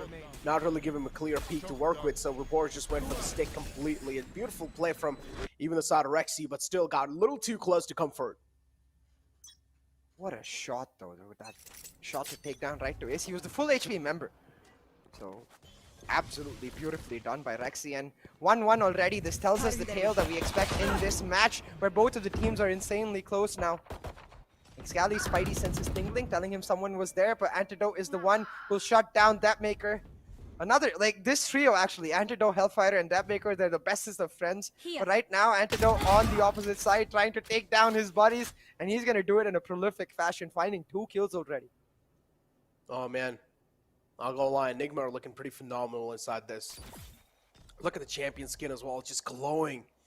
Showing that he's the actual champion inside this game. Too early to call it out though. Antidote being flushed out of his position with those pain shots, and this is exactly what I was saying. But still, Vibor being a little too over-aggressive, and it's going to be Excali to put a full stop on his aggression. And now Enigma left with 5 players to work with. It's a 2-on-5 situation. Clearly, the call has to be here for VLT to make it safe. Oh no, Amaterasu is just stuck. Look at him. He's just stuck in those little containers. He just doesn't have anywhere to go. Still trying to hold on to his position. They don't have no idea he's here. If Hellfighter can come in, distract everyone away from him, Amaterasu could be the X Factor to at least do some damage. He's able to take down Excali, but that's all he's gonna get. That's all she wrote. Enigma Gaming now picking up the first buy round as well. Hey, that was an eco for Velocity Gaming, so this next round going to be the true test. Will it end up being Velocity equalizing, or will it end up being that close match of the Enigma just running away with it? But one important factor that we really have to consider is, again, that mid push, right? Because for both of the teams, the lack of that sentinel is going to mean the kitchen area, the mid area completely open. So I'm going to start wondering when Enigma is going to start trying to exploit that. Actually, I do notice the pings already coming in, so maybe a kitchen push here for Rafio. Oh man, kitchen push. Would be quite interesting. Yeah, look at the B side though. There's only a Viper available on the B side and the entire B side, and then you have to say just kind of looking out for the mid. Enigma, they're spread out quite a lot over here. We do see just kind of players being spread out. Then you have Rawfield all the way deep mid. Is anyone gonna expect Rawfield to beat her? I'm pretty sure no one's gonna do that. And Rawfield capitalized on that exact fact as well. And he just lines up dead bodies like it's nothing. Excali follows it up. And just like that, A side is completely clear. They also get the side control in their hands. The spike should be planted in no time. Deathmaker not really able to pop off just yet, but maybe you should give him a little bit more time to work with. Save call being made. Yeah, they're just gonna go for the save, and it's a smart call, yes, but at the same time, this is not what you want as the defensive side against Reina, especially, right? Because especially when you have that raise in the composition, because life is gonna get so much easier for the side of Enigma Gaming going on to their own defense. They can continuously even have Reina holding that kitchen angle because she has the power to dismiss on out of there as long as she gets a kill. So Velocity Gaming currently finding themselves in hot water in a map of their own choice, but what we do know about them is that they're not the sort of team that necessarily has the strongest of starts. They're the sort of team that has the strongest of finishes because they adapt beautifully. So we'll see what Amaterasu is able to cook up and how they're able to adapt. Talk about adapt. That's what VLT need to do for sure. As we mentioned, Amaterasu, he needs to get it. He needs to wrap his mind around what exactly Enigma is just trying to do here. Excali as well. Clearly, each and every single player, they just have the game faces on. On the other hand, Antidote as well. Everyone is just looking so serious. VLT has only 1 round in their hands. Enigma having 2-round lead. That means quite a lot. VLT. I mean, yesterday we saw some comebacks happen. Yeah, for sure. They made it happen. But VLT going up against a team like Enigma is going to be a little bit more tough. Electing to play on the Viper B anchor setup once again. But here, this is the issue, right? They don't have those KG and Nano Storms to play entirely on plant denial. So already even using the snake bites to deny entry, the focus then becomes on trying to just delay using the fragging power. But with Hellfire moving back, it seems like they have elected to play entirely on this retake basis, which is where the flank now starting to come in from the side of Vibor, who's being helped by the drone, is going to be key. But they spotted out RBK holding the flank from the attacker side spawn, so that's been shut down. Enigma covering every single angle. Empress online, and even though Amaterasu finds the kill, Excali laughs on out of there. Oh, he missed so many shots though. Was finally able to connect that tap onto him. Deathmaker with the operators. It's just gonna rain down death and destruction on the enemy team. They definitely go for a defuse, but still maybe they're just going for a little bit more safer play. Enigma, Rawfield, look at this man. Just able to sneak past through, and Rawfield, it seems like he's taken over Vibor's cam this time. But yeah, Rawfield finds another one. Deathmaker now left the only man for VLT to try and clutch this one out. But he gets shut down by Excali. And look at Antidote. He's a happy man now. Oh yeah. Oh yeah. I mean, we talked about the importance of this too, right? For someone like Antidote, who is a brilliant IGL, no doubt, but relatively new IGL as compared to someone like Amaterasu. Starting off with the right momentum, with the right groove, can be the game changer for this entire series, because then it never leaves him room to start questioning himself. Like Hellranger also said, for an IGL, the indecisiveness can be the death of the entire team, like it was for GE in Fracture yesterday. So right now, Antidote and his team, a 4-1 lead for them. They're feeling it, and this is what I was talking about the last 2 rounds, finally starting to exploit that lack of KJ towards that mid, getting the aggressive push in, shutting down Ace and Deathmaker, and immediately they've got the plant on a perfect Fnatic mid to be split. It's a 3-on-5 to Enigma. As you mentioned, they're just able to easily read through VLT's defense, and they're just able to reach through it.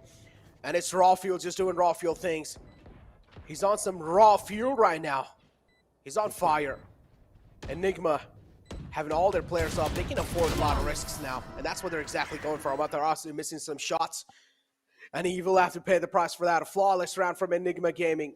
That's gonna help boost their confidence up by quite a lot. Yeah, absolutely. I think Enigma Gaming right now, as you said, they have all the momentum in the world.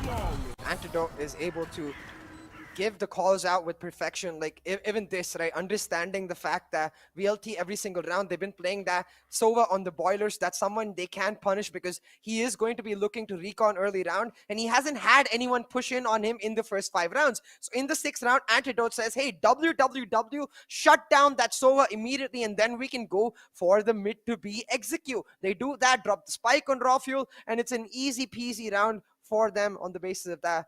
Ace himself calling that timeout, acknowledging that I just can't hold Boiler by myself. We need some sort of utility to shut down for when that Leer comes in, because you can't really answer that Leer unless you don't have support. VLT really need this timeout as well, just to get their heads back in the game. It seems like for now, they're just completely lost from the main target. Enigma, they're able to read through VLT's defense like it's an open book. So what can VLT do? They're trying to switch things apart. That's what VLT is really going for. And with that timeout, that's also going to be giving them a little bit of side relief, or time to buy off of from the game. But yeah, still VLT. 4 rounds lead for Enigma Gaming. That's going to mean quite a lot for, as you mentioned, a young IGL. A new IGL like Antidote. Nowhere to run! Hunter's Fury being used this early in the game. Deathmaker sneaking past through a lot of eyes, but this time he gets spotted by Rawfield. Rawfield just has his spidey senses tingling, and I feel like Deathmaker should not have started running there. Yeah, He gave a lot of sound cues away, and this is where Rawfield was able to capitalize on it.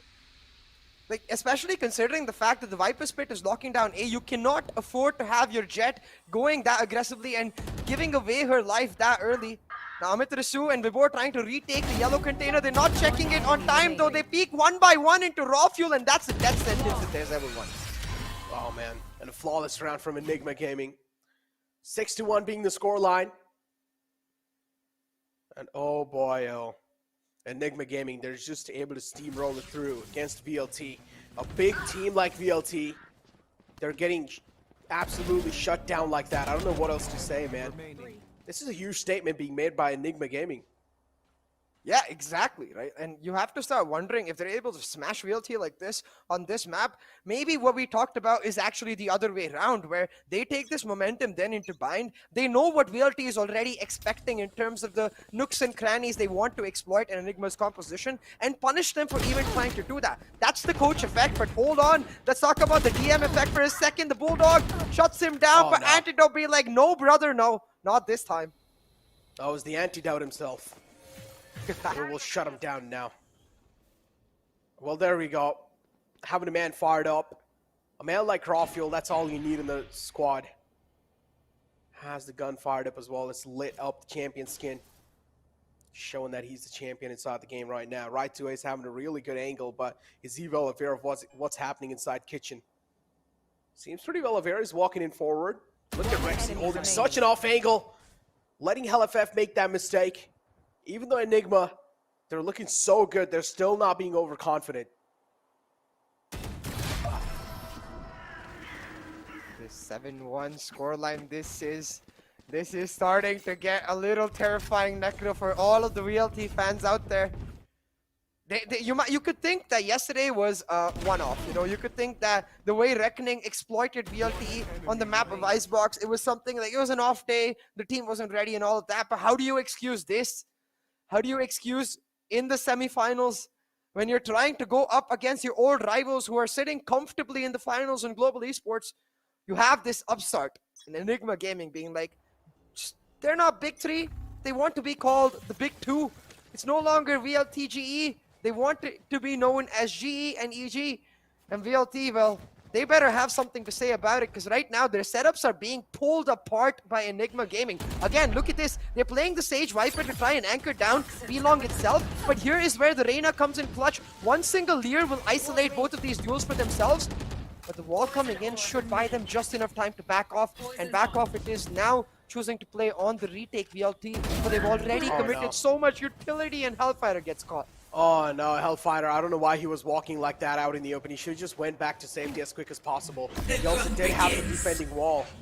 I don't know what exactly was going through his mind, but talk about emotional damage. Spike planted. Last player standing. And well, look at this. How much more emotional damage do you need more than this, CA? I mean, it's just Enigma Gaming just doing unexpected things and able to just keep VLT on their knees.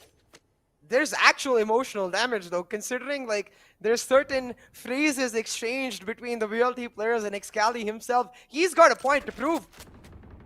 He wants to make sure he laughs his agent off. I'm very glad I didn't say the word I was going to over there. But laughs himself off of VLT's failures right now, because Enigma Gaming are stomping on them. And it's not just a stomp in the sense that VLT are having an off day. No, no, no. Enigma Gaming, they're just a step ahead. Ace, you'll find one, but instantly traded out. Oh, listen to that raw music. fuel. Hey. It's a jammer. All right, let's take a second to talk about setups, right? It's really important, because when you're running that race, you want to make sure you're utilizing her utility to commit to a certain type of playstyle. You either get proactive with the boombot, gain control of A main, and start punishing them on the flank, very similar to what we saw in the pistol round, or just play entirely on the retake. Just step back, save that race boombot to retake with, and then you have. But VLT, they're trying to get the best of both worlds, and they're failing at both. They try to anchor down, they're not able to, they step back, but that's when Hellfighter gets caught. They need to try and commit to a particular playstyle, and then maybe they can punish Enigma Gaming, but it looks very hard, because you can see Anti's reading them like a book, expecting this B-long push. Three people do it, Anti does it. Yeah, he's like, yeah, it's cracked! It's cracked if wants to! And then RVK just clip their wings, and then you have just Excali doing Excali things, shutting down Deathmaker. Who's Deathmaker? No one knows him. Excali just making him unknown with the kind of frags he's able to put on the board. And what is going on? Enigma Gaming just... planted. No one expected this to happen. VLT, they're just getting rolled on by Enigma Gaming over here. I don't know what VLT can do to try and avoid that, but talk about rolled on. Oh, that's an emotional damage to recover from. Man, and the damage is going to be real, because when you think about all the players of Velocity Gaming, they have a 6-man roster just like Enigma Gaming do too. Ooh, a nice shot by Right to Ace. I'll give him that. But that's all I can give him, because the round goes over to Enigma Gaming. The smile is there for Excali. He's feeling the glee, the euphoria. And that's quite ironic, considering VLT's manager is Euphoria. But right now, the only person feeling euphoric is Enigma Gaming, because they are stomping on Velocity Gaming on the map of their own choice. Excali on the Reyna, the good old days are back, but he's not representing VLT. He's stomping on them. I feel kind of bad, man. How are they going to recover from this? So much damage being dealt onto themselves. It's going to be hard. Oh, look at Vibor. Yeah, look at Vibor being so proactive, being really aggressive as well. Working off of that drone to get a lot of info.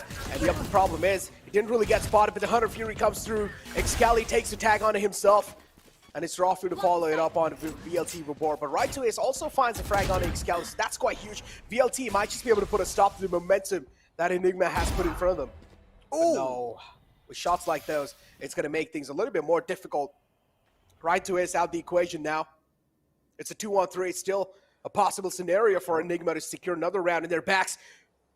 Oh my god, oh my god, moves away in the nick of time. And Amaterasu is still so unknown of that fact. But the problem is Amaterasu has the resurrection available, so he will probably go for the resurrection play. But look at the bodies of Velocity Gaming. They're being protected by Rexy, so the resurrection is quite unlikely. And the spike is with Rafuel. Now, I don't think he has an idea about Hellfighter's position, so he has to be very careful about where he goes for the plant. But Rexy trying his best to do a fake here, pull Hellfighter's attention away from Rafuel. But Hellfighter spots him out. He's not going to get distracted. Drops the spike carrier, and a team ace for Velocity Gaming. They've got another round, but you have to wonder, is it too little too late, or can Velocity find the momentum? Can they find their groove and actually push for a comeback? 9-3 curse? Question mark? Nah, that happened against them. Look at that. They just need one more round to make it 9-3 and then pretty much move on to the second half. And if that does happen, well, I would just say it's going to be a comeback coming soon. Because 9-3... I trust him, man. I've been in the ranked games 9-3 a lot of times, and even if I'm on 9-3 situation, I'm able to clutch it out. If the enemy's on 9-3 situation, which is most likely, they're able to clutch it out. But yeah, now, beautiful attack coming through from Rexy. Hunter's Fury there as well, to trying to find the opening, and he will do so. No, finds the tag. Looking to get the kill, but no one's going to be the answer, but it's fine. Amaterasu's got Deathmaker's back. He will get Deathmaker back up on his feet. Has to push on the operator. Oh! A beautiful flick and dashes back in time. Makes the advantage nullified, but immediately right to ace. Able to shut down the rotation. Now on this 4v3 retake, it's all down to Cali Necro. He has 2 of his Devours still left, so as long as he can get 1 kill, dismiss on back, then he could definitely be able to pull off the round. But on the other side, on the flank, it's a brother versus brother battle. Anti versus Deathmaker. His narrative's all over, man. Oh, man. Amaterasu able to find a frag on Excali, and then you have Rexy to follow it up. And now it's just the final man alive. It's Antidote to left things clutch with the IGL himself. Will need to carry the team on his shoulders now, or maybe a back. Oh no, the defense is being stuck. Antidote realizes that same fact, but it's fine. Amaterasu is just playing it perfectly. As you said, the IGL himself, the captain himself, the leader himself, leading from the front, a 4K and a resurrection. There's not much more SH can do in a round. Amaterasu doing it all, getting his team to that 9-3 scoreline. Now we know, at this very scoreline, Velocity Gaming lost their chance to represent South Asia at the Asia Pacific Last Chance Qualifier. Can the 9-3 curse that was on them come back to haunt Enigma Gaming through them? I highly doubt it, but let's see. Keg W. Yeah, but again, 9-3 curse is there on the board. VLT can try and make it happen, but still, I feel like Enigma Gaming, they're going to look really strong even on defense. And I do want to see, is there, like, how are they going to be able to play it off? Because Rafuel, the way he's being really aggressive, that's paying them off quite a lot. Deathmaker, as always, just able to kick things off with a nice dink. Look at this. The way the setups are done, it's, again, Antidote with that aggressive push, he's walled off mid. But little does he know that there's a possibility for them to just exploit this by going back. He hears the knives being put forward, so Antidote has to hold mid himself. On the other hand, the duelist holding a crossfire, and this is the power of the Reyna. She can sit in that cubby, wait for them to come. As long as even her teammate gets a kill, as long as that soul orb comes up, she can happily dismiss on out of there. That's not something the race can do, but for now, Velocity Gaming starting to all group up towards this B area. Rafuel is the bait and Excali is the switch. Can they find this value? Can Excali dismiss on out of there? No, he cannot. There we go. The question's being answered by VLT, and Deathmaker's intention's pretty clear. The vision as well is now getting clearer. Rafuel spotted. Broombot doing a lot of damage. Down to 17 HP. There's no way it's going to be able to move back to safety. And now Rexy as well taking so much damage. Enigma making a lot of mistakes happen in VLT. Just making a flawless round happen in VLT. Finally, you can see the confidence gaining back on their side. Yeah, and I'm remembering an important point that Malav, actually, the analyst for Global Esports, mentioned to me, which is, why raise? Like, if he wants a lot more say in terms of gunplay, why not chamber over KJ, you know? And give Vibor that chamber where you still have those traps where he can still protect the flanks, but still over the KJ has a lot more say in the way the gunplay comes out, because I have to say that Raze has been extremely underwhelming so far. Having said that, the pistol round going in favor of Velocity Gaming is a strong start. So maybe that underwhelming Raze can be the X factor. Vibor, definitely a player with the talent to be able to rally his team on that comeback, but it can't just be one player, right? Necro, it has to be the entire team, because Enigma is not the sort of team that bows down to a single player. Now, if VLT does make this comeback happen, that would be huge emotional damage for Enigma Gaming, even after. That would be even so hard for them to take in that I cannot imagine. It would be more tougher for them to take in even after a breakup, but there we go. LFF able to open things up. He's able to find that frag. VLT, they're just able to open the floodgates and they just flood inside the site. And now it's a 3-on-5. Enigma, what's going on? What's wrong in their defense? If you talk about what's wrong, a beautiful shot from Excali connects right onto his skull. Skull rips apart. Antidote follows it up. Antidote make it 2. He needs another one. He's out for blood and he's hungry. And he smells it as well. Smells delicious indeed. But Rexy now left with only 15 HP to work with. Unfortunate. Enigma Gaming tried their best to make that round back in their favor, but it was just stopped. Yeah, and this is starting to get extremely intense with the way these rounds are turning out. Anti with some cracked shots, but Velocity, the important factor here is that they managed to pull out the round. The annoying factor there is that they lost 3 weapons. So now, as you can see, they don't have a buy. Like, right away, he's going for a save, while a few of his teammates in Depmaker, and I believe Vibor going for the full buy. So we'll have to see if these duelists can lead the charge with their full buys and find some value. Because right now, Amit Rasul with Depmaker looking to exploit the mid gap he assumed there was, but Antidote will not leave that. The wall has already come up. But this information is key, Necro, because now that they know that the wall has been invested towards mid, they can go for a fast execute and a plant, knowing that that wall cannot be put up to then try and defuse. They can play on the post plant. We also do see VLT just walking it on to B site. They have one man in the back. It's right to Ace to try and gather all the eyes on himself. But the problem is, Excali already conveyed the info that he's the only man in front of him, so he's not really going to be going around for him. Instead, makes the rotation happen back to the B side. This is where he really does need the backup. Enigma, they're able to bounce back. A beautiful read coming through from their side. Excali was the key player for that read. Was able to convey the info onto the A side, and now on the B side, Enigma, they're able to stop this entire push coming through, and Rafael, just like that, able to rack up those 2 quick kills, and will close out another round in their favor. With all the funny part is, you know, with all the emotional damage we've been talking about, I'm pretty sure the chat as well will start to get annoyed, and it's kind of fun to make them tilt. Yeah. Hey, chat. You know, we like bringing you the hype, we like bringing you the jokes, but once in a while, we like bringing you the tilt as well. Yeah, we want to. Because why not? Let's go through the entire spectrum of emotions. We want to do some emotional damage on you guys. Oh my god, no. No! Yeah, I definitely need to go to a therapist after this. Okay, I'm gonna stop. I swear I'm gonna stop. Yeah. I'll try my best. I won't say it again. Okay, this is for you, man. But yeah, Oh boy. 5-10 being the scoreline. Still 5 rounds lead for Enigma. They will have a little bit of safety cushion for sure, but you want to see what they've got now. Because Enigma Gaming somewhere down the line, they were really being predictable in the defensive side. But they found the way. They found the ways to try and stop VLT in that previous round. A beautiful read coming through from Excali. The info that he gave away on the east side meant quite a lot.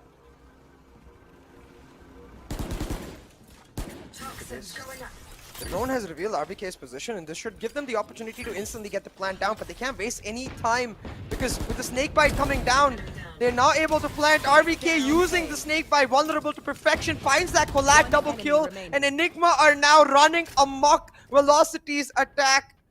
There is no say, there is no way that Velocity are able to find their way back, and you can see the shock on their faces. I don't think they were expecting something like this. I mean, Neither was I. Yeah, neither was I. That's what I was about to 30 say. Neither seconds was left. I expecting. Just a blink of an eye and the entire VLT. What? Amaterasu, what was that? Stop it. Oh my god, look. I really don't want to use the word again, but after that, that's quite a lot of damage. I did not say it. Okay. I did not say it. Amaterasu moves in forward, and Excali is just posted with his gun, with his crosshair trained. We'll shut him down. But yeah, that was a beautiful shot. 2 quick kills with the Sheriff as well, just flicking on the heads, just cracking their skulls open.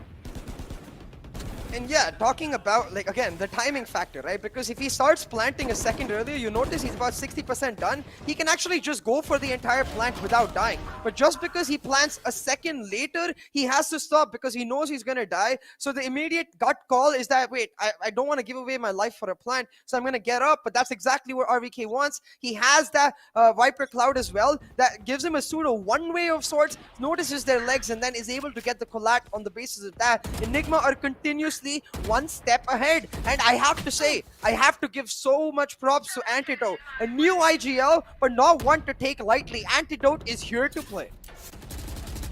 Dude, those shots, it's hard for me to recover from that. But yeah, RVK able to find the opening right there. Will be quite a lot for Enigma. Excalibur, beautiful find. Amaterasu, trades are happening back and forth indeed, but still the man advantage clearly favoring Enigma Gaming. You will not kill Being the my defenders, allies. that's going to mean quite a lot. But wait, guess what? Man advantage now being neutralized with that resurrection play.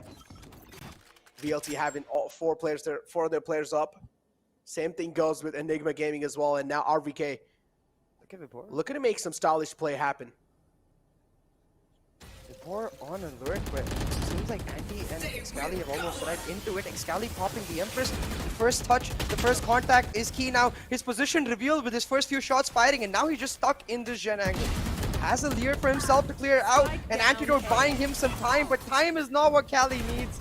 Needed a couple kills. Just like that, Velocity, they take control, they find the win.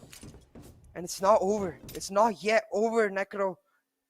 I mean, we always say don't count your chickens before the eggs hatch, and I certainly hope Enigma is doing the same, because even in this round, key ultimates invested the Viper's Pit and the Showstopper. So when you have those high-profile ultimates being invested, the team that gets the round, they get this important boost of momentum, and that momentum in the hands of Velocity Gaming right now. Still, their captain leading from the front.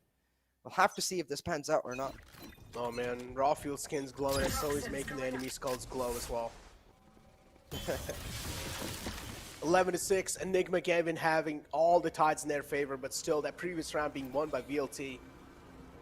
Quite a lot for that for sure. Marshall's in hand, trying to connect their shots on the Aldron, and guess what? The Aldron has a really good movement, some slick movement from their side, but Deathmaker able to find Excali, and Vibor follows it up with another one. Viper's Pit inbound on the site.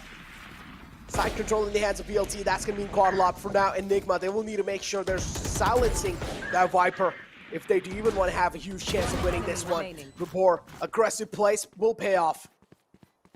Exactly.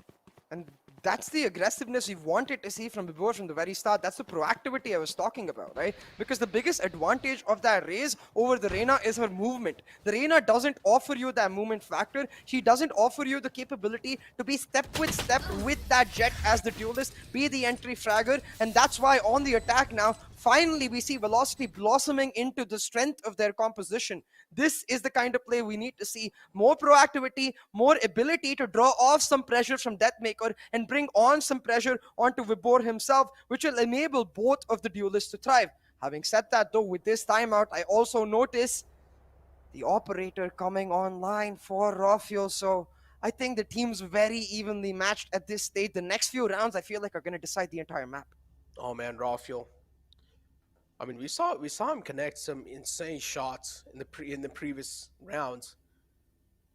And Enigma Gaming, they do need this timeout as well, because they do realize VLT slowly and steadily they're closing the lead, and they're going to be jealous after seeing that. So they do not want to let that happen. So this timeout will pretty much just be kind of like a timeout for the side of relief, and just to understand what exactly VLT are doing and how are they going to be able to counter it. The biggest weakness of running double duelist usually comes down to the fact that you're relying on the RNG of the plays, right? Now, Enigma, in their defense, they were in their attack, they were overcoming this by the fact that they were reading into VLT setups and they were continuously exploiting them, especially the fact that the Vibor on the Raze was generally very passive. Now that Vibor is starting to get a lot more aggressive, almost functioning, when he is not functioning as the entry fragger, almost functioning as an active lurker, it's giving Velocity a lot of room to maneuver with, and especially giving someone like Deathmaker and Amaterasu a lot of agency to try and find plays of their own. The best way for Enigma to counter this is to meet them eye for eye, go for the proactivity, the aggressiveness yourself, try to capture areas of control in advance, and that's exactly what they seem to have done here on B-Long. An aggressive antidote wall right there will ensure that B-Long, at least for now, can be left on the hands of one anchor. Look at that, though. 3 defenders available. Actually, 2 of them being really aggressive. There's Antidote and Kelly. Just trying to find an opening. That will mean quite a lot for them, for sure. They do. And Enigma will already have a huge edge. And Enigma also has a resurrection available, so they can go for these risky plays, but still, they will need to make sure that they're at least getting those trades happen. Similarly for Velocity though, Necro, they have that Hunter's Fury, they can play on the post lamp with that Hunter's Fury, but they're waiting for the wall to die down. They want to burst onto the site as soon as it does, and it's exactly what the dash comes in, so with the statues, but they don't account for Excali's position. Excali, he gets that first kill, distracts them away from Antidote while Raw Fuel picks up a collateral for himself. Oh my god. Antidote still unchecked. One enemy remaining. He's left unchecked and he will strike. Spike down. Finds the right moment, right to Ace, try to shut him down, but it doesn't matter. Antidote, too quick to react. And Enigma Gaming getting another round in their hands. That means they only need one more round to get the win against VLT in the map of Icebox. And then the upcoming map's definitely going to be really interesting. Antidote also has a resurrection available going inside this map, going inside this round. So Enigma Gaming overall have a huge advantage. Yeah, Enigma Gaming definitely have that advantage because a 5-round cushion as they try to secure match point, and in a map, I have to remind everyone, is a map of the choice of Velocity Gaming. Having said that, Velocity, they have seemed to found a groove to rally themselves on. The aggressive nature is what helps them. But talking about aggressiveness, Raw Fuel with the first pick, the Hunter's Fury not yielding much value either. It looks like Enigma are Oh my god, look at Raw Fuel just slicing through skulls. One enemy remaining. Tried to find another one, but wasn't really able to do so. But still, a lot of damage being dealt from his side. Heavy amount of damage being inflicted. And VLT now left with right to clutch alive. 1-on-3.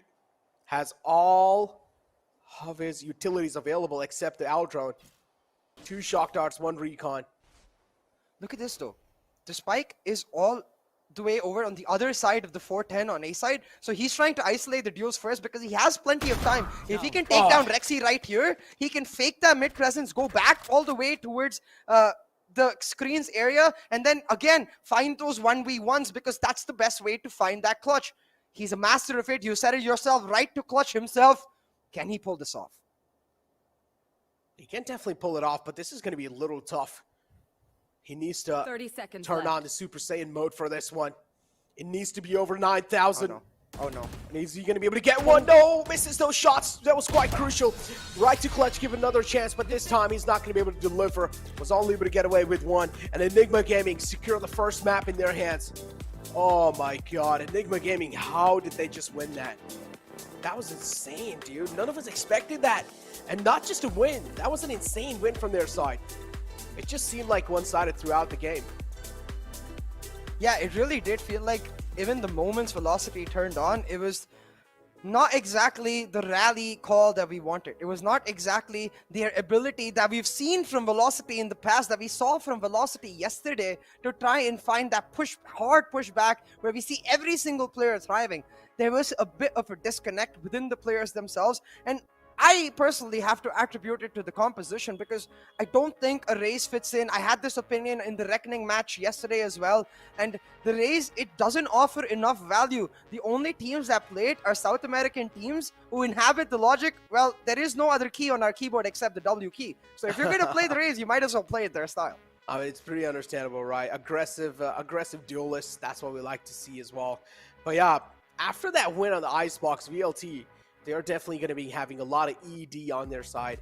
But I don't know how to recover from that. Maybe going inside the next map that will try and help them out quite a lot. I don't exactly know how things are going to be looking like on the next map, because we did talk about this, even though the next map is theirs, but still we might just see some switch-ups coming through. It's the map of Bind. So Bind as well is one of the most classic maps out there. But I do want to see what Enigma Gaming has been cooking up all the way in the back since all these days. Yeah, and that's a very important question, because as we talked about Bind earlier, the composition Enigma Gaming runs is a composition that Velocity pioneered. And I mean, I was a part of their support staff team when they were running that composition. I remember how comfortable they used to be. But having said that, with this Reyna coming out for Excali on Icebox, I do think YB has prepped them to a T, which means going on to the map of Bind, I'm sure YB would have looked back as to how Velocity played that composition. I'm sure Antidote himself, who was a part of the team at that point, remembers how Velocity played that and where they might look to punish the side of Enigma Gaming. So these key narratives over the composition, they're really going to come in clutch as to which team finds the win. Oh man, Amaterasu just being the IGL, also being the top fragger in the game. On the other hand, Rafiel's just doing Rafiel thing. He's on a complete Rafiel, just able to light things up for himself and his teams. But yeah, look at the damage number. It's a huge difference right there in the stats. Dude, it's 16,000, and then on the other hand, in VLT, you just have 11.1k. Headshot percentage, Enigma as well, just leading the charts. Enigma just proven VLT unparalleled. Yeah, and I have to give props to a player that I feel goes unnoticed a lot, Rexy, because as you said, right, it felt like a one-sided affair, especially in that first half. I feel like if the Rexy clutch doesn't happen, it's not the same at all. We've seen how important clutches can be to the momentum of a team. Kappa yesterday with the 1v4 clutch, bringing back GE from the jaws of death. Just after that, Hellranger with another clutch. Today, we saw a back-to-back series of clutches. Paradox yesterday to finish off Icebox. I feel like if that thrifty clutch doesn't happen, that 1-0-1-1 clutch, that first round affair, first half affair, that was relatively one-sided, might be much closer, inherently make the map much closer. So kudos to you, Rexy. That was one hell of a round to pull off. Oh, that was indeed one hell of a round to pull off. And you can take a look at the players' comparison as well. It's Amaterasu being compared with Rafiel. Rafiel is the man who likes to play the jet, and Amaterasu is the man who pretty much likes to support his team, being the IGL. And the comparison clearly isn't fair, because Rafiel is supposed to be the aggressive player. Amaterasu is supposed to be the backbone of the team. So even though he's able to rack up these many kills, that's a statement in itself. There has been instances in the past, though, where Amaterasu played Reyna on this map. I wonder if they could have foreseen Excali picking up the Reyna, shifted Vibor onto the stage, and given the MVP that is Amaterasu back to Reyna. Reyna would definitely be an interesting thing that I would like to see how VLT would try and adapt to it. But yeah, via rewards, this is what we've got for them, got for you guys. It's the exclusive merchandise, and the lucky winners will get it every single day. All you guys need to do to win this is just make sure you guys are subscribed to the NODWIN Gaming YouTube channel, and just make a post on either Twitter or Instagram, and make sure you guys are putting hashtag VCC giveaway, and also tag at NODWIN Gaming in that post, and you guys will be eligible for this giveaway. You guys will have a fair share chance to try and win it. But yeah, overall, going inside the Bind map, I do want to see how things are really going to be looking like, man. As you mentioned, both these teams are really well known, or familiar with each other when it comes to the map of Bind. So a lot of predictable nature will be seen. A lot of reads will be seen here and there. And I'm expecting this map to be way much more closer than how we saw in the previous map of Icebox. But with that being said, the first map has been concluded off the second semifinal. So we're going to be pushing to a short little break.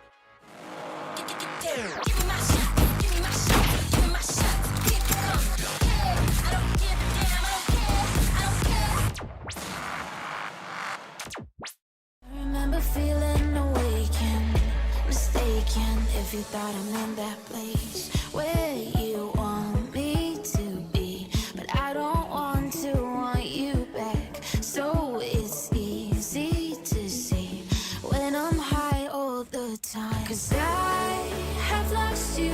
Get the thinking why we used to be so high on life. Without you, I don't feel alive. So I just keep on beating high, high, higher than the sky. Tell me, are you there for me even when I try? Keep on beating high. Without you,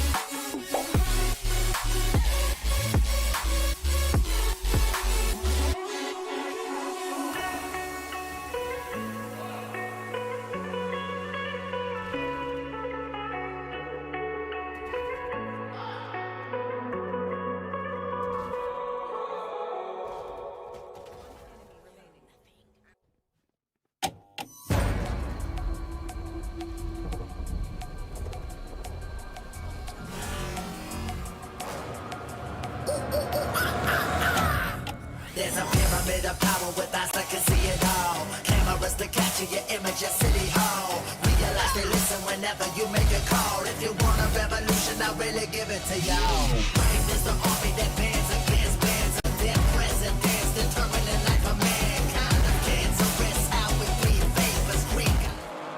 Give me my shot, give me my shot, give me my shot. Keep it coming. Hey, I don't give a damn, I don't care, I don't care.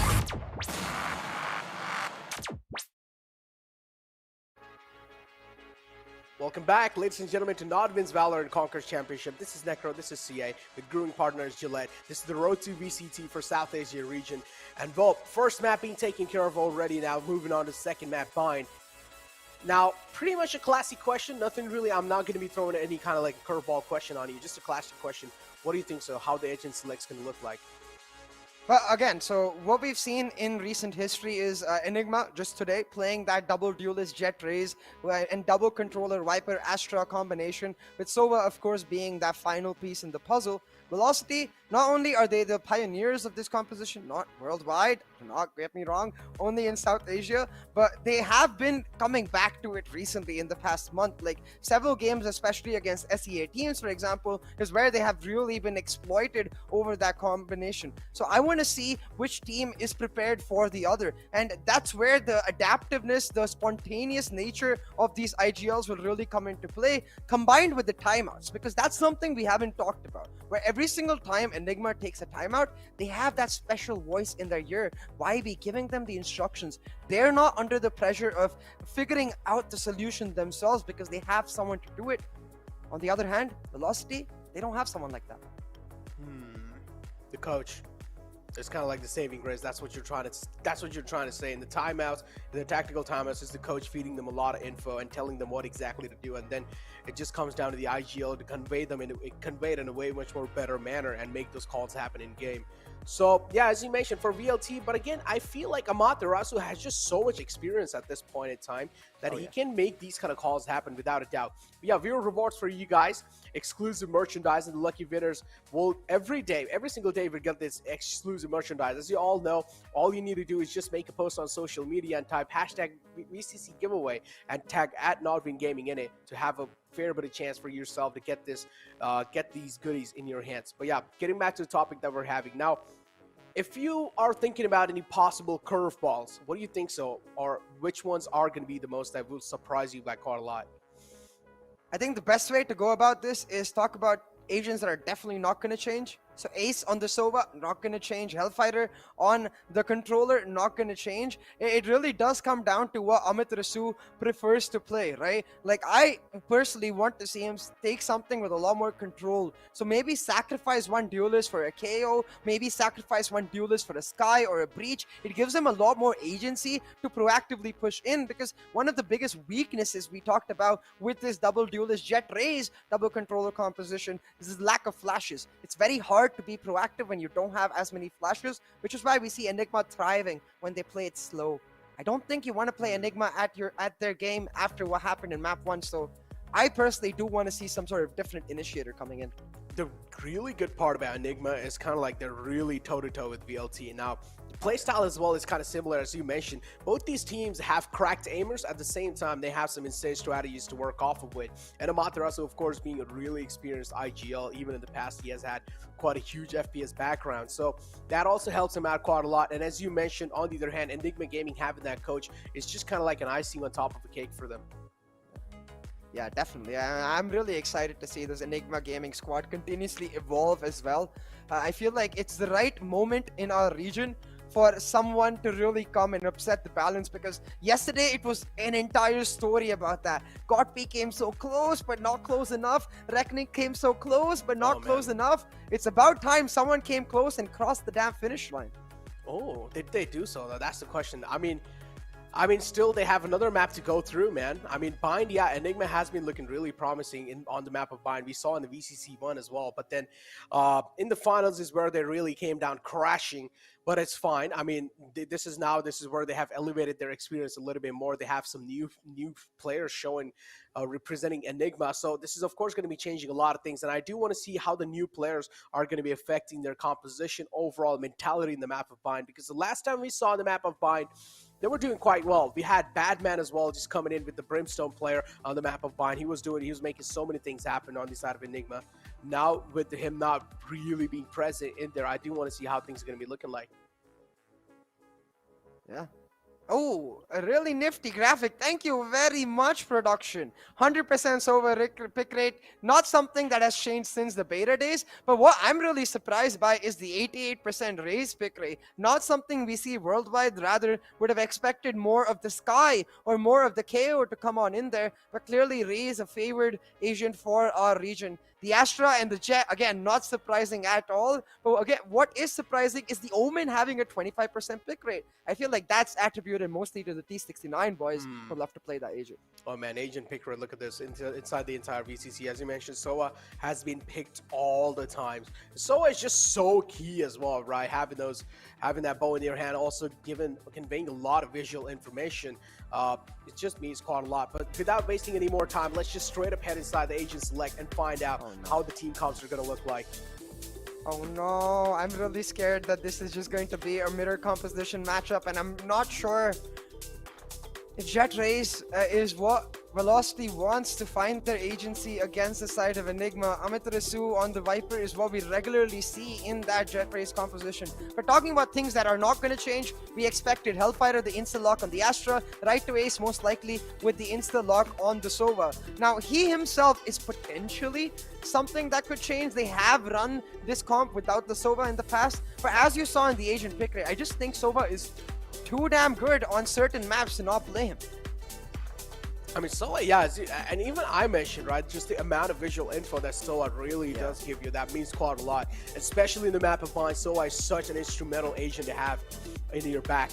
But yeah, overall, VLT, as you mentioned, Enigma just sticking to the basics, nothing really crazy, nothing really out the box. They have this 2 duelists to work with on the other hand, pretty much mirror composition.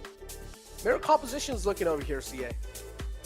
The thing is, like, Vibor has played Viper in the past. I know this for a fact, so I'm just curious as to why that can't happen with Vibor playing the Viper and Amaterasu picking up the Sky or the KO, but I guess it's not it. Vibor going to pick up the race, maybe looking for a path to redemption for himself.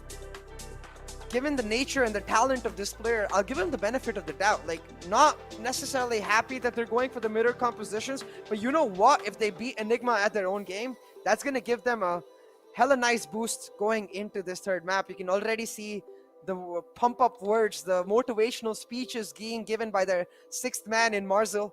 He's certainly hoping his team can make it all the way to the finals. And I'm glad that that's happening, because right now, VLT, they need all the motivation they can get. Oh, they indeed need all the motivation they can get. I mean, something unexpected happened in the previous map, and even VLT did not expect that. So, of course, it's going to be a little shocker for them. Yeah, exactly right. I think for us too, a real shocker in the way it happened, but my eyes immediately goes to Excali.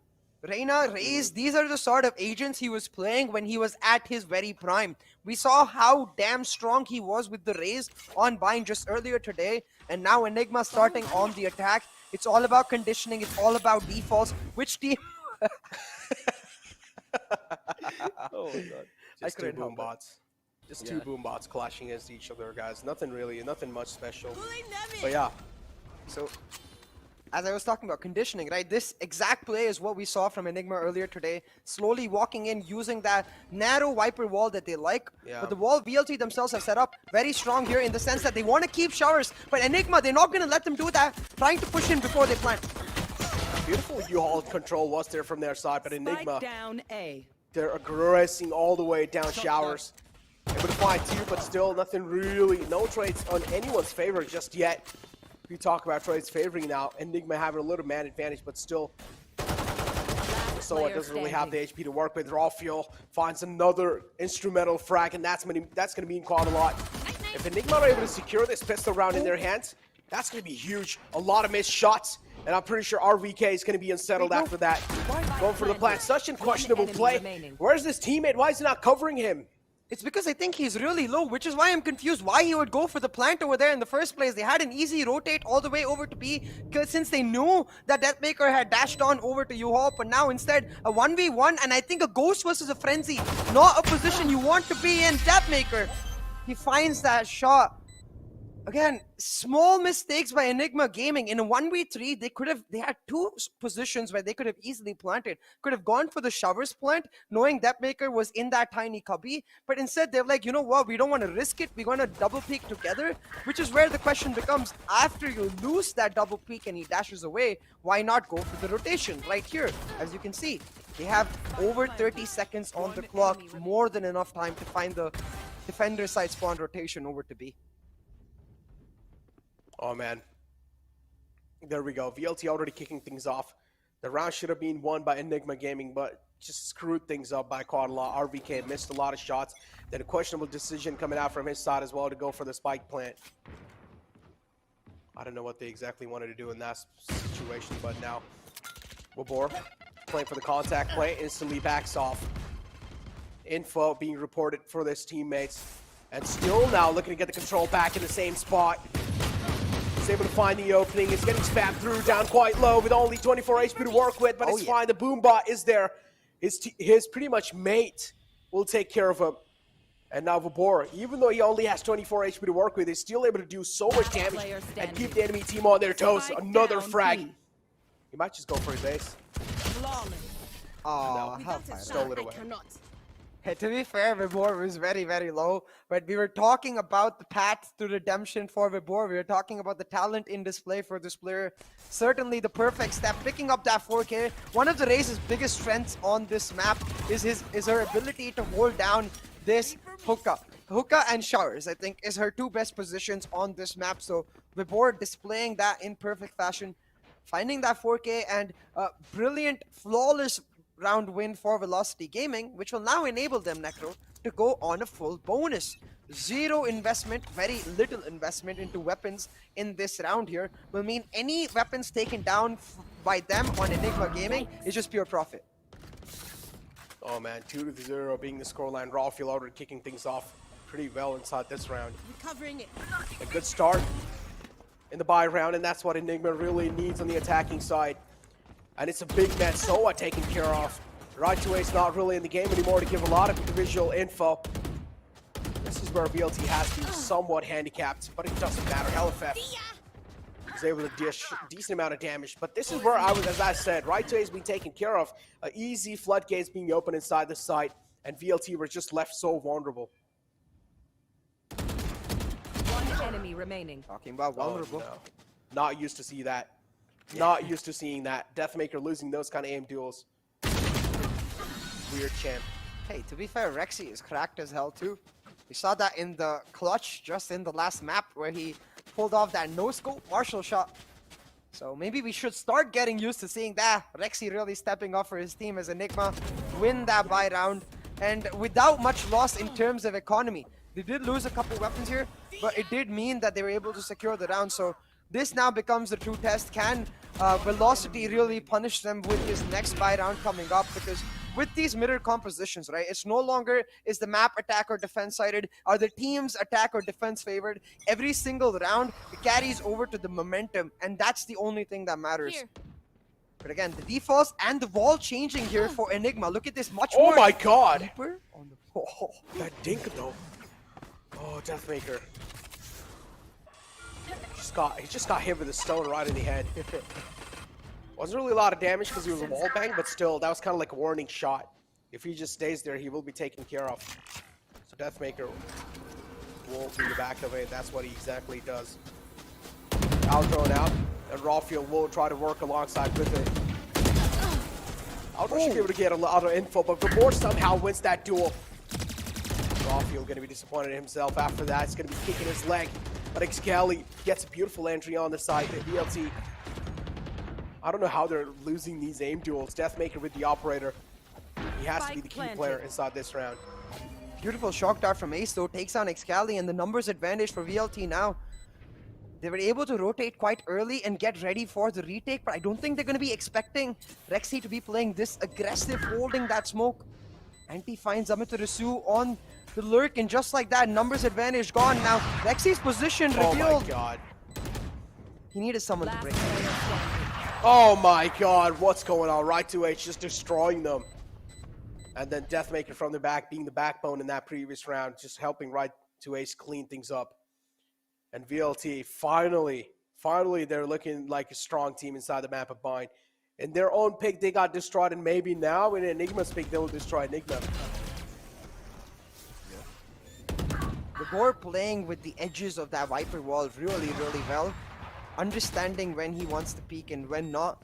Gave him a huge advantage with respect to how his position was not been able to get expected. And we all know, right? Like, I feel like 80% of your aim in this game is just crosshair placement.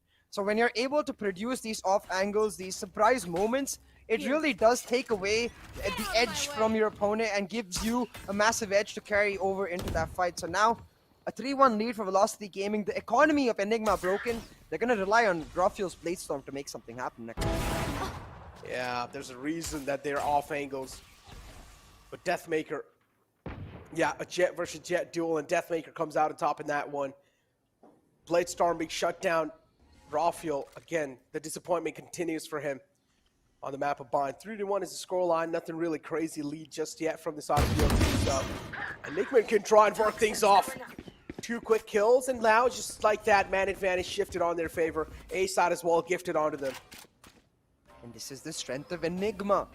The idea that they can force one side, get a lot of resources invested onto that side before finding a quick rotation onto another. The Viper split as well set up. Enigma now control every power point. The entries from Heaven as well as defender side spawn into A smoked off. So very hard for VLT now to push in, but Deathmaker still electing to go for the peak. I feel like the smart decision here is to save. You are divided. Hostile divide. Just blocking so much. Hostile divide, and that's gonna help a lot. Matarasa being spotted with the owl drone.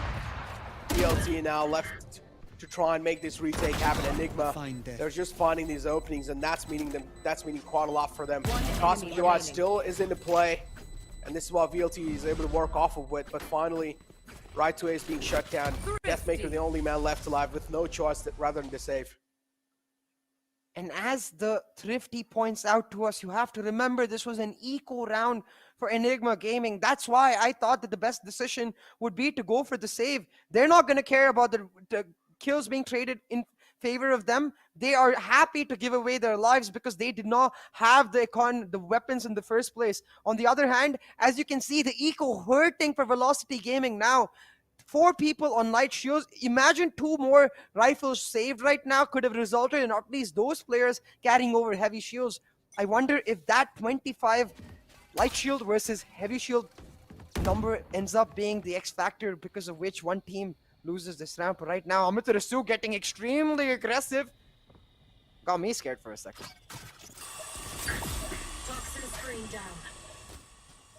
2-3 is the scoreline still. Enigma Gaming, they're able to close the lead. Deathmaker, oh no, with an opening like that, maybe the momentum will be stopped from VLT? That's the question that I'm wondering. But still, it's too early in the round to just guess anything yet. Deathmaker as well, just with those aggressive angles, trying to pick someone off. Excali has sneak all the way past through on the right. So he's found an easy entry over here. If he's able to create a surprising angle and surprise Deathmaker completely, that can be huge. Keeps coming out. Amaterasu will shut down Drawfield. They're trying to lead the pack, but Deathmaker now, the Slice Man's alive. Trying to slice through bodies over here. Excali already sliced off and cut off. Antidote follows it up with another one. Antidote with a huge 2K to try and change the pace. Down B. But again, I don't really feel like that's going to be the case. Instead, RVK, though, hold on, still low HP, but not really impossible. Wait, but he will get taken care of. He heard 2 teleports, so RVK, as soon as he hears 2 teleports, realizes it's a 1v2, could have just gone for the spike again, played on the post plan, rather looking to fight right there. I feel like never works out because you can't isolate the duels when both of the players are in the teleports. So I don't think it would have mattered much considering how low he was, but these small decisions, they I feel like they fester in your head and they end up affecting the map later on. And both of the teams currently making small errors here and there. It's going to end up being the team that is able to rectify them sooner. I feel like that finds the right momentum to continue on in a win streak rather than back and forth in terms of the rounds. Enigma looking to take the shower's controls. Pretty much Excali is trying to do so. Ubor's playing the shower. Intentions are pretty clear. They want to get this A site back in their hands. Just walking in slowly and steadily. Enigma. They have found a casual stroll on the A side, but still, they haven't really found a full control because they haven't found any openings. Hunter's Fury used from both these sides. Not a lot of value being found for both just yet, but still, right to Ace was able to find a little connection. And Enigma, within a blink of an eye, their entire aggression has been destroyed. Lumbar revealed Hellfire's position, and just like that, it's become a 2v3 on the map. But for now, on the site, Enigma have the capability to isolate those 2v3 into advantageous numbers for themselves. The Recon being taken down tells Rexy Depmaker is there. The numbers advantage is slowly dissipating and disappearing. The fake plant coming in. Excali uses that to take down Amaterasu. And Enigma turning the tables around on Velocity Gaming now with the numbers advantage for themselves. Spike being planted. It's a 2-on-1. One enemy remaining. Doesn't really have a lot of HP to work with. Right to Ace capitalizes on the exact fact. Excali out the equation. This leaves him in a one-on-one situation. VLT again can try and keep the momentum going if they do win this one. If they are not able to win this one, that's going to be that's going to be affecting them quite a lot when it comes to their mental aspect. So yeah, right to Ace. Just trying to clutch this one out. Beautiful recon dart, try and force out right to Ace. Just keep him unsettled. And now he's out of bullets as well. I think so he accidentally TP'd his ball, or maybe no, that was meant to be. He did realize he doesn't really have a lot of time to work with. Time was slipping past by his hands. And Rexy, he's not scared though. He takes the TP right behind him and he wants that kill. Rexy has been absolutely killer this game. As Astra likes to say it, rather. Killer. I really love Astra voice lines, you might have guessed by now. But yeah, they're pretty cool. Yeah, they are, right? Hey. Talking about Astra voice lines, right now, Anti trying to say bye-bye Boomer to his opposing IGL.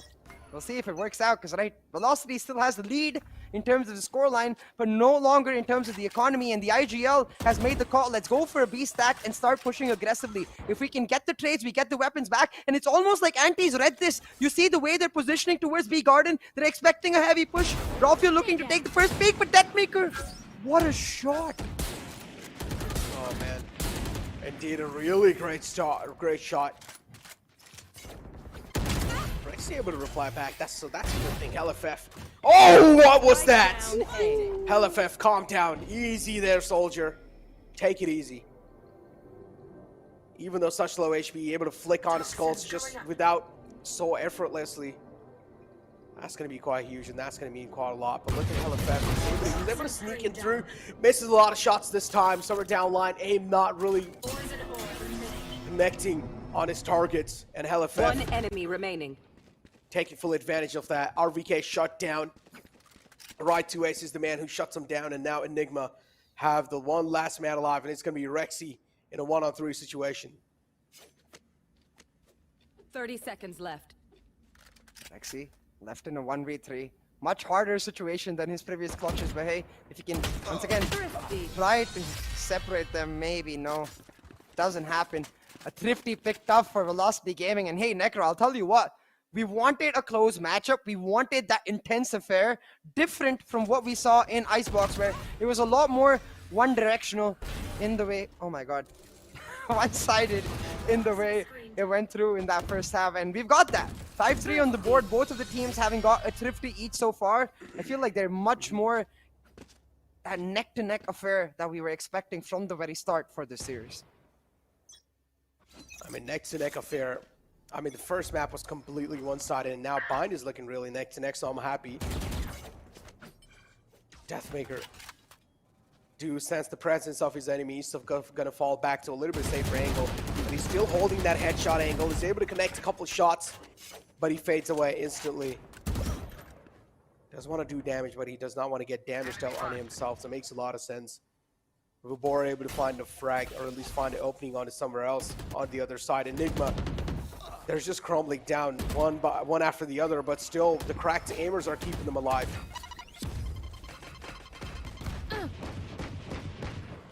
4v4, but Raw is insanely low, so he has to be the bait for his team. Just try to enter, create space, and he's trying to do exactly that, but Excali caught off with the showstopper in his hand. That's a huge ultimate down, Necro. Big ultimate down, and Rexy follows it up. And there we go, Deathmaker with a tap on Rawfield to shut him down instantly. Rexy in the front foot, and then you have RBK in the back. And just Vibor from the back to clean it up, and Deathmaker will just sit back and enjoy. VLT having another round in their hands. And Enigma, the pressure will start to build up now.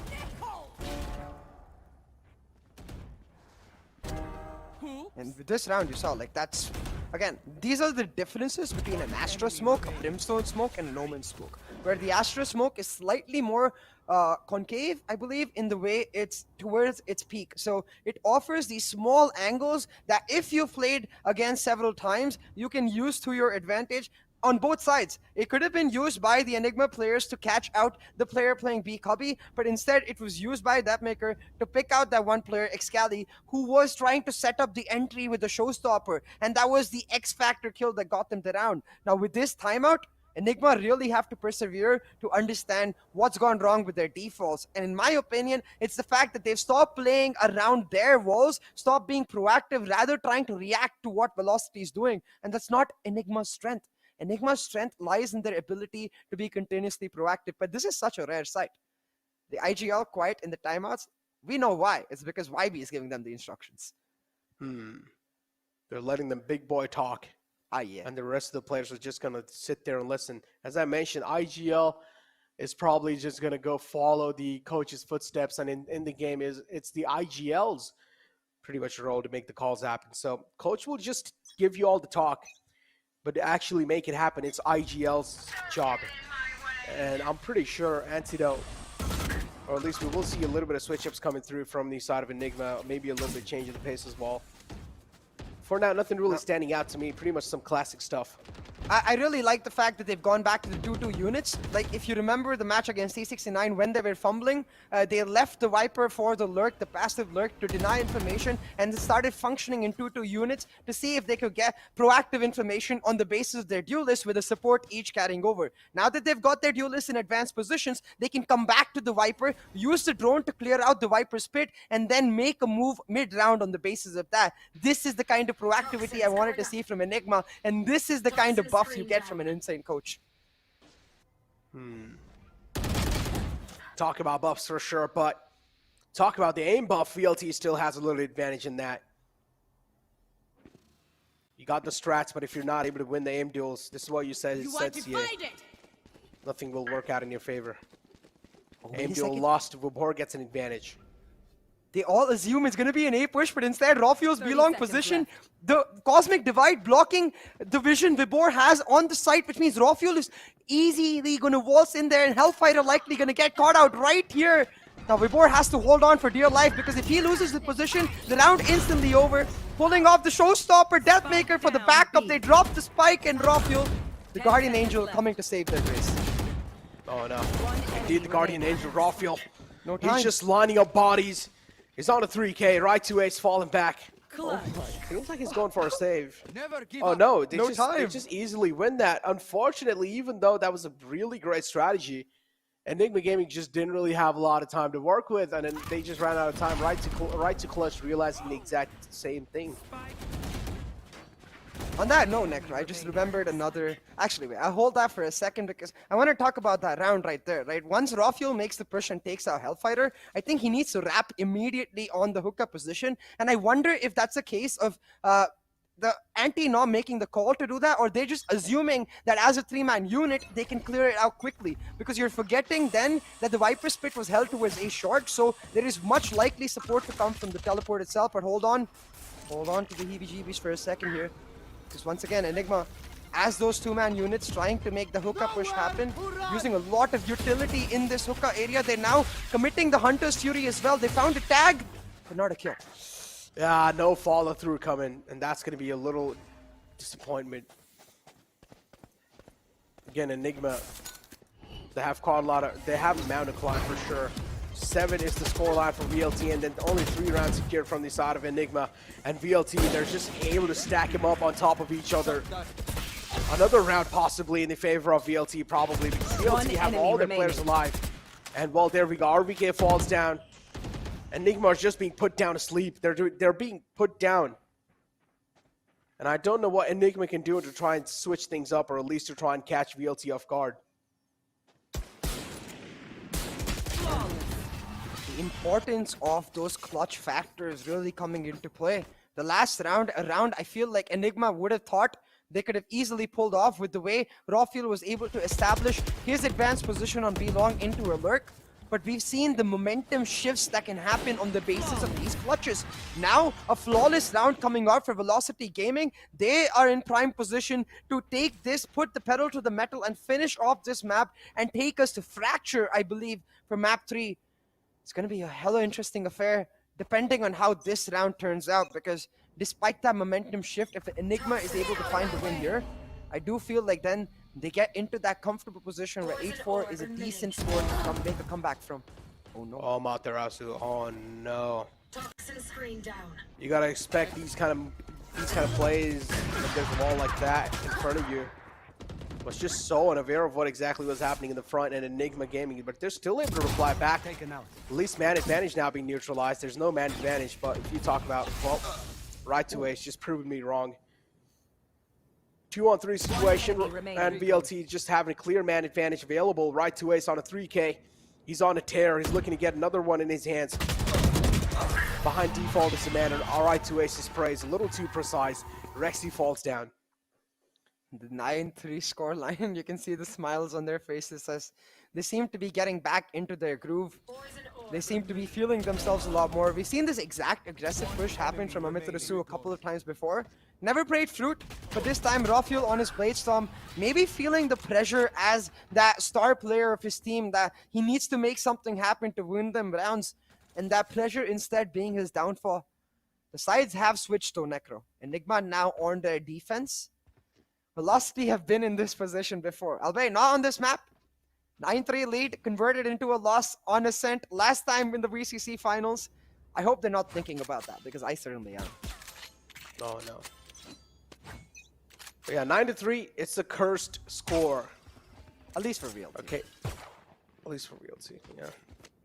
VLT need to at least now realize that this pistol round is going to mean quite a lot. If they're actually able to win the pistol round, we might as well just call it and say that VLT are going to probably win. Oh! Oh, that's a huge frag. The shock darts the line and Vibor falls down. Man advantage shifted over to Enigma, and Amaterasu clearly a sign of worry on his face after that initial man falls down. Amaterasu in the front with the Viper. He's waiting for the players inside bathroom to make a move, but just the wall from the Viper is so well coordinated that now the wall is just going to block their vision. Rafiel pops out, gets a frag onto Materasu. The man at the site gets shut down, and a huge switcheroo coming through from their side as well. Look at that. It seems like now they're going to go for the B site. Antidote, he almost has this spidey sense. YB's voice in the back of his head telling him, indeed, don't give up B site for free. They're very likely to rotate because that's exactly what you would do. So playing in that elbow position, guarding elbow, because even if the plant goes down, as long as he keeps elbow, his team can then go for the TP, pincer them through hookah, and try to go for the retake. But right to ace right now, trying his best to clutch. He gets taken down. And in a 5v2 position, Anti's life here is extremely important. He cannot go down before his team comes over. As you mentioned, he cannot really go down. Challenge the duel. 10 seconds Have left. to make it down to 70 HP. 10 seconds left on the clock. VLT will get the spike down. This round's really important for VLT if they do want to at least back this game in their hands, but no, it's Enigma instead. Starting the second half on a good note, and maybe they're able to keep this momentum going in the future rounds. Now, another round as well should be easily in their hands, but I'm not really sure how things are going to be looking like. With the Spike Planet, they will also VLT will have a decent amount of eco to at least go for half buys. Yeah, and that's an interesting point too. Like, do they actually do that with the scoreline that they have, 9-4? I mean, I think I would just be in a position where I don't have to do that for the same reason that I would say I do want to do that, because they have the cushion. So, not going for the forced buy, but Deathmaker opting for a Sheriff. We've seen that Sheriff result in some nasty shots before. So you never know. They might just use that to pull it off. But in general, Eco entirely for Velocity Gaming. Not willing to take the risk, understanding that one more round isn't that big of a difference for them, considering the score gap. One round indeed is not that big of a difference, but still sometimes it can mean quite a lot. If the enemy does get their morals up, then that means they will just start destroying you throughout the game. And Enigma is one of those teams that really needs that in the second map bind. Quite close, beautiful gravity wall being used. Wilbur as well taking things really safe. Excali follows it up with a frag, but Deathmaker's aim is trained, his cross is trained. Excali walks right in that, and he will be welcomed with open arms. Enigma, 4-on-4 situation. A gun being retrieved on the side of VLT, and they also have the side control. But Antidote finds a kill on the Deathmaker. Big threat being silenced. Look at the spike though. They've tried to make the full rotation happen from B to the showers in A and make a spike plant A, but Enigma understand this. This is exactly, again, what Enigma would have wanted to do. VLT playing it by the book, not working out for them whatsoever, because Enigma are disciplined. They keep someone on the side, remaining every single time. They are not able to get caught off guard so far. Hellfighter does get another frag, and at least in this scenario, I'll say, 3 weapons taken down from Enigma in an almost pure eco for Velocity Gaming. That's some great damage. Indeed, some great damage, but RVK. Final kill collected. Enigma able to get another round in their hands. But yeah, as you mentioned, VLT, they were able to deal a decent amount of damage. Now going inside this buy round, this is where VLT will have a little advantage over Enigma. Spike down A. So I do want to see how things are going to be looking like going and moving inside the next map. But Enigma, at least they're able to close the lead a little bit, and that's what they really needed. Looking at the scoreline, it's 9-5. Enigma can definitely make this clutch happen, but Enigma just doesn't really have the weapons to support him inside this round. Here. Yeah. Really have to see. Look at this setup from Enigma Gaming though. Crossfire between the duelists in this hookah position, expecting that hookah aggression to come through from Velocity Gaming. Now the boombot reveals Excali's position, but not that of Raw Fuel. Except that. They're all going to push in on Excali, trying to check one angle together. Velocity expecting the crossfire. They shut it down.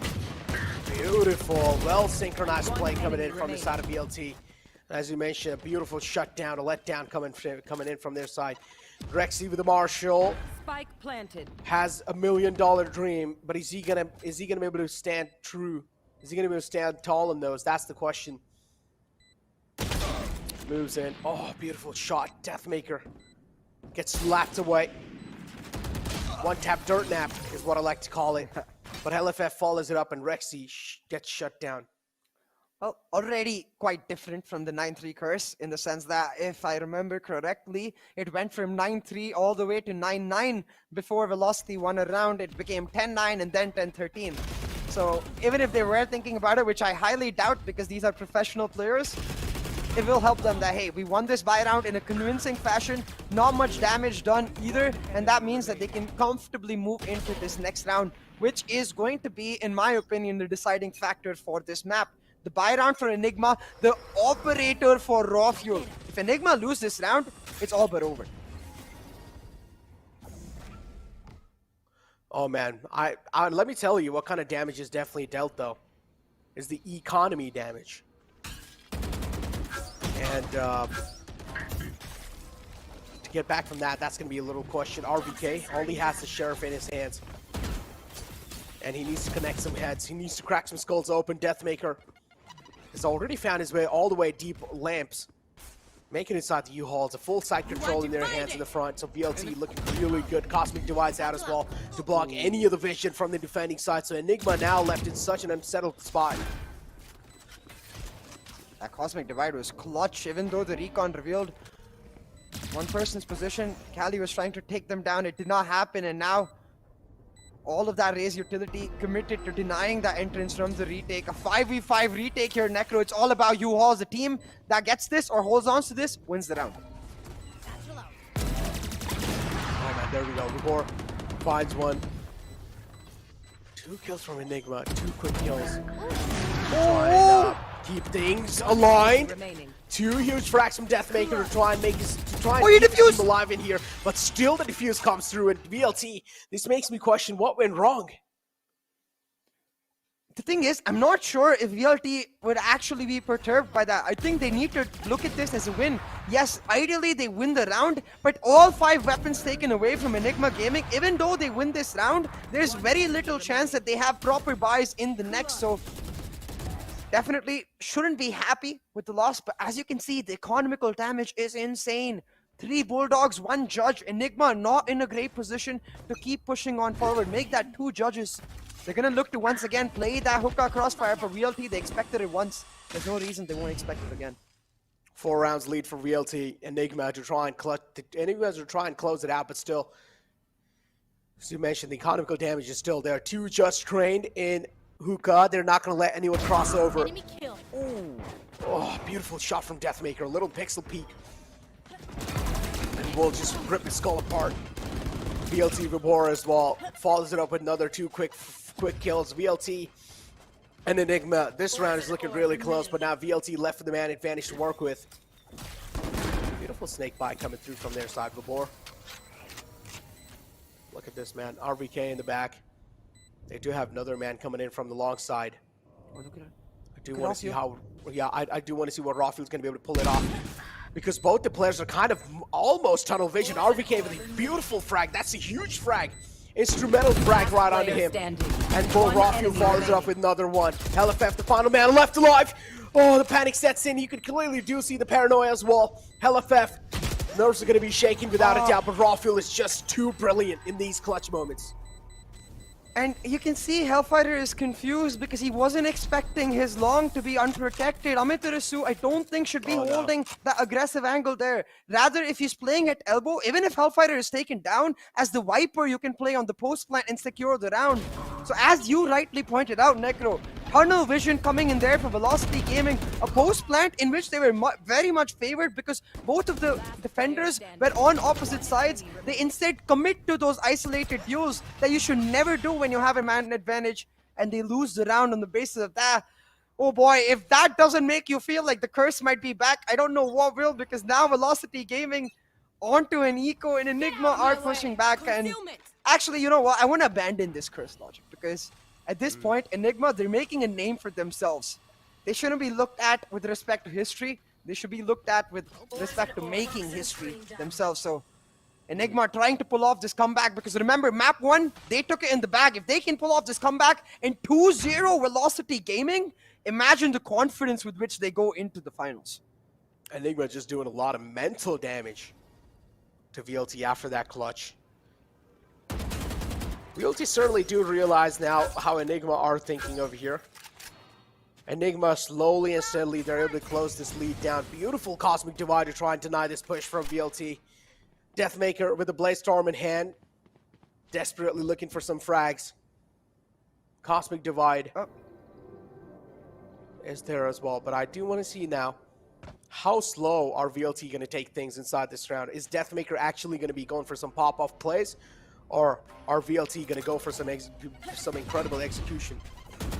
I don't think VLT knew that the way that Cosmic Divide was set up, it actually helped them a lot on the A side, but nevertheless, it's gone for now. They're going to try to force this A side right here. The Hunter's Fury coming in from Rexy, spots that one. The Hellfighter might be taken down here, and that's key. The controller is gone, but Deathmaker is on a tear. Huh?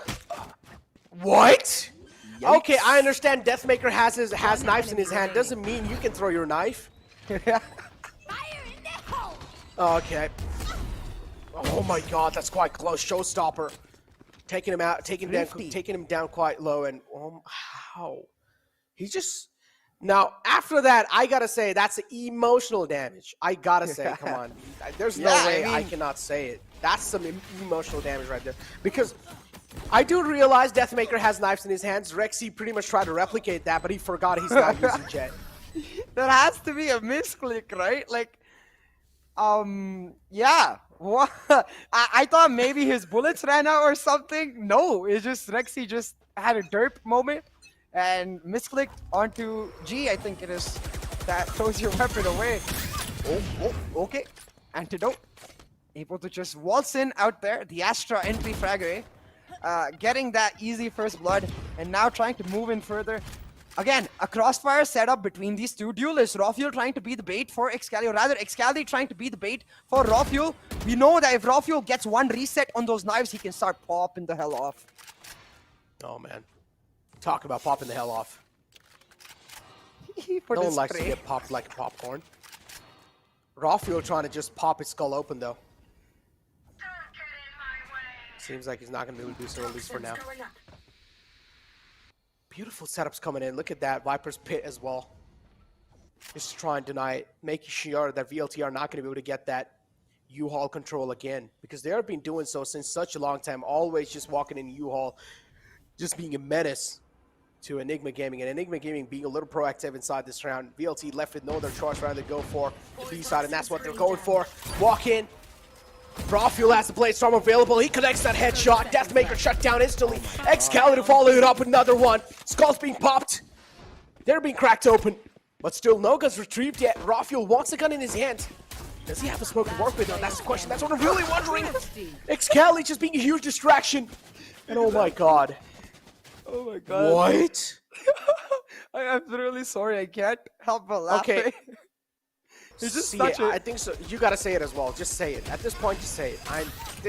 You need to say emotional damage. There we go. That's what I'm talking about. I mean, it has to be, right? At this point. It has to be. They win an eco round velocity right before this. Then they lose an eco round right after. Their mind has to be boggled just the way our minds are. Because this match is one hell of an affair between both of these teams. Continuously showing up with either their worst or their best. There's nothing in between. These teams right now, giving it all. But look at velocity strats in this round. Very slow on the attack, but very committed to that A push.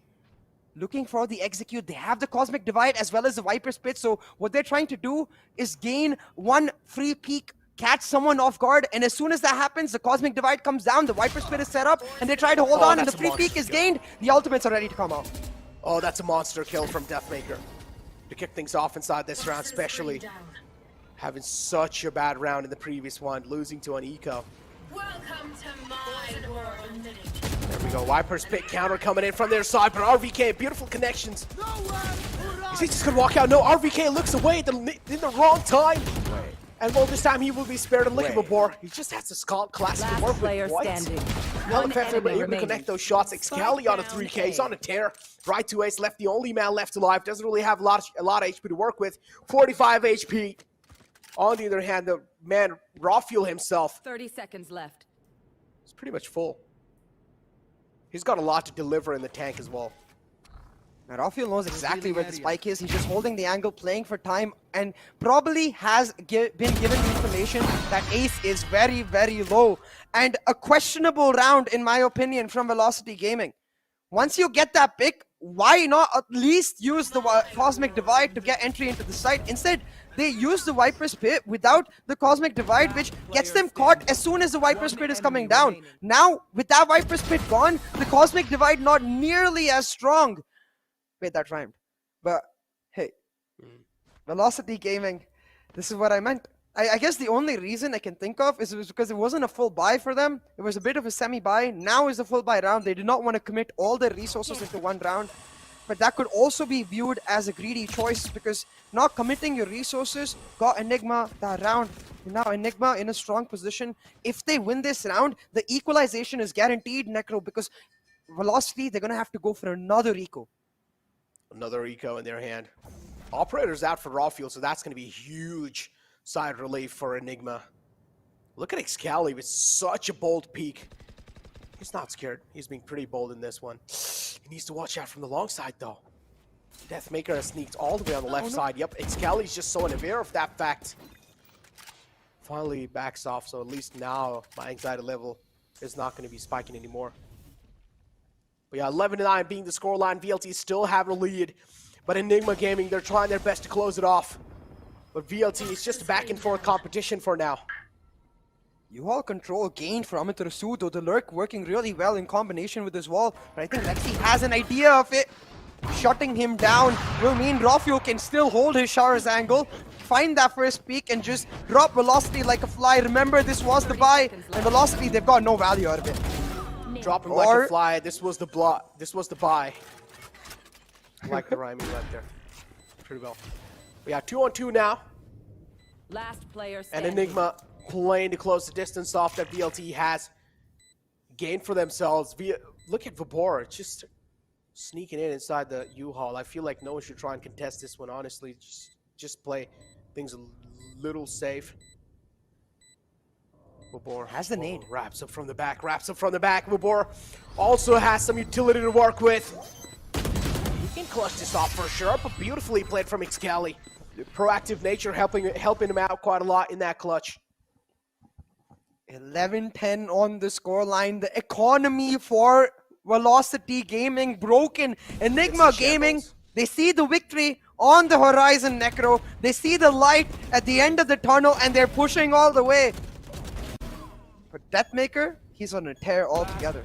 So they need to figure out a way to shut him down, because he's making these rounds go insanely close. And I think again and again, the rounds are coming down to these nifty mid-round calls where Enigma Gaming have displayed an insane amount of discipline. The ability with which they're able to make sure that mid-round rotations don't affect them at all has been astounding for me, because the biggest issue with this composition is the lack of information you're able to get in those mid-round areas as the defenders. So it just comes down to pure discipline and calling from Antidote, be like, hold your position, guys. Look at Marzul in the back. He's just staring at his knee. Now he's looking at Amaterasu. He's like, what are you saying, man? Just goes back to his normal form. But he's just chilling overall, man. Chill vibes. He's probably thinking, I want to play. I want to play. Just give me a chance, man. Can someone just... Can we just turn off the camera and swap seats real quick? Look at him. He's just chilling in the back, dude. I absolutely love it. Yeah. I wish I was him right now. I wish I had the beanbag. I want the beanbag. Yeah. That's another story. I'm honestly down to just sleep on sand. I don't need a beanbag. That's too expensive. Just buy me sand. I'll just sleep on sand like that. You don't need to buy sand, Necro. It's sand. It's there, like, naturally available in the earth. But hey, talking about what's available and what's not, economy-wise, Velocity completely broken. They've got a couple of Spectres, a couple of Sheriffs. Not the greatest rounds for them, but the setup has once again changed. Rafael now looking to peek in that A-short angle, while Excali holds down towards Shars. Actually, he's not even holding Shars, he's just playing on that A-short towards the bench on the other side of Shars. So, oh! I felt that. Oh, beautiful shot. Star player shut down. Oh my god, no! And Legendo lets them all pass. 1, 2, 3. Quick kills and LFF finally puts a full stop to that performance. But it doesn't matter, the damage has already been dealt. Spike planted from the side of VLT. New spike plant coming through, but Excali's position still unknown. Anonymous factor kicking in. And now VLT getting surprised. It's the right to clutch himself. Has a recon dart available. If he plays this to perfection, clutch certainly isn't impossible, but still, he has only a Spectre to work with. So maybe the odds are pretty low. Oh, there we go. Not much to do there. Right to ace instantly gets traded off. The sound that came in my head as soon as I saw them walking past Antidote, I can't actually say the words, but if you watch Dexter ever, you know the meme I'm talking about. Surprise! And then fill in the blanks, please. I can't on live stream. Wait, what? Right I here. didn't know. I'll show you later. You know the meme for sure. Everyone knows the meme. They just don't know that it's from Dexter. But hey, back to this round. The simple fact, right, we just talked about this. The entire strength of this composition is information denial. Antidote playing on the edge of that Viper cloud, so even when they turned in, they couldn't see him. The only way to check that angle is have someone turn around and check him entirely. The trigger control Antidote displays to hold his fire, knows exactly how many people are coming because of the footsteps from the audio information, and because of that, he's able to get one. But look at this, Rafael. That peak could have been huge. The Hellfighter, the Astra being taken down that early could have ended the round right then and there. Yeah, that peak could have been detrimental for VLT. Nate's coming in. Excali, do you realize 2 players have already sneaked in on the right side? Raw Fuel looking to connect the shots, but still no connections being found yet. 11-11 is the scoreline. Finally, Enigma, they are able to tie things up. And this is what they were really looking for. Need that back. Beautiful, beautiful.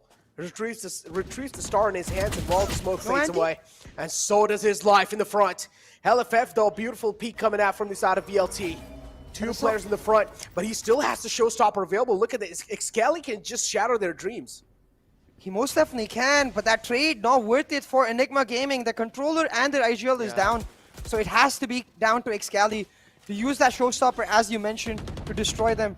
Now the shock dart's coming out, the lineup's delaying the plan just for a little bit. The showstopper pulled out and a rocket in Vibor's face. Not something he's used to. Enigma Gaming looking and finding match point right here, unless Hellfighter, no, he can't. Oh my god, they're just rolling over Look VLT and look at Antidote. Oh my. Oh, it seems like sometimes age really doesn't matter, huh? Ooh. I'm getting goosebumps, Necro. I'm getting goosebumps. I'm happy for Antidote. I'm happy for this, man. Yeah, and the Player like the standing. forgetting the word for this, but the hand, no, I do remember. Hand gesture that he made right there, like it's almost like rallying his team to him. Come on, guys, we got this. The 9-3 curse is real. Very much real.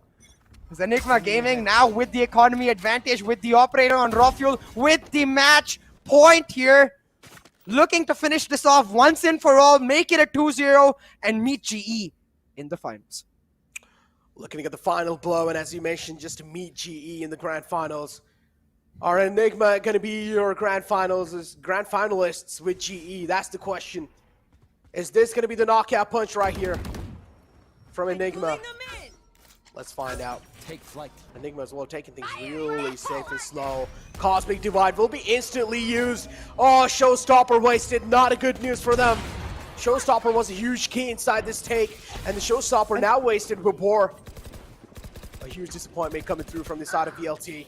Oh my god, LFF though is still able to at least make the trade happen. And as you mentioned, Rexy's position is so instrumental. He finds one, instantly fades back in the cover, has a recon dart to work with, but oh no, did not really use any of the utilities that he had available.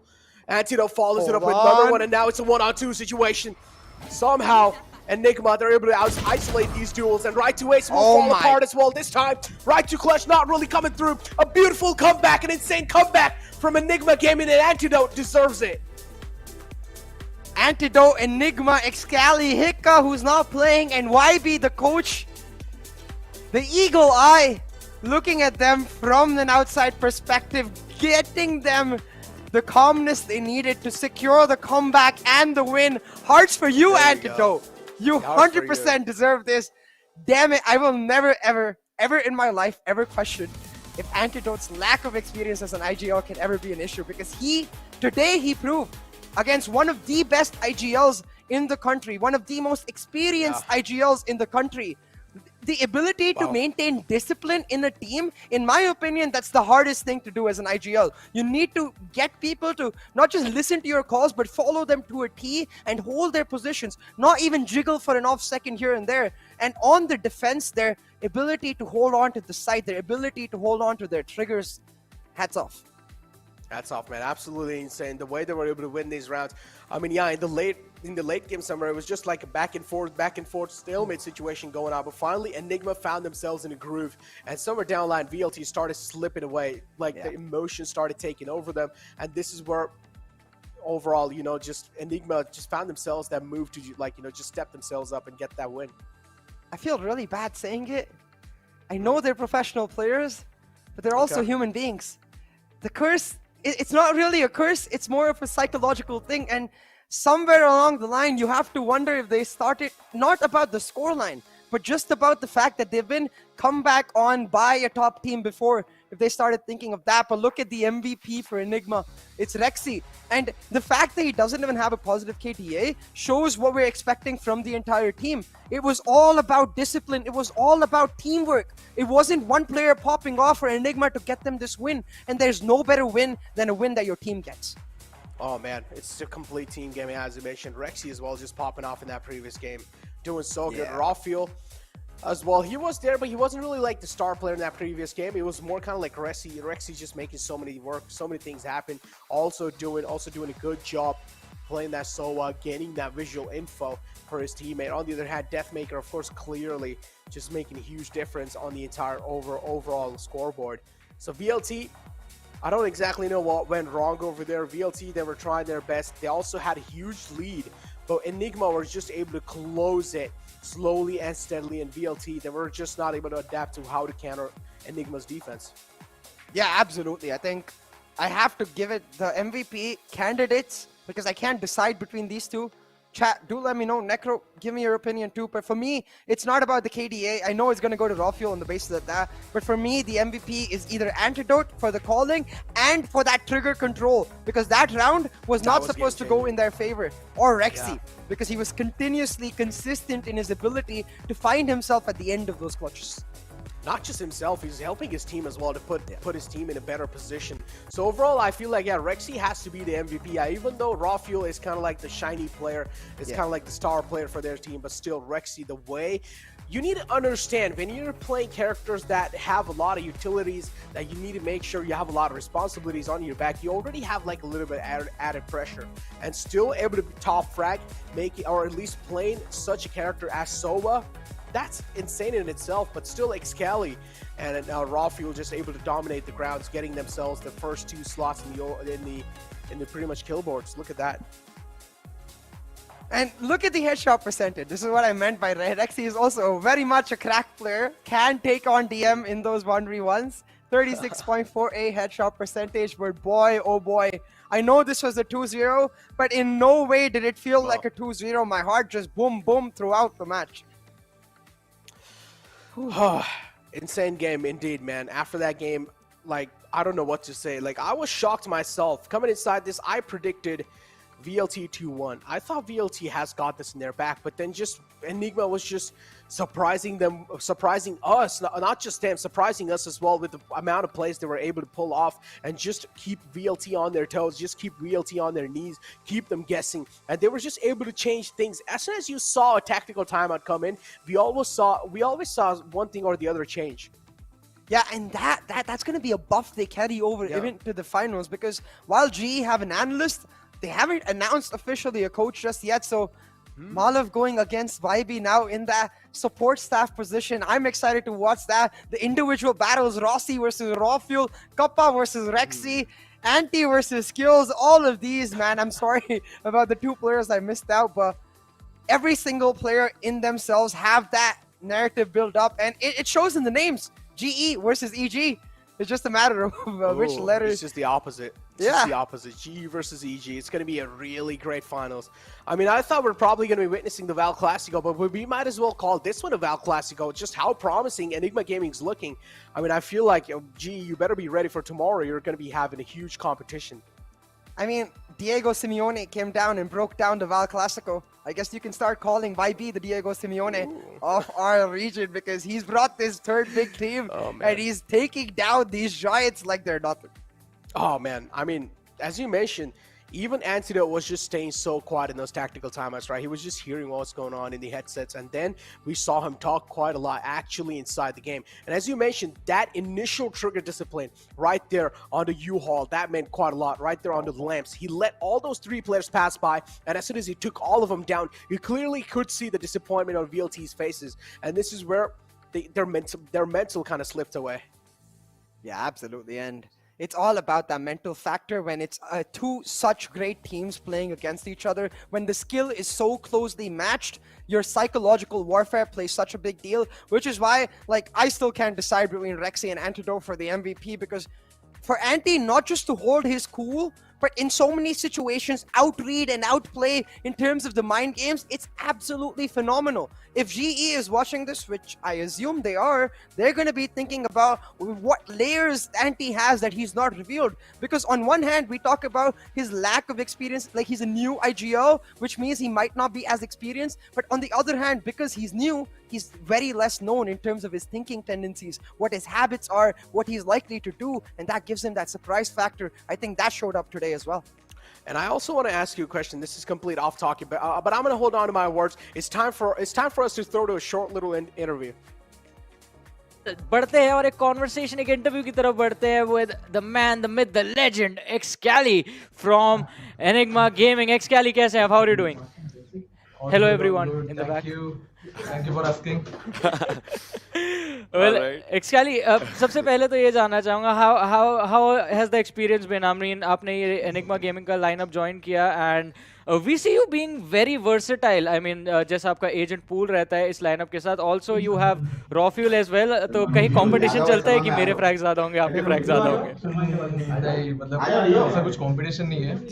Kills वगैरह कुछ matter नहीं करता. The only thing that matters is the victory. And today we won. I mean, definitely. मतलब frags actually doesn't matter because you can see when it was when we were 9-3 down, I had like 5-6. Everyone, सबके kills it was under 10. जी हाँ. And मतलब you just have to believe in your team, believe in yourself, and you can actually make it happen. Definitely. I mean, वही सबसे ज़्यादा important होता है कि it's all mental. किस तरीके से ना आप अपना mindset रख सकते हैं, लेकिन अब साथ के साथ आपको माइंडसेट रखना है कल के दिन के फाइनल्स का, वो बेस्ट ऑफ 5 जो ग्लोबल ई-स्पोर्ट्स के अगेंस्ट होगा. सो आपसे मैं जानना चाहता हूं कि सॉरी टू इंटरप्ट, मतलब talking about mindset, I don't think मतलब we would have been in this situation if Y B wasn't here. He is the one मतलब who just motivates us all the time. मतलब even if you are leading 12-0, he's like, just shut the fuck up, play your game like it's 0-0.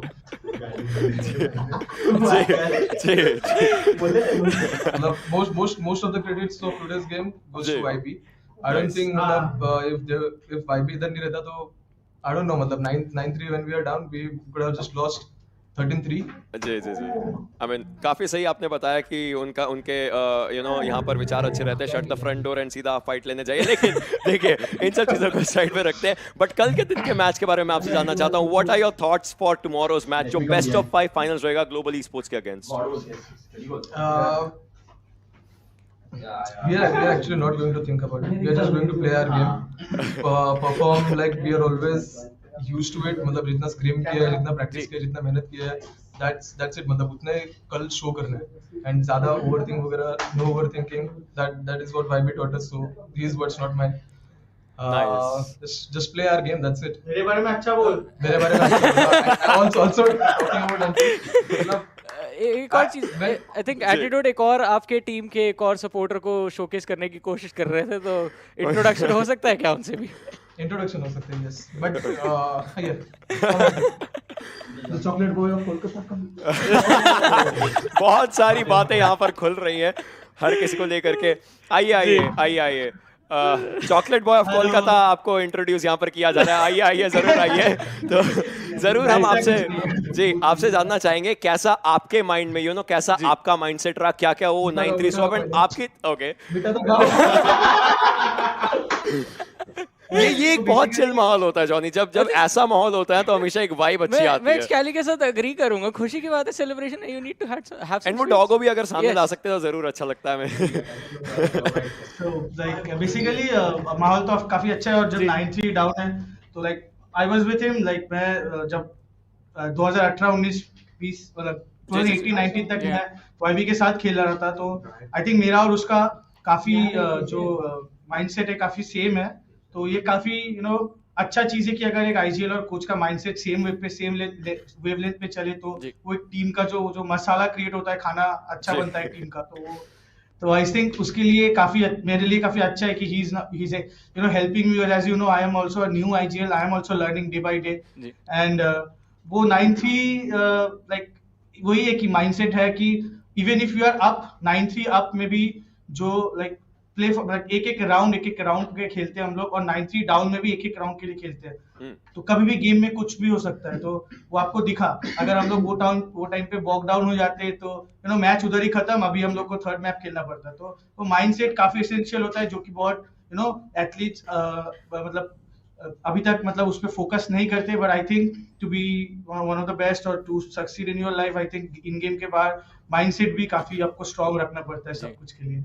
And कल ये mindset, ये mind का strength काफी ज्यादा important होगा, क्योंकि BO5 सीरीज आपको फेस करनी है। And I see why be there कि चलिए जल्दी से प्रेप करने जाना है। तो thank you so much Antidote for joining us, and thank you to your team as well. सब लोग आए, थैंक यू जॉनी भाई, it was very fun having this conversation, and thank you so much. Good luck for tomorrow by the way. All the best, all the best for tomorrow.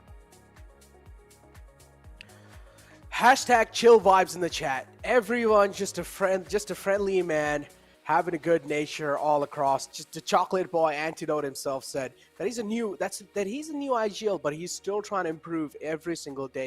He's trying to put in the work, he's trying to put in the grind, he's trying to put in the hours. And each and every single player, even from Enigma, said all the credits goes to YB. Exactly, right? That coach diff really coming on. Even in that entire chill vibe, we could feel that the players were all celebrating. You could see YB still with the serious face on. Happy with the win for sure, but the job's not done just yet. He wants that victory. You can feel it off of him. Oh, man. I mean, yeah. YB, I mean, he was more kind of like just sitting back, chilling. He was trying to figure out what they were exactly saying. You know, he was hearing his name. Yeah. He was like, oh, yeah, I am hearing my name. I think, so, yeah, they're probably giving me a lot of props because I did a lot of hard work as well. But, yeah. Overall, jokes aside, man, Enigma did an absolute fantastic job of moving on in the future. In the grand finals, we have a huge matchup to come, and these are two of the best teams out there in the India region, and I'm pretty sure each and every single viewer in the chat as well, you do not want to miss this one out. Global Esports versus Enigma Gaming in the grand finals. Now, I don't exactly want to ask you for speculations, but I still have a little itch, man. I don't know what to do. 5 maps. That's all I'm giving you. All 5 maps, you're saying it's going to be really close. It's going to be that close. Oh, yeah. Okay, I'm vibing with it. But yeah, overall, Enigma Gaming, it did seem like there was no pressure on them. They were taking things really chill. And even YB said, don't overthink for tomorrow. Just play your game. There's nothing to really overthink about. The way you guys are playing is pretty much next to perfection. So there's no need to overthink, right? Global Esports is just one of those teams like VLT. VLT taken down. Now it's time for Global Esports for Enigma. But Global Esports as well, being the defending champions, this is where they will also have a lot of pressure, but at the same time, defending champions means they have proved themselves once, and it shouldn't be that tough for them to prove themselves again. But the giveaway winner over here, we have Akil Nath, and the ID as well over right there. Congratulations, Akil. Yeah, Akil Nath from Trivandrum is today's winner, but whoever applied and was not able to get the merchandise, don't you worry. Every single day we have this giveaway for you guys, so you can log back in tomorrow and give another shot at it. Oh, exactly. I mean, the giveaways are going every single day. So, and as I mentioned, all you guys need to do to enter the giveaway as well is just type hashtag VCC giveaway in any of the social medias post, and just make sure you guys are tagging at NODWIN Gaming as well. And make sure you just subscribe to the YouTube channel too, you know, just to have a little bit of more chances to win this giveaway. And overall, you guys can tag us too as well. You guys can see our social media handles right there, and CS is right there as well. So you guys can go ahead and follow us on our social medias, tag us too. Be a little creatives with those posts. And if you guys are creatives, of course, that's going to be adding a little bit of more chances for you to win the giveaway. But what a matchup, man. What a matchup. But with that being said, it's time for us to end the second day of the VCC of India Qualifiers 1. Semifinals was absolutely insane. We'll be back tomorrow with the grand finals.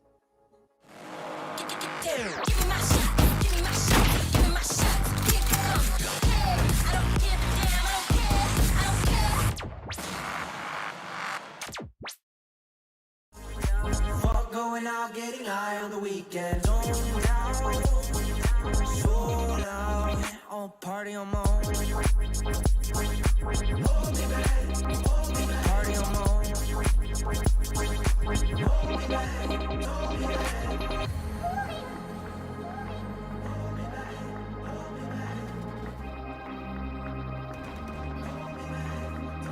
Party on my own now. Look at all the people trying to hold me back.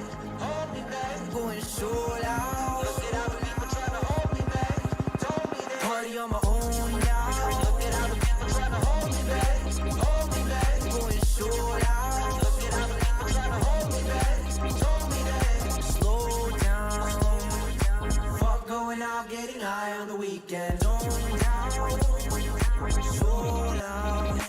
Party on my own. Party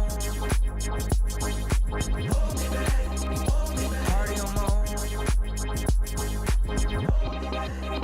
I'll party on my own. That's tight. Max Watson. Tony Romero. Party on my own.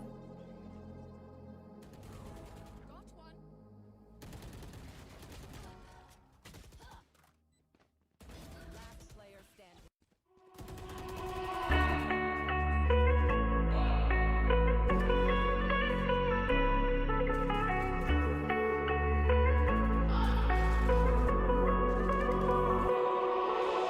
I have lost you, get to thinking why we used to be so high in life. Without you, I don't feel alive. So I'll just keep on being high, high, higher than the sky. Tell me, are you there for me even when I try? Keep on being high. Without you, keep on being high. Without you, keep on being high. I know that you're feeling forsaken, mistaken, wish you were another man. I remember feeling awakened, mistaken, if you thought I'm in that place where you want me to be. But I don't want to want you back, so it's easy to see when I'm high all the time. Cause I have lost you, get the thinking why we used to be so high on life. Without you, I don't feel alive. So I just keep on being high, high, higher than the sky. Tell me, are you there for me even when I try? Keep on being high. Without you, keep on being high. Without you, keep on being high.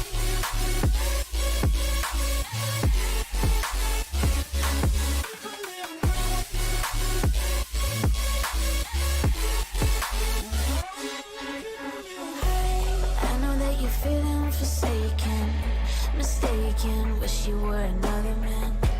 I remember feeling awakened, mistaken, if you thought I'm in that place where you want me to be. But I don't want to want you back, so it's easy to see when I'm high all the time. Cause I have lost you, get the thinking why we used to be so high on life. Without you, I don't feel alive. So I just keep on being high, high, higher than the sky. Tell me, are you there for me even when I try? Keep on being high. Without you, keep on being high. Without you, keep on being high.